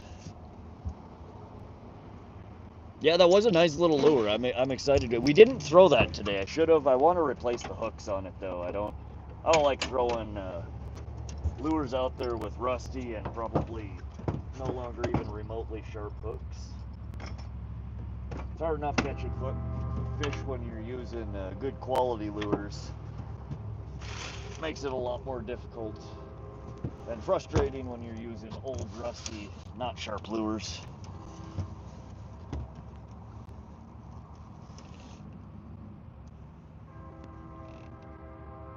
Flashlight off. Okay, I turned Same flashlight way, off. still out until I get kicked out or the water dries up. Yeah, you Okay, it's now on. Siri, turn the damn flashlight off and stop listening to me. Okay, I turned flashlight off. Now stop listening to me. Okay, it's now on. I didn't say to turn the flashlight on. I said turn the flashlight off and stop listening Okay, to me. Okay. Good Lord. Any of y'all ever feel like you want to brawl with Siri when you use it? It's like, God damn it, you're just trying to piss me off now. I know it. Is it just me? I swear, Siri has a thing. We have never got along, and I think she holds a grudge because I yell at her sometimes. AI these days, right? Raise my blood pressure, I tell you what.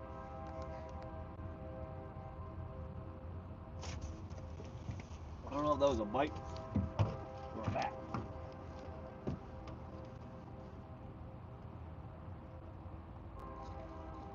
Something's jumping in the water right out there. Motion detected in the side yard.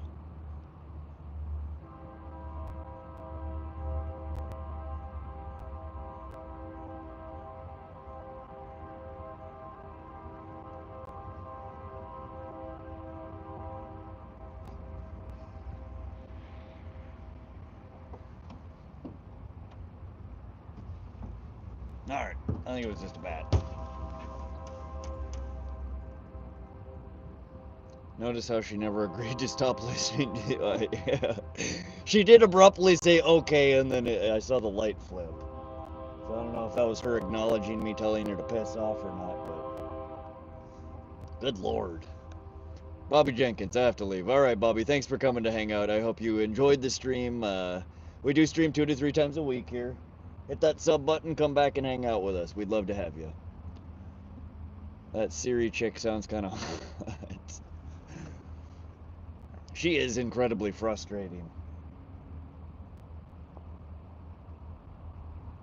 I swear, more often than not, I get into arguments with her.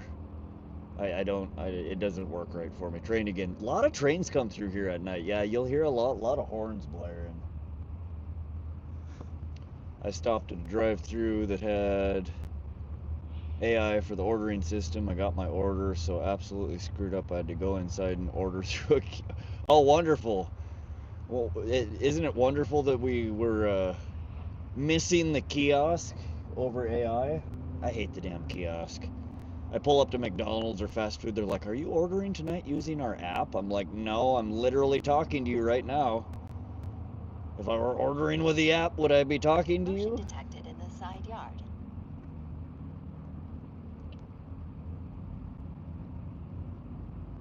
The archaeologist, welcome to the stream. Hey bro, good to see you getting at the live streaming again. Question, what do you look for in a man? Everything I need to man, I got right here, buddy. I'm all the man I will ever need. Abdul, Kyle, that's so bad, why not just hire people? Right. Side yard. Siri, be like, hey Siri, call 911. Okay, turning on flashlight, alright.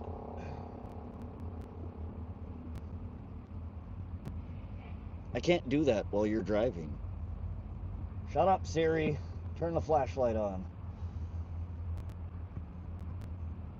Deborah Pot, good answer. Abdul, fast food in California has a $20 hour minimum wage, so fast food places are replacing people with machines. Honestly, the machines are probably going to be more accurate than the people half the time.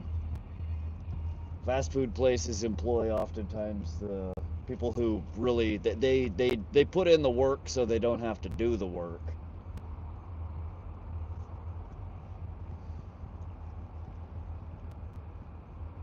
That being said, normal minimum wage for every other job is 17 bucks an hour.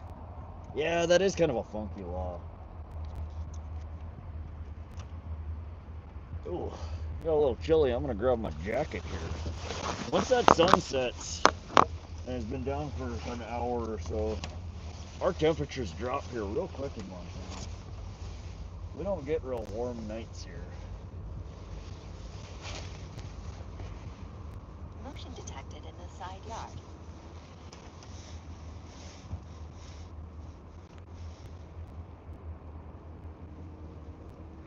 That bullhead earlier was cool colored. Yeah, so we have two different kinds. We have the yellow bullheads and we have the black bullheads. And they look very, very similar. The yellow bullheads, the brambles, the whiskers on a catfish, yellow bullhead, there tend to be anywhere from like a white to a yellow to a gray, and sometimes almost a black. But the black bullheads are like sheer, like black. They're just noticeably darker. But other than that, they're almost identical. Really cool looking fish. I like them. I totally get that. Getting cooler at night. Seems like here we didn't have that hot of a summer to start with. We get a few weeks of nasty heat here, and then it goes on and off, like kind of hot, kind of cool. But yeah, we didn't have a super hot year this year. We're putting on a jacket. I'm over here in shorts and a t-shirt, sweating. Oh, I know. I spent the last decade plus in Southern California. I know how it is, and I honestly, I miss Cali weather. I do. I grew up in this cold and crap here, and very temperamental weather. We got a saying here: you don't like the weather, wait 5 minutes. Like some days, you will literally have all 4 seasons in one day. You'll go from rain to sunshine to wind to back to too hot, and then it might hail on you. It's just.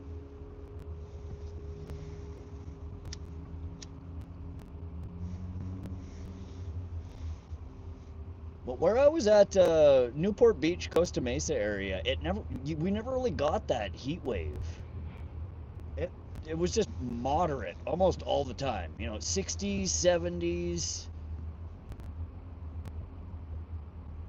You get a while of 80s. It might peak into the 90s, but I don't recall ever really seeing above 100 in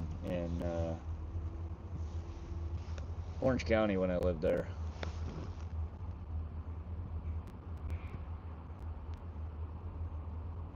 Siege Kid, yo, I said I'd be back at 1 a.m. Welcome back, Siege. Deadshot, are you fishing? Yeah, we still have one line in the water. We got a bottom rig with worms, 2 hooks. We're seeing if we can pull anything else in. We've caught, since we've been on the boat launch here, we've had one yellow bullhead. And we've had a couple other little nibbles at the pole here. I might bring her in and reset the pole here in a minute, try and angle her out a little bit the other way if we don't get a bite. How far is the drive home? We're really close to my home right now, about 15 minutes. Not too bad. Perry Hobbs said hi. Welcome to the stream, Perry. How you doing tonight? Where I'm at is a heat wave, like 100 each day. Oh, That's too warm. Closer to the coast, it stays nice. 15 miles inland, and the temps start to approach the gates of hell in August and September. Yeah, once you get out there over the Ortegas, man, that's truly desert out there. You'll get the temperature extremes. 108 is the highest. Awesome, nice. It sounds like a good time. Yeah, we're still having fun here at Deadshot. James Slabberts, what have you been using as bait? We ran earlier a bread ball and a worm. We got a hit off the worm hook, so I just threw worms off of on both the hooks.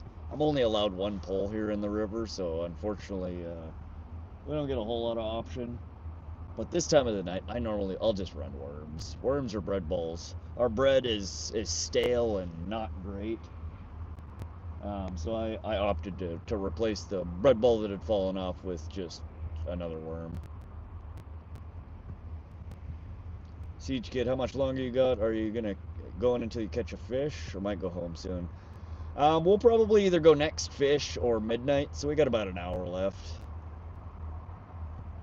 I'd like to get home and get the boat in the garage, and I gotta unload a few things, but we'll probably chill for another hour or so, or till the next fish.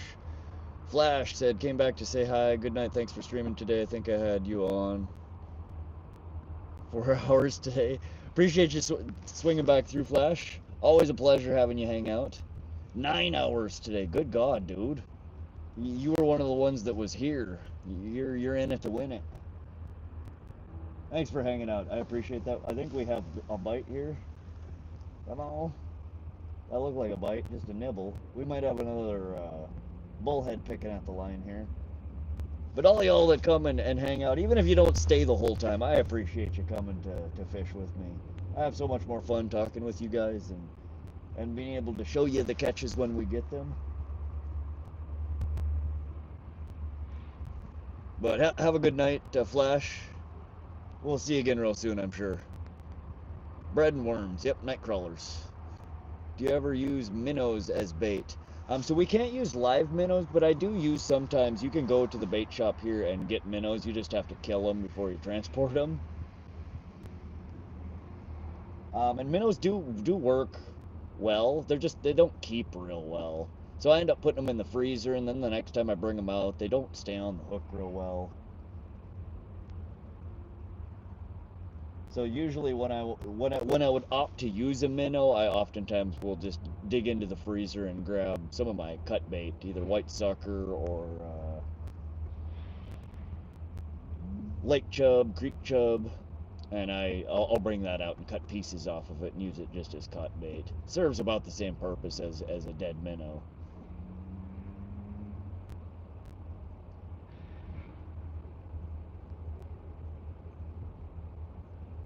Thanks to you too, man. I'll be home Wednesday, so we'll try and figure something out.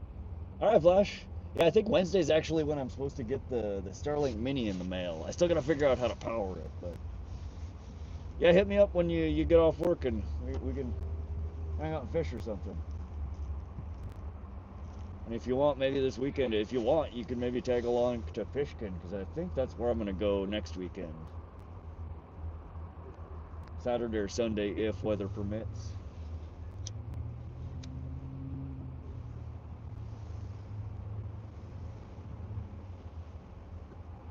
Nathan Wren says, have a good night, everybody. Hope y'all have a good night. Thanks, Nathan. Again, yeah, you've been here a bunch of times today, too. Appreciate you coming to hang out and fish with us. Hope you have a good night. We'll see you on the next one, buddy. Thrice great. This guy was saying the N-word earlier on live. Thrice, I wasn't. You must be talking about somebody else. Please don't be bringing some other drama into the room. Joe Vetters, Imperial Dam, Senator's Wash. Yeah, I know all about the area. Oh, cool. Yeah, I'd love to get on my first bike. All right, man, yeah. Fishkin would be the place to do it. It's trolling is a little different than what you're going to be used to throwing for bass, but I do some stopping casting there. I will warn you, though, if you come out with me fishing, you're going to be stuck on the boat just like the kiddo. We fish for a long-ass time, so if you don't want to get stuck on the boat or you're not planning on fishing for all day, you will probably need to bring your own ride. Otherwise, you're welcome to hang. I normally will fish till sundown there. And I like to get there early too. Siege Kid, dude, if you're staying for another hour, that means I have to stay up till 2 a.m. I think I have the energy. You don't have to hang. I mean, I appreciate it if you want to. Redacted, welcome back, buddy. Still at it. We're always fishing. I'm not done till, oh, there's a fish jumping back there. I usually don't, we do have a hard stop tonight. I think I'm gonna be done at midnight. But, I'd say in a little less than an hour. We're gonna go next fish or midnight. Fisherman 710, welcome to the stream. Catch anything tonight? Yeah, 1 Northern Pike, 1 Yellow Bullhead. Joel Vetter, Squale, great fishing area, Colorado River, it's all good. Siege says I'll come back later. We'll be here, Siege. I appreciate the dedication. Right back at you, buddy. Thanks for stopping back through. Yeah, we did one 26-inch Northern Pike, so a decent pike and just a little bullhead. We're trying to get one more. We've been out here a long time. 2 is not very many fish to catch. I'd like to get at least 3. Man, I'd fish till I catch the whole population. I would too if I didn't have anything to do tomorrow, but I do have work, so. Joel, I fished in many lakes and rivers there. Of course, man, I love watching you.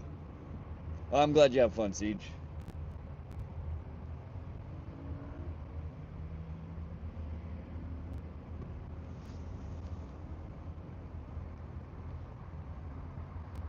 Motion detected in the side yard.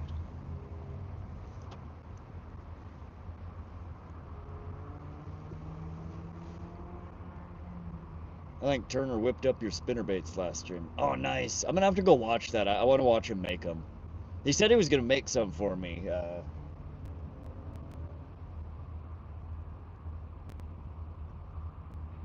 Thought I saw that. Thought I saw it move. I guess it didn't. I'll have to go back and watch though. What did you end up catching the pike on? We got it off of the Rebel Craw crankbait.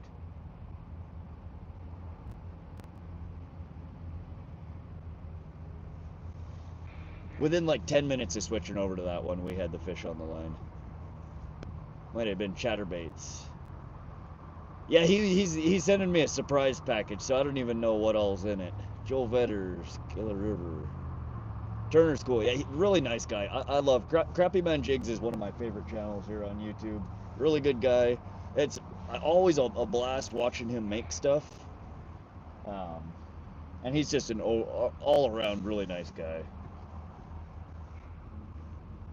If you guys haven't heard of him, hit up his website. He makes some pretty cool stuff. crappymanjigs.com, or you can find him here on YouTube, Crappy Man Jigs.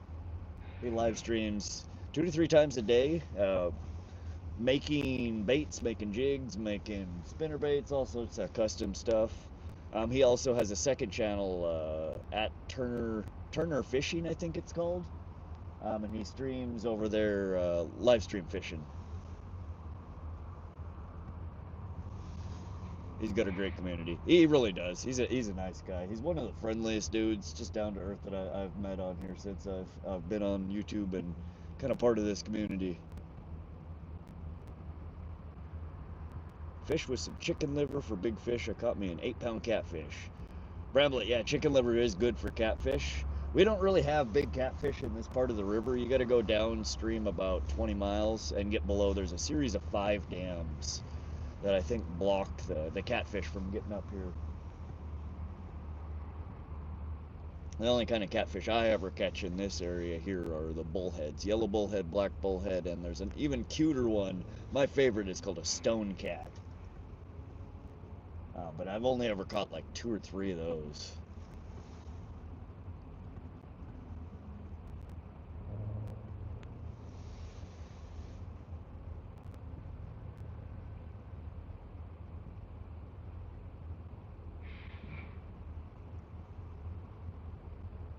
At Turner Fishing, there you go.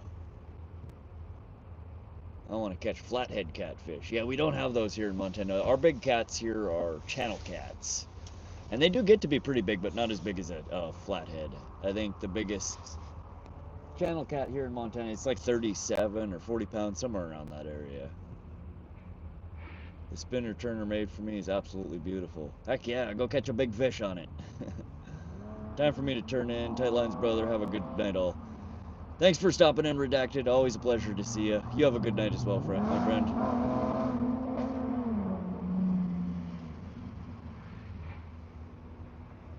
No, there's the muskrat again. He's on a mission.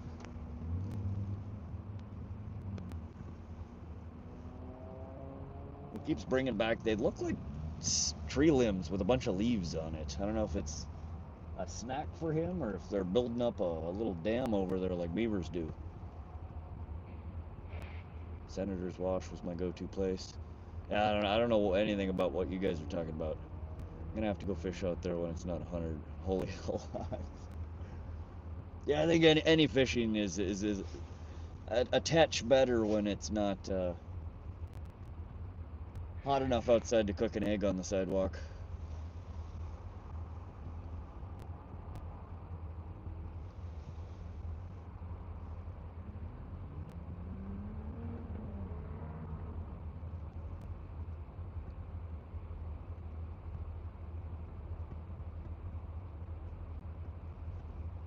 Come on, fishy, fishy. Alright, 3 more minutes and we are moving the pole. In fact, I do still have the depth finder here. Let me look at what the bottom looks like behind us. Alright, so there's kind of a shelf back over this way. Yeah, let's get our pole out a little bit that way. Matt Erickson, peace out, man. Are you headed out, Matt? If so, thanks for hanging. Appreciate it. Had fun. Come hit us on the next one. I don't know when it'll be, but hit that sub button, hit the bell, and it'll let you know when we go live next.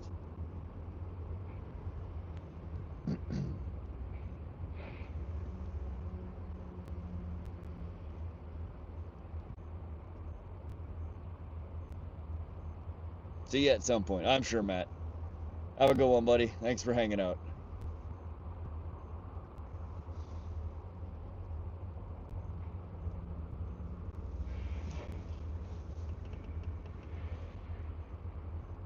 $369 likes. Look at that, man. We are almost at 400 likes again. That's crazy.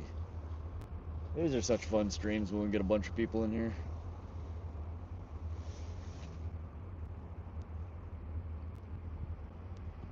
I'm sure no one will notice that you're fishing 2 poles. Yeah, I mean, it's one of those things. You could probably get away with it. I'm not. The penalties for it can be quite severe, and it's not that big of a deal. We got one in the water. We're fishing. And the fact that I am live streaming this, anybody could be watching. It will be posted as a video, so anybody could come back and watch. Not wise to break laws if you don't need to. And we don't need to. We're doing fine with 1 pole.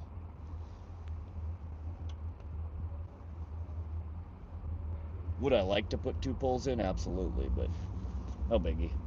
So I just looked at your fish brain catches from Fishkin, and I inputted a few of those questionable pike that you've caught. And some are actually tiger muskie, but you labeled as pike. No, they're not flash. So that is a very common misconception from northern pike. Adolescent northern pike will look a lot like a tiger muskie or a muskie. They are definitely not. Fishkin has 0 tiger muskie. They have never stocked tiger muskie in there. And as far as I know, they have never stocked anywhere upstream of Fishkin with tiger muskie. Adolescent pike do in fact look a heck of a lot like a muskie. The coloring, the patterns on them don't develop into the distinct spots until they become adults. And that's usually your best way of telling an adolescent from an adult. You can age them by the pattern of the pattern on their body. Miyazaki, welcome back. ChatGPT lied. Oh yeah, you can't trust anything ChatGPT. Use it as a suggestion, a starting point, but ChatGPT will lie to you constantly. It's called a hallucination. ChatGPT thinks it's right on a lot of things that it's not.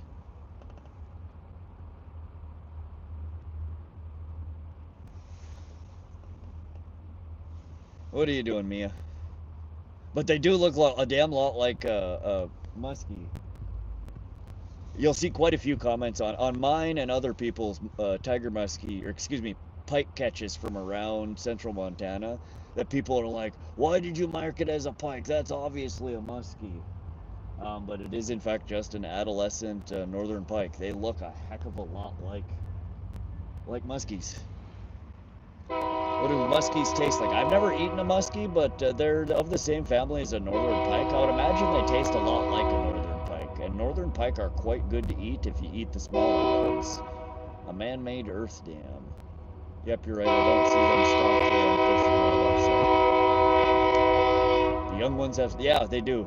And again, even in the Missouri River, the Sun River, the ones out of Pishkin, I don't know what. So you have, like, you could have 10 different waters of body that have pike in them. They're all going to be northern pike, but they might be different strains of northern pike. Just like rainbow trout. We have rainbow trout all over in Montana here, but some of them are Kamloops, some of them are Augusta, some of them are giant springs. They're different strains of trout that are procured either from wild or other fisheries around the world, and they will all have unique characteristics to them. Whatever the strain of pike is that's in Pishkin Reservoir, their adolescents look a lot more like a muskie than many other adolescent pikes of different strains. I don't know offhand what strain they are. Rowdy, my G's train. Yep, there's a ton of trains that come through here at night.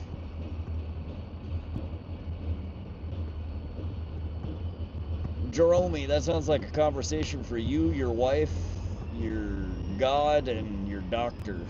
Not my fishing stream. Joel Vetters, there's one little spillway. They open up close to this, depending on depth and water, beneath the Colorado River.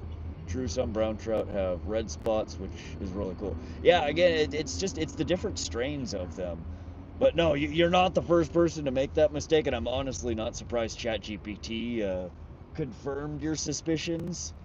But I can assure you that if they were tiger muskie, I would be jumping all over that, because that is a bucket list fish for me, and they are most certainly not. Thanks, brother. Here's a like. I appreciate that, Jerome. You're welcome to hang out, but I know you're probably just trying to be funny, but we're not going down that rabbit hole, buddy. If you get caught, just act like you didn't know it was a rule for fishing two poles. Nah, brown, but we're not gonna do that. Do you ever vertical jig for walleye? I've tried it, Gray Wolf. I've never actually caught a walleye vertical jigging. I will sit, so a lot of the places that I go that are wonderful walleye fisheries, I will park my boat, 100 foot down from the next boat that's down there, spot locked and jigging. I'll throw my anchor and I will do the same damn thing they are, right by where they are, and they will catch shit all day and I will catch nothing.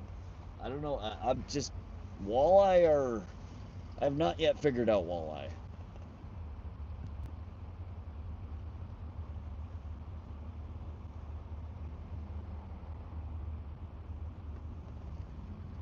It is a good method for doing it. I see people catching all the time. I don't know what exactly I do wrong. If they're just on that spot and, I'm too far off of it.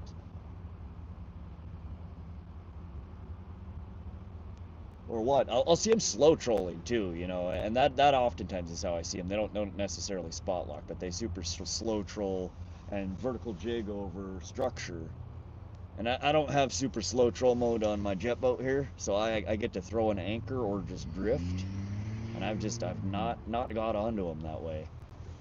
Siege Kid, welcome back. Gray Wolf, a lot of luck on Mississippi River vertical jigging. What are you tipping your jigs with, and what kind of jigs are you using? A particular brand, a particular color? Are you using crawlers, plastics? Savage, who's the dude behind you? Got ya? Yeah, I totally looked behind me. We have the bats harassing my line again. Oh yeah, I was gonna move my pole. Hold on, I forgot. We gotta get one more fish.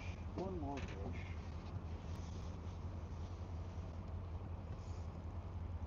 I was just looking at my fish finder, I still got it on. It's kind of backlighting for me. And it looks like there's a bit of a drop off over to the left here. We're going to try and get our line a little bit deeper. I'm going to check our worms here too. These little bullhead are kind of bait stealing little bee holes. They're a lot like the bluegill at the pond that I stream from.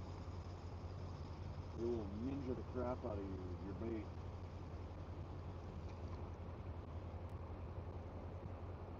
As I suspected, we have they left us a little bit. This is what both the hooks look like right now. That's what's left of our worm. You can barely, just a little chunky. Little bee holes. Twister tail tipped with minnows. Twister tail tipped with minnows? Isn't a twister tail a plastic? How do you tip a plastic with a minnow? I'm not following there, Grey Wolf. Is twister tail the type of jig you're using? And are you using live minnows? See, we can't use live minnows here. At least not in this water body.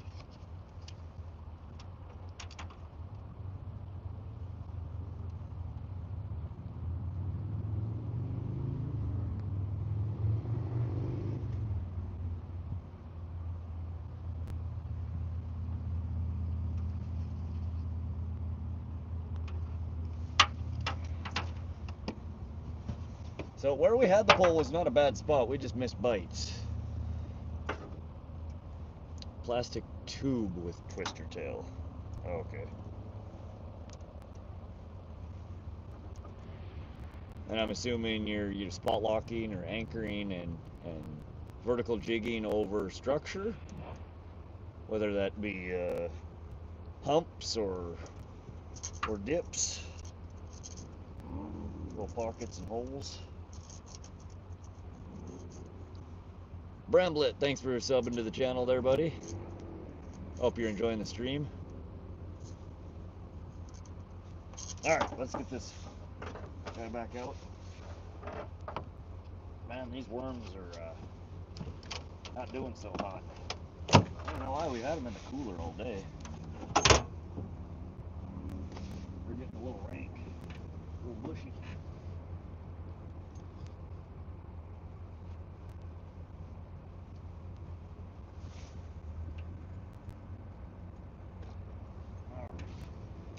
We are probably closer to that hole. I think I'm actually going to hold this pole for a little bit. There, you guys can see that. They tip a twister tail with a minnow because they don't know what they're doing.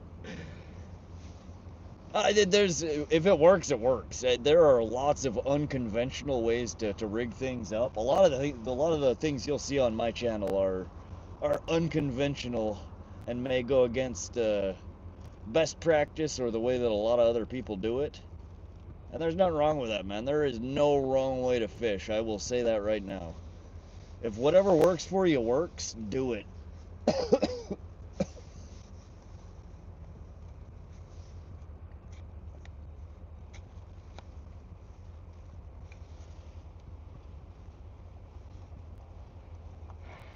I mean, that's like right now, I'm using basically an ocean fishing rig fishing the bottom of a river here. I don't know anybody else that fishes, you know, a high-low rig steel leader in the river. It's you know, an ocean rig. But it works for me. Is it the best way to do it? Probably not.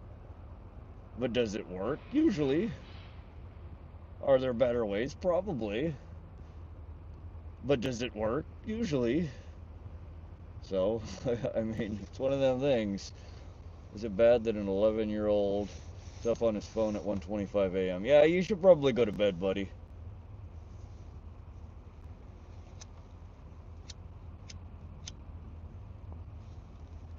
We appreciate you hanging out, but... Ooh. Ooh. What was that? Are you a fish? I just got a slight jerk and then a slack on the line. I don't know if I picked up some crap floating down the river or if that was a fish.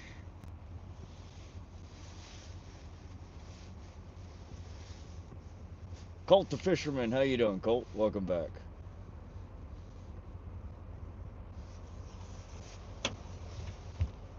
$373 likes. We're closing in on 400. I don't think we're gonna get there by midnight, but I appreciate the thumbs up, guys. I'm 12 watching my phone at 2:37. Ah, geez. I am the reason your kids are not sleeping, guys. Good God. Probably one of those, but it could have been. It was just weird that the slack that came on the line afterwards. It almost felt like something picked up the bait and moved it.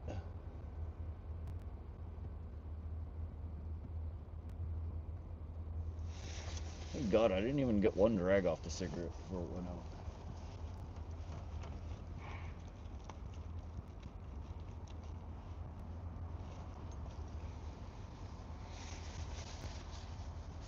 Colt, remember me? I watched your last stream. I do remember you, Colt. I remember. Sleeping is overrated. Sometimes. I get insomnia a lot of the time. I have a hard time sleeping. Whoever's giving all the hearts there, I appreciate you. I will give you a half of one back because I'm holding the pole with my other hand. But thank you.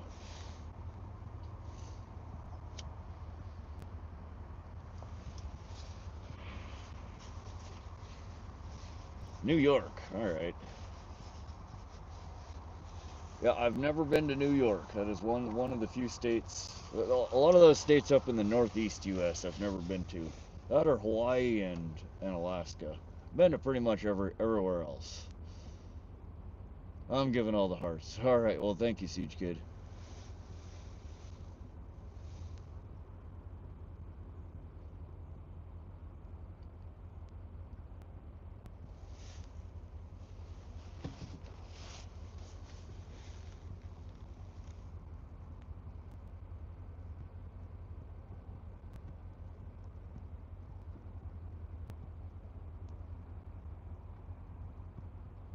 Ah, it's really nice out here tonight. I love night fishing. It's so calm and quiet. There's so few people out. We get all the train noises.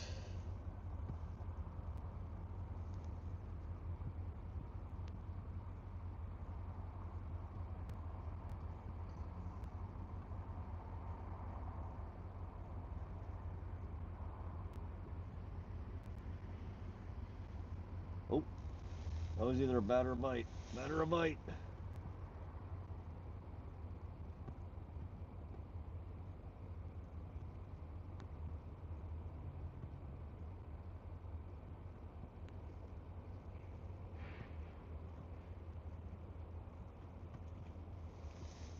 YouTube is bipolar. Last week my shorts flopped. Today the same short was a hit. Oh yeah? Did you literally just post the same video with the same content title? Yeah, the algorithms are weird. I still can't wrap my head around why things work and why they don't. Probably gonna have an all-nighter and watch until you're done. Bite, something's on. We did have a nibble. I haven't felt anything since.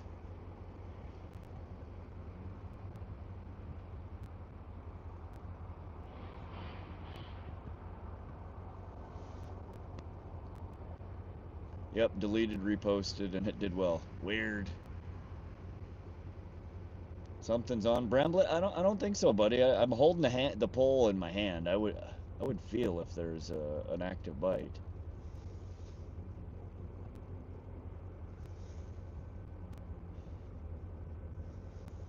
Yeah, I don't know. SoCal, some of that could be due to the timing of when it's posted. I don't know. The furthest east I've been is Ohio. Wanted to go further to try Philly cheesesteak and New Jersey tavern style pizza. Yeah, so when I was younger, I used to, I'd ride Greyhound all over the place.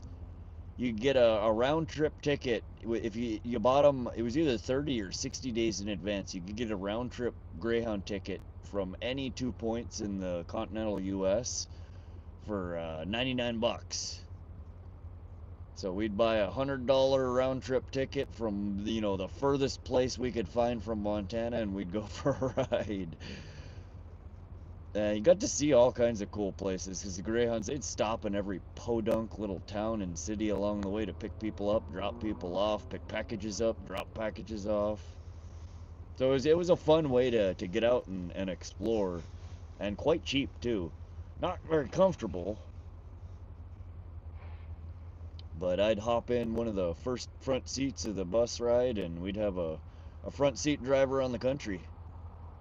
Fun way to see and, you know, travel. Although you didn't get to stay in one place for very long. I think the longest bus ride we took was from Montana here in Great Falls, Montana, all the way down to Fort Myers, Florida. It was like a 3.5 day one-way trip. And we went through all kinds of different states and towns and cities, and yeah, figuring out the algorithm is like trying to figure out what's actually wrong when a woman tells you nothing is wrong. Welcome back, Mia. How you doing? You're still awake? We're going for next fish or midnight, so we'll be out of here in 28 minutes.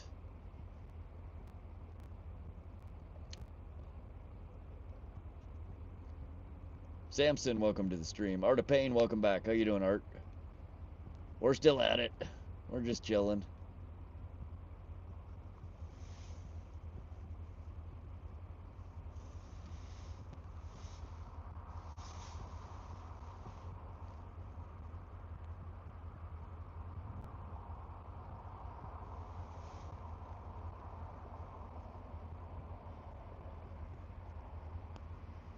What's the count? We haven't caught much. We caught one nice northern pike. It was about 26 inches. A nice healthy female. And one yellow bullhead. Just a little guy, probably about 6 inches.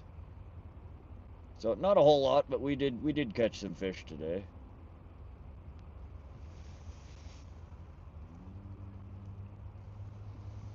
We're here till the next fish or midnight, which is in about 26 minutes. So I'd love to stay along. You have Mia misses me. She's at home, and I have work tomorrow, and I haven't eaten yet. And the band The Doors said it perfectly. The West is the best. I do it. So I've lived on the East Coast. I've lived on the West Coast. I've lived in the North, the South. I tend to have enjoyed more of the places that I've lived on the West Coast than the East Coast. God, something big slopping around in the water over here. What is that? Detected in the backyard. Are you okay? Yeah, I'm good, Mia. We're just chilling on the boat, trying to catch one more last fish.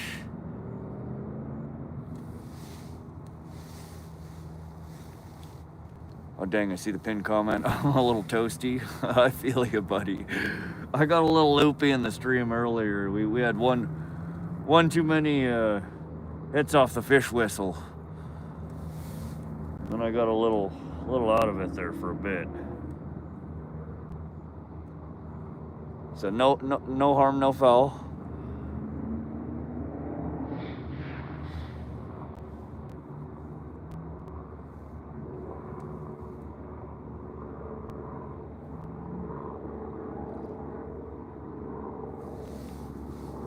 Mia, will you type exclamation uptime? So like exclamation and then no spaces and uptime, or any of the mods that are in here.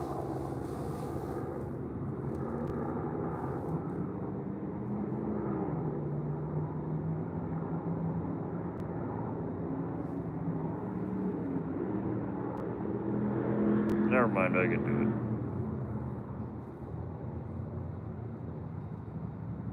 There you go, SoCal, thank you. What? It's been streaming for 1 day, 9 hours. Man, Streamlabs, your math is bad. 1 day, 9 hours. It's 679 minutes, so that'd be 11 hours and 19 minutes. You're a goon. It's lying. We have not been live for 1 day, 9 hours. That's some dedication, right? Its math is bad. That is not. Let's see here. I gotta see. Normally I wait until the end of the stream, but what are we at? What did we do today?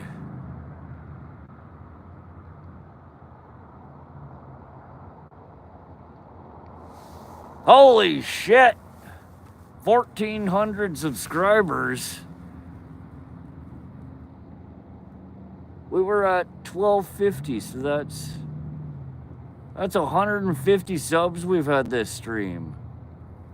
254,000 views. 96 videos.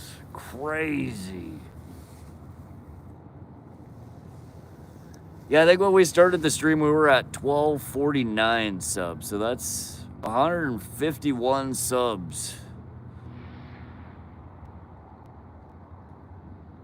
Bramblett, best thing about fishing. Mr. Minerva. Nice work, my friend. I appreciate that. Last week you were 100 behind me. This week you're 401 ahead. Yeah, we've been getting a lot of traction on the channel. It's been fun. We do some marathon streams here, though. It's lying to you. We have not been live on this stream for 1 day, 9 hours. It's been closer to 11 hours. But that's crazy. That's a lot of subs for one stream. I think the last Sunday when we streamed, when we went to Canyon Ferry, it was closer to 200 subs, but that's crazy. Hajima shit, right? Motion detected. We have officially broke 250,000 views on this channel. That's crazy. The game Mortal Kombat says toasty when you give him a kick-ass uppercut. Augustin, welcome to the stream. Yeah, we've had a bit of luck tonight. We had a really slow day. We did catch one nice pike towards the end of the boat trip out. 26-inch Northern Pike and a 6-inch yellow Bullhead. So not a whole lot of luck, but we did catch some fish. 999 and Tuesday. Okay, so you got more views than me now, but you have fewer subscribers. Adam Marshall, welcome back to the stream. How long you been fishing? 11 hours and some change. Good stuff. Yeah, we did. It was a slow day. Again, we're coming off of a high pressure system. We had a stormy week. Heat system. It's been really, really warm. It's a full moon. We got high barometric, lower barometric pressures now that the storm is gone.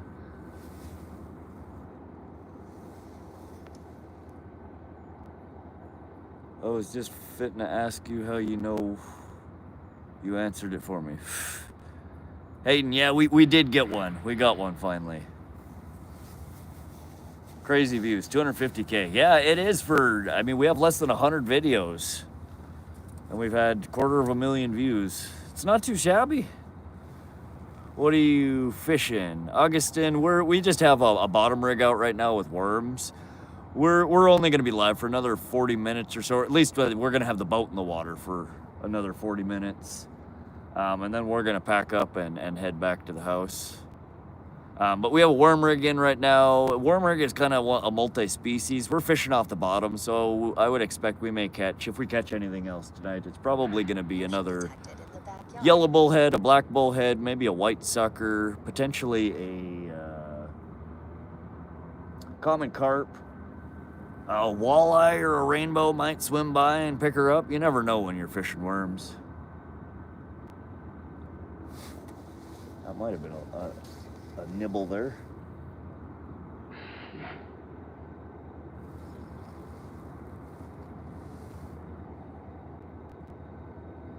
You're from Florida and looking for some fishing pals to go out fishing. Well, if I was down in Florida, I'd go fishing with you, Augustine, but we are far, far away. I'm a 3.5 day drive. We were just talking about the bus ride that I took down to Florida. Hopefully my live tomorrow gets half the views yours gets. Yeah, someday it's really hit and miss, SoCal. I think, I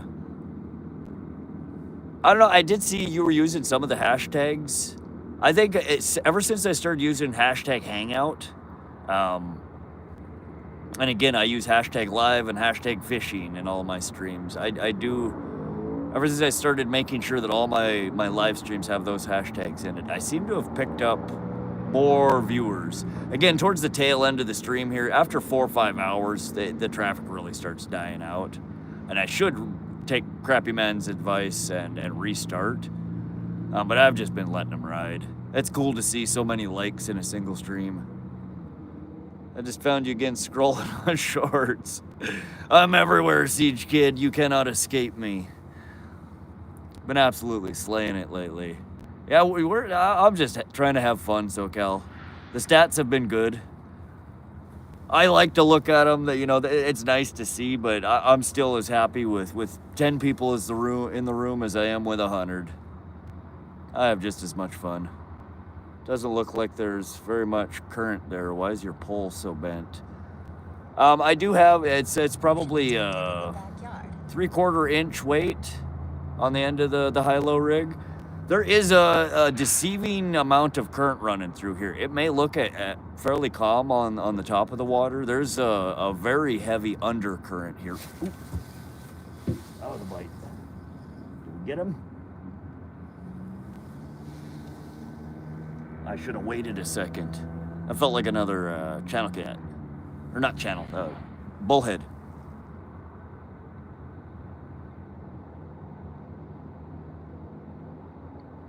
I tried, it seemed like each stream got less views. Yeah, I haven't tried that out. I do notice though that typically when I start my stream, that first hour or two is when YouTube really seems to push a bunch of people. That's when I'll get my, 100 plus, or a couple of streams has been 200 plus viewers in the room.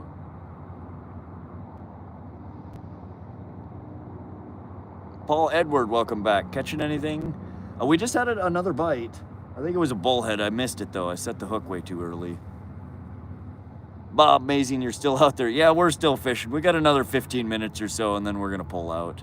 Trying to catch one last fish. Brother, I need one of them fishes with the big succulent lips on them. Oh yeah, Bo? Go catch yourself a catfish, buddy. Have a good time. Augustine, great. Hope we can go out fishing and ever come down to Florida. Just subscribe to your channel. Thanks, Augustine. Yeah, if I'm ever down in those parts, maybe we can. I had fun fishing while I was down in Florida. We caught all sorts of weird critters out of the ocean there. Jankhead is what I call them. The bullhead, that's what you call a jankhead? Siege Kid, are you heading out? About 15 minutes and we will be getting in the truck and heading down the highway. I've noticed lately it's 3 to 5 minutes before anyone shows up. Then yeah, the first hour you get big and then it dies down to a handful. Yeah, they push you, and if that first wave of people, if there's not a good amount of engagement, again, that's why it's so important, and you guys that are still in here, if you want to support streamers, the first thing you should do when you hop into the live is hit that like button. That's a indicator for the YouTube algorithm that people are engaging with the stream. Type a few things in chat, hit that up comment, and you get enough of that, and YouTube will say, okay, well, the first batch of people that we sent did well, so we're going to send it to a bigger batch of people. And they kind of just incrementally grow the number of people that they're pushing at the live. But if in that first hour you don't get a decent amount of engagement, the live just kind of dies. They might, throw a few more at it later. But what I've noticed is if you don't do well on that first 1 to 2 hours, your stream just kind of tanks. Come to Ohio, I'll show you a good time. Oh yeah. Bob, I fell asleep, phone died while I was dreaming about a big one. We caught a nice pike while you were gone, and then a little bullhead. Tons of peacock bass down here. I've never caught a peacock bass. They are a really neat looking fish though. Bob Ass says 377 likes. Yeah, we're up there. We're almost, we've had one stream over 400 likes so far. We're getting real close to 400 here. I don't think we're gonna get it before the stream ends tonight, but we are damn close. It's been a good stream. The algorithm is BS. Yeah, it doesn't make a whole lot of sense. That's what you do, Deborah? The likes, the chats. Oh, okay, you like and comment. Yeah, Deborah, that really helps out. Again, if you're trying to support the people that you're watching your lives, it takes just a couple of seconds to click that thumbs up, double tap on the screen, and type a quick comment. And it does really help the streamer get more people in the room. So yeah, easy thing to do. Miyazaki, eyeballs. Why are you eyeballing me? The likes, the chats, then actually watching the content on the channel of whoever is streaming. Yep, that helps as well, definitely. Again, the same thing goes for the shorts, the long form videos that people put out. Just a quick like, a comment, even a thumbs down actually helps content. Just engagement, that's what YouTube calls it, is when people are interacting in any way, whether it's negative, positive, YouTube likes it. What's your dream boat? I've always wanted, and it's my truck wouldn't pull it. I want to get like a landing craft, like a 22 foot, maybe a 24 foot aluminum landing craft, where the front of the boat folds down, and you can use it to walk onto the boat. God, something big it keeps flopping around over there. I don't know if it's a fat carp or what, but like a landing craft. The front folds down. You can use it as a bridge to get on the boat. So the 22 footer, oftentimes they're big enough to fit a small vehicle on site. You could drive a four-wheeler onto it. A lot of times you'll see like fish, wildlife and park, or search and rescue. Police, sheriffs will often use boats like that. They're super stable. They're able to go in bigger waters. That's what I want, but they're a very expensive and very heavy boat. I wouldn't be able to get it into a lot of the places that I get. A yacht? No, not a yacht. No, like a 22 or a 24 foot aluminum landing craft is what they're called. I think Mia wants you put that Google Eye jig you had earlier. Maybe.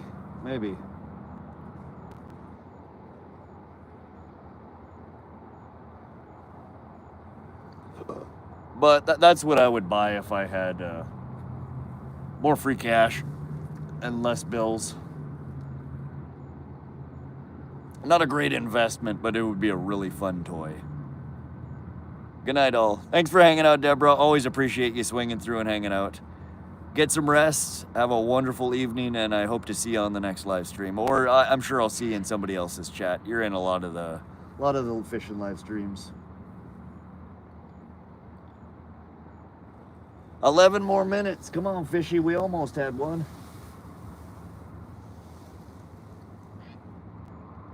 Used to have a 24-foot bayliner with the hard top. Freaking sucked. Why didn't you like it, Paul? Yeah, again, a lot of the landing crafts, a lot of them are, a flat bottom or a modified V-hull. Motion detected in the backyard. You can get them in pretty turbulent water, fairly shallow. It doesn't have, you can't get it in as shallow as, like a 16-foot John that I'm in right now. But I want a slightly bigger boat that's going to be able to handle the bigger waters. That's where I really would like to fish. Fort Peck, Canyon Ferry, where we were at last week. Big water bodies that when the wind starts to pick up, a little boat like this, it gets really uncomfortable and borderline unsafe. A bigger boat, I think, would be a lot safer in those slightly sketchier waters. It was an inboard and it was way too heavy. Okay. Bayliners are not good for bigger lakes. Thinking about getting a kayak, but I'm kind of scared of getting flipped by a gator. If you're in an area with gators, man, I would think twice about getting a kayak. get yourself a little John boat, a little 14-foot, little 16-foot John boat like I'm riding. Save your money. They're not super expensive. I picked up this boat, this trailer, the electronics, the batteries. I mean, I'm probably under $5,000 invested in this boat.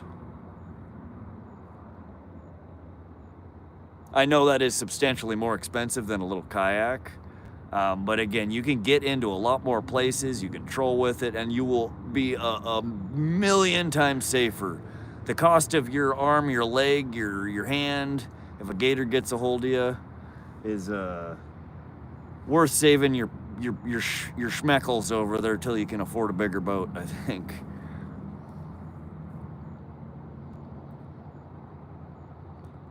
Yeah, again, you have a bad experience in a kayak with a gator, you're not likely to be doing much fishing after that. So I'd suggest saving up a little bit more money, get yourself in something a little bit safer. If you were in waters where you weren't having to worry about gators, a kayak is an absolutely fun and good choice. Smaller rivers, smaller ponds, lakes. But if you get gators and creatures like that floating around, I would not get in one in a water like that. No, thank you. Chubb's lost his hand to a gator, right, Beetle?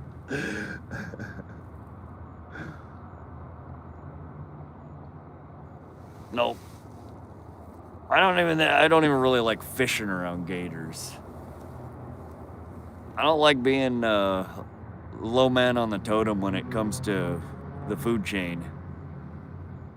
That's why I'll fish from the bank from the ocean, but I don't know. I'm still real hesitant to say I would get on a charter boat or somewhere deep sea fishing.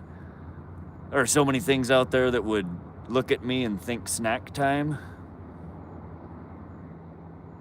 Almost the 2 a.m. mark, still going strong. Yeah, we got about 7 minutes for somebody to will a fish onto the end of this here pole. Just looked up the price. If I won the lotto boat, I'd have to win twice. You'd have to win twice. Why is that? How much is that? I'm now following there, SoCal. Well, I should turn off my fish finder. We're running my battery down.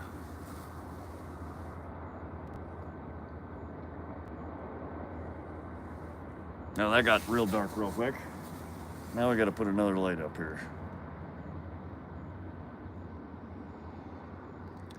Turn the flashlight on. It's on now. Oh, God damn it. Turn the flashlight on. It's on now. Stop listening to me. I can't help with that, but you can change it in settings. Can't help with that, but you can change it in the settings. She can't stop listening to me. She won't do it.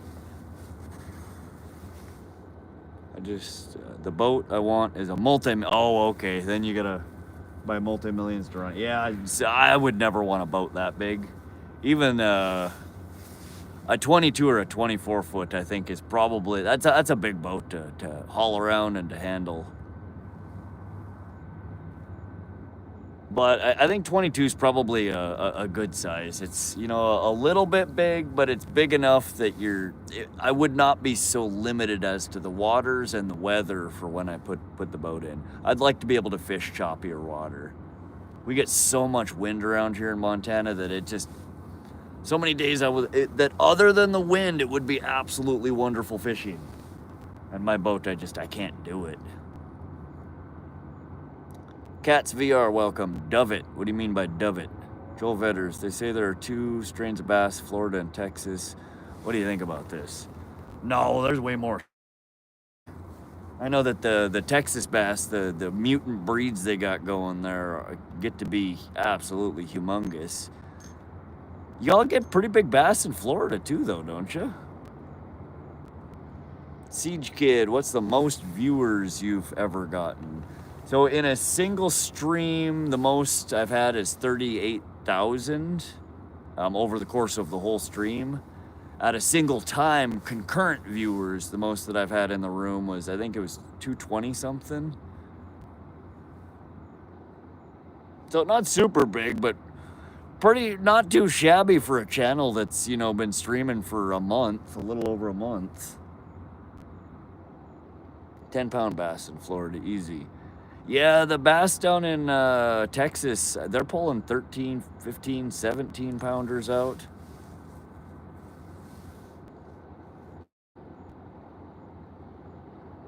Yeah, this stream here, I don't know how many people will have total been in it. I'll check it after the stream, but I would guess somewhere around 20,000.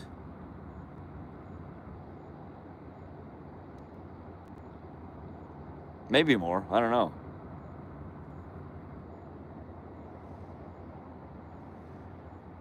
Come on, 3 more minutes, fishy.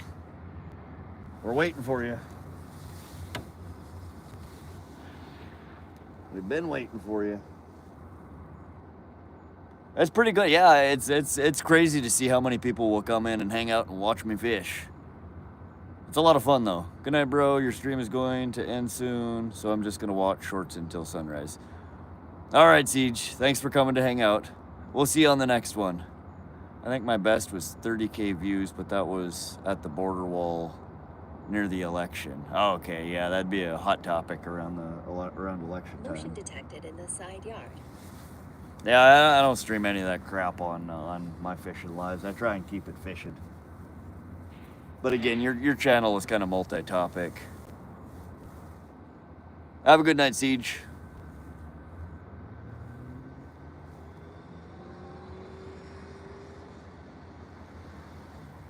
Oh, man. Well, I had fun. I hope you guys had fun today. I'm looking forward to the Starlink Mini. I really am. I need to figure out what we're gonna power it with. Next Saturday or Sunday, if the weather is good, I'm probably gonna try and drag Starlink up to Pishkin. I'd love for you guys to get to see trolling at Pishkin. What we did here, again, messing around trying to pull the walleye in, is absolutely still trolling, but it doesn't really showcase trolling well when you're not catching anything. Trolling is a really effective method to catch fish in certain water bodies, certain times of the year. And Pishkin is one of those places that I tend to do really well trolling. Views or viewers? Views. I don't know how many unique viewers, because a lot of people do come, they leave, they come back, they leave. I'd have to look and see what the actual unique viewer count is on those videos. Oh God, it smells like raw sewage. God, I don't know why all of a sudden, gross. 379 likes, let's go. That's so cool. We almost made it to 400. That's pretty dang close. Augustine, good night, anglers. Thanks for stopping in, Augustine. Hit that sub button if you haven't already. Come back and hang out again. We'll be live sometime in the next week. And I think definitely for sure next weekend. Would love to have you back.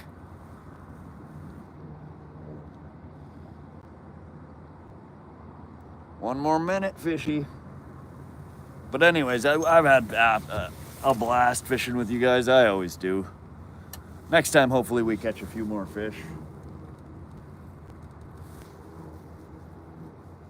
I'd really love to show you guys some of the big pike that come out of this area. They're an infrequent catch though. Just smashed the like button already. All right, I appreciate it. Oh, there's something. What is that? Is that an outro fish? Something just picked our bait up. Come on. Right at the midnight.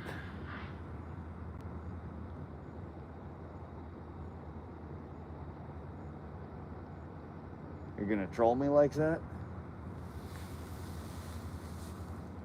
Come on, buddy.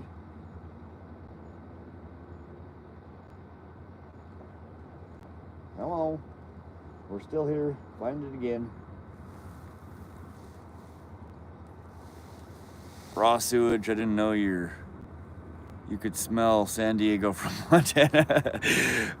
Right, Sarkel?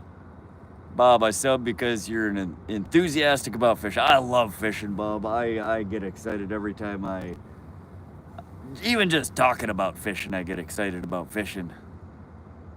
I love it. It's one of my favorite hobbies, favorite things to do. Get the salad off the line there. All right, we are officially 12:01. We are out of time, folks. We might get one pulling her in here. That'd be cool, but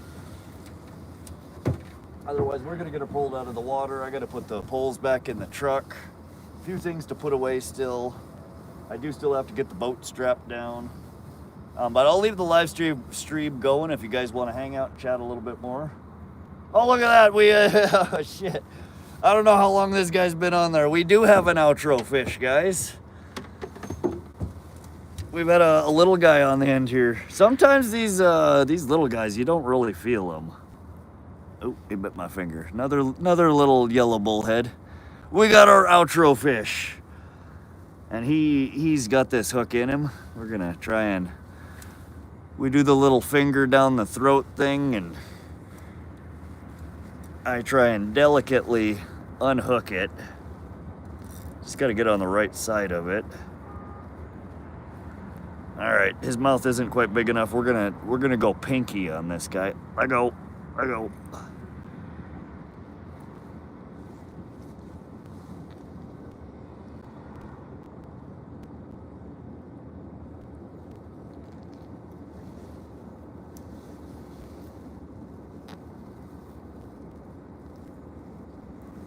Sub, did like, had fun. Thanks for the info. Until next time. Thanks for coming, Brandon.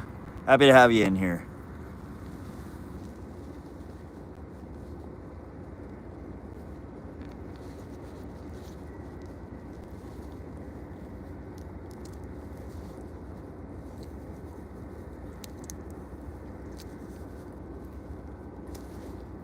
All right.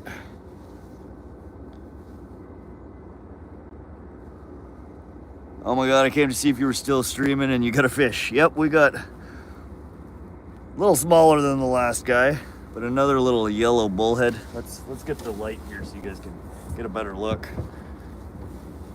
I don't know how long he's been on there. He's just a little guy. That is one of the disadvantages of fishing with so much rigging like I do. You don't feel the little guys as much when they're on there. But let's get a little backlight here.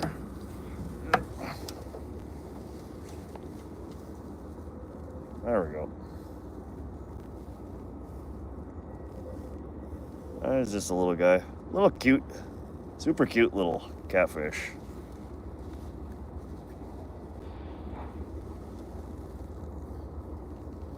Oh, terrible lighting here.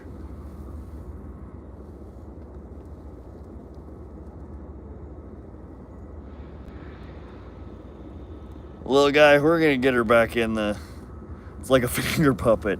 These little guys, they bite surprisingly hard. They have really strong jaws. We'll get them back in the water here.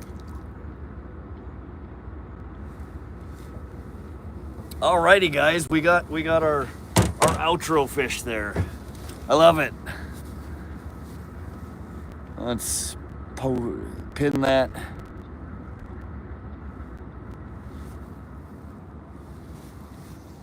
Alrighty guys, I've had a blast. We caught some fish. Nothing real big, but I'm gonna get these lures off of the poles so I don't impale myself on the drive home. We have another training, outro training.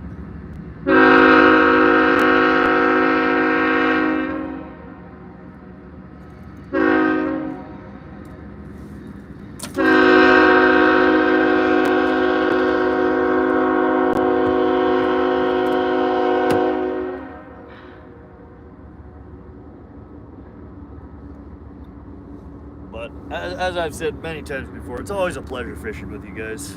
I have fun. I hope you guys enjoy yourselves too.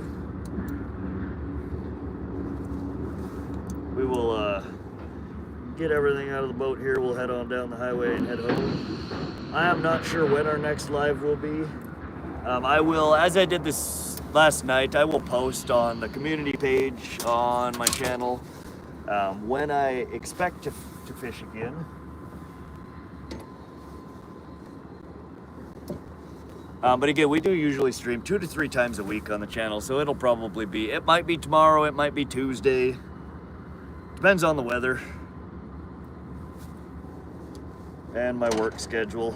I do have some stuff I really got to get done around the house and my mom's house next door. So we may not stream quite as much next week. We'll see though. I have a hard time not fishing, so. Looks like some sort of water dog, right? They're cute little guys. I like the black bullheads better. I like the little black whiskers on them. I think they're cuter. But my favorite is the stone cat. They're a really infrequent catch. They're a tiny little catfish. They're long and slender like the bullheads, but they're skinnier and not quite as long.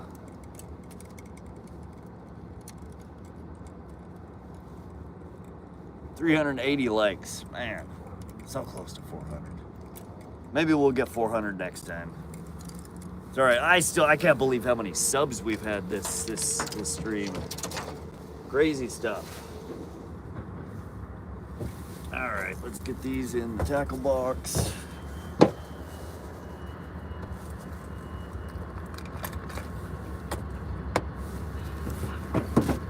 I'm gonna put the poles and the net in the back of the truck. I will be right back, guys.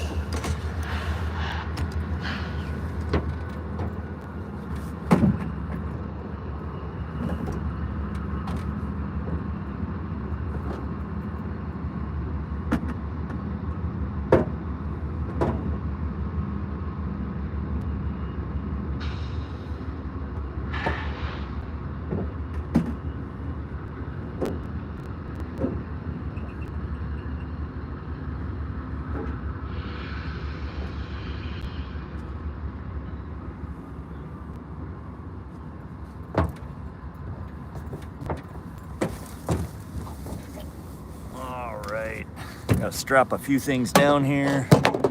Oh, bright light, bright light.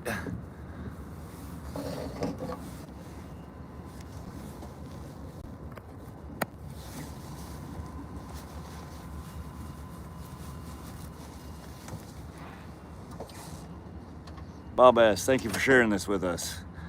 I'm happy to, Bob. I'm just glad you guys had fun.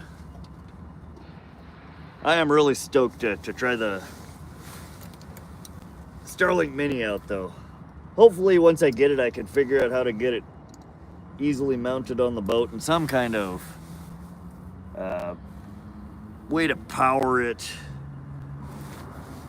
until I permanently wire the boat for it. Alright, we need to close the gas tank. We need to turn off the bilge pump. I need to lift my transducer out of the water.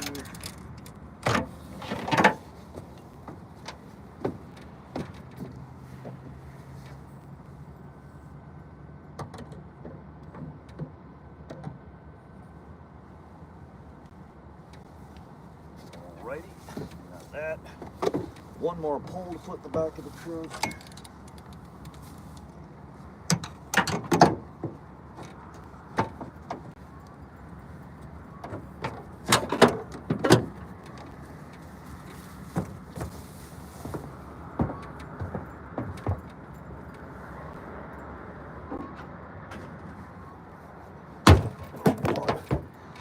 Try not to fall out of the boat. Alrighty, I'm gonna leave you guys right there. We're gonna pull the boat up onto flat land and I need to put the strap on the back of it still. Strap your seatbelts on, get comfy. We will be on level ground here in just a minute. BRB.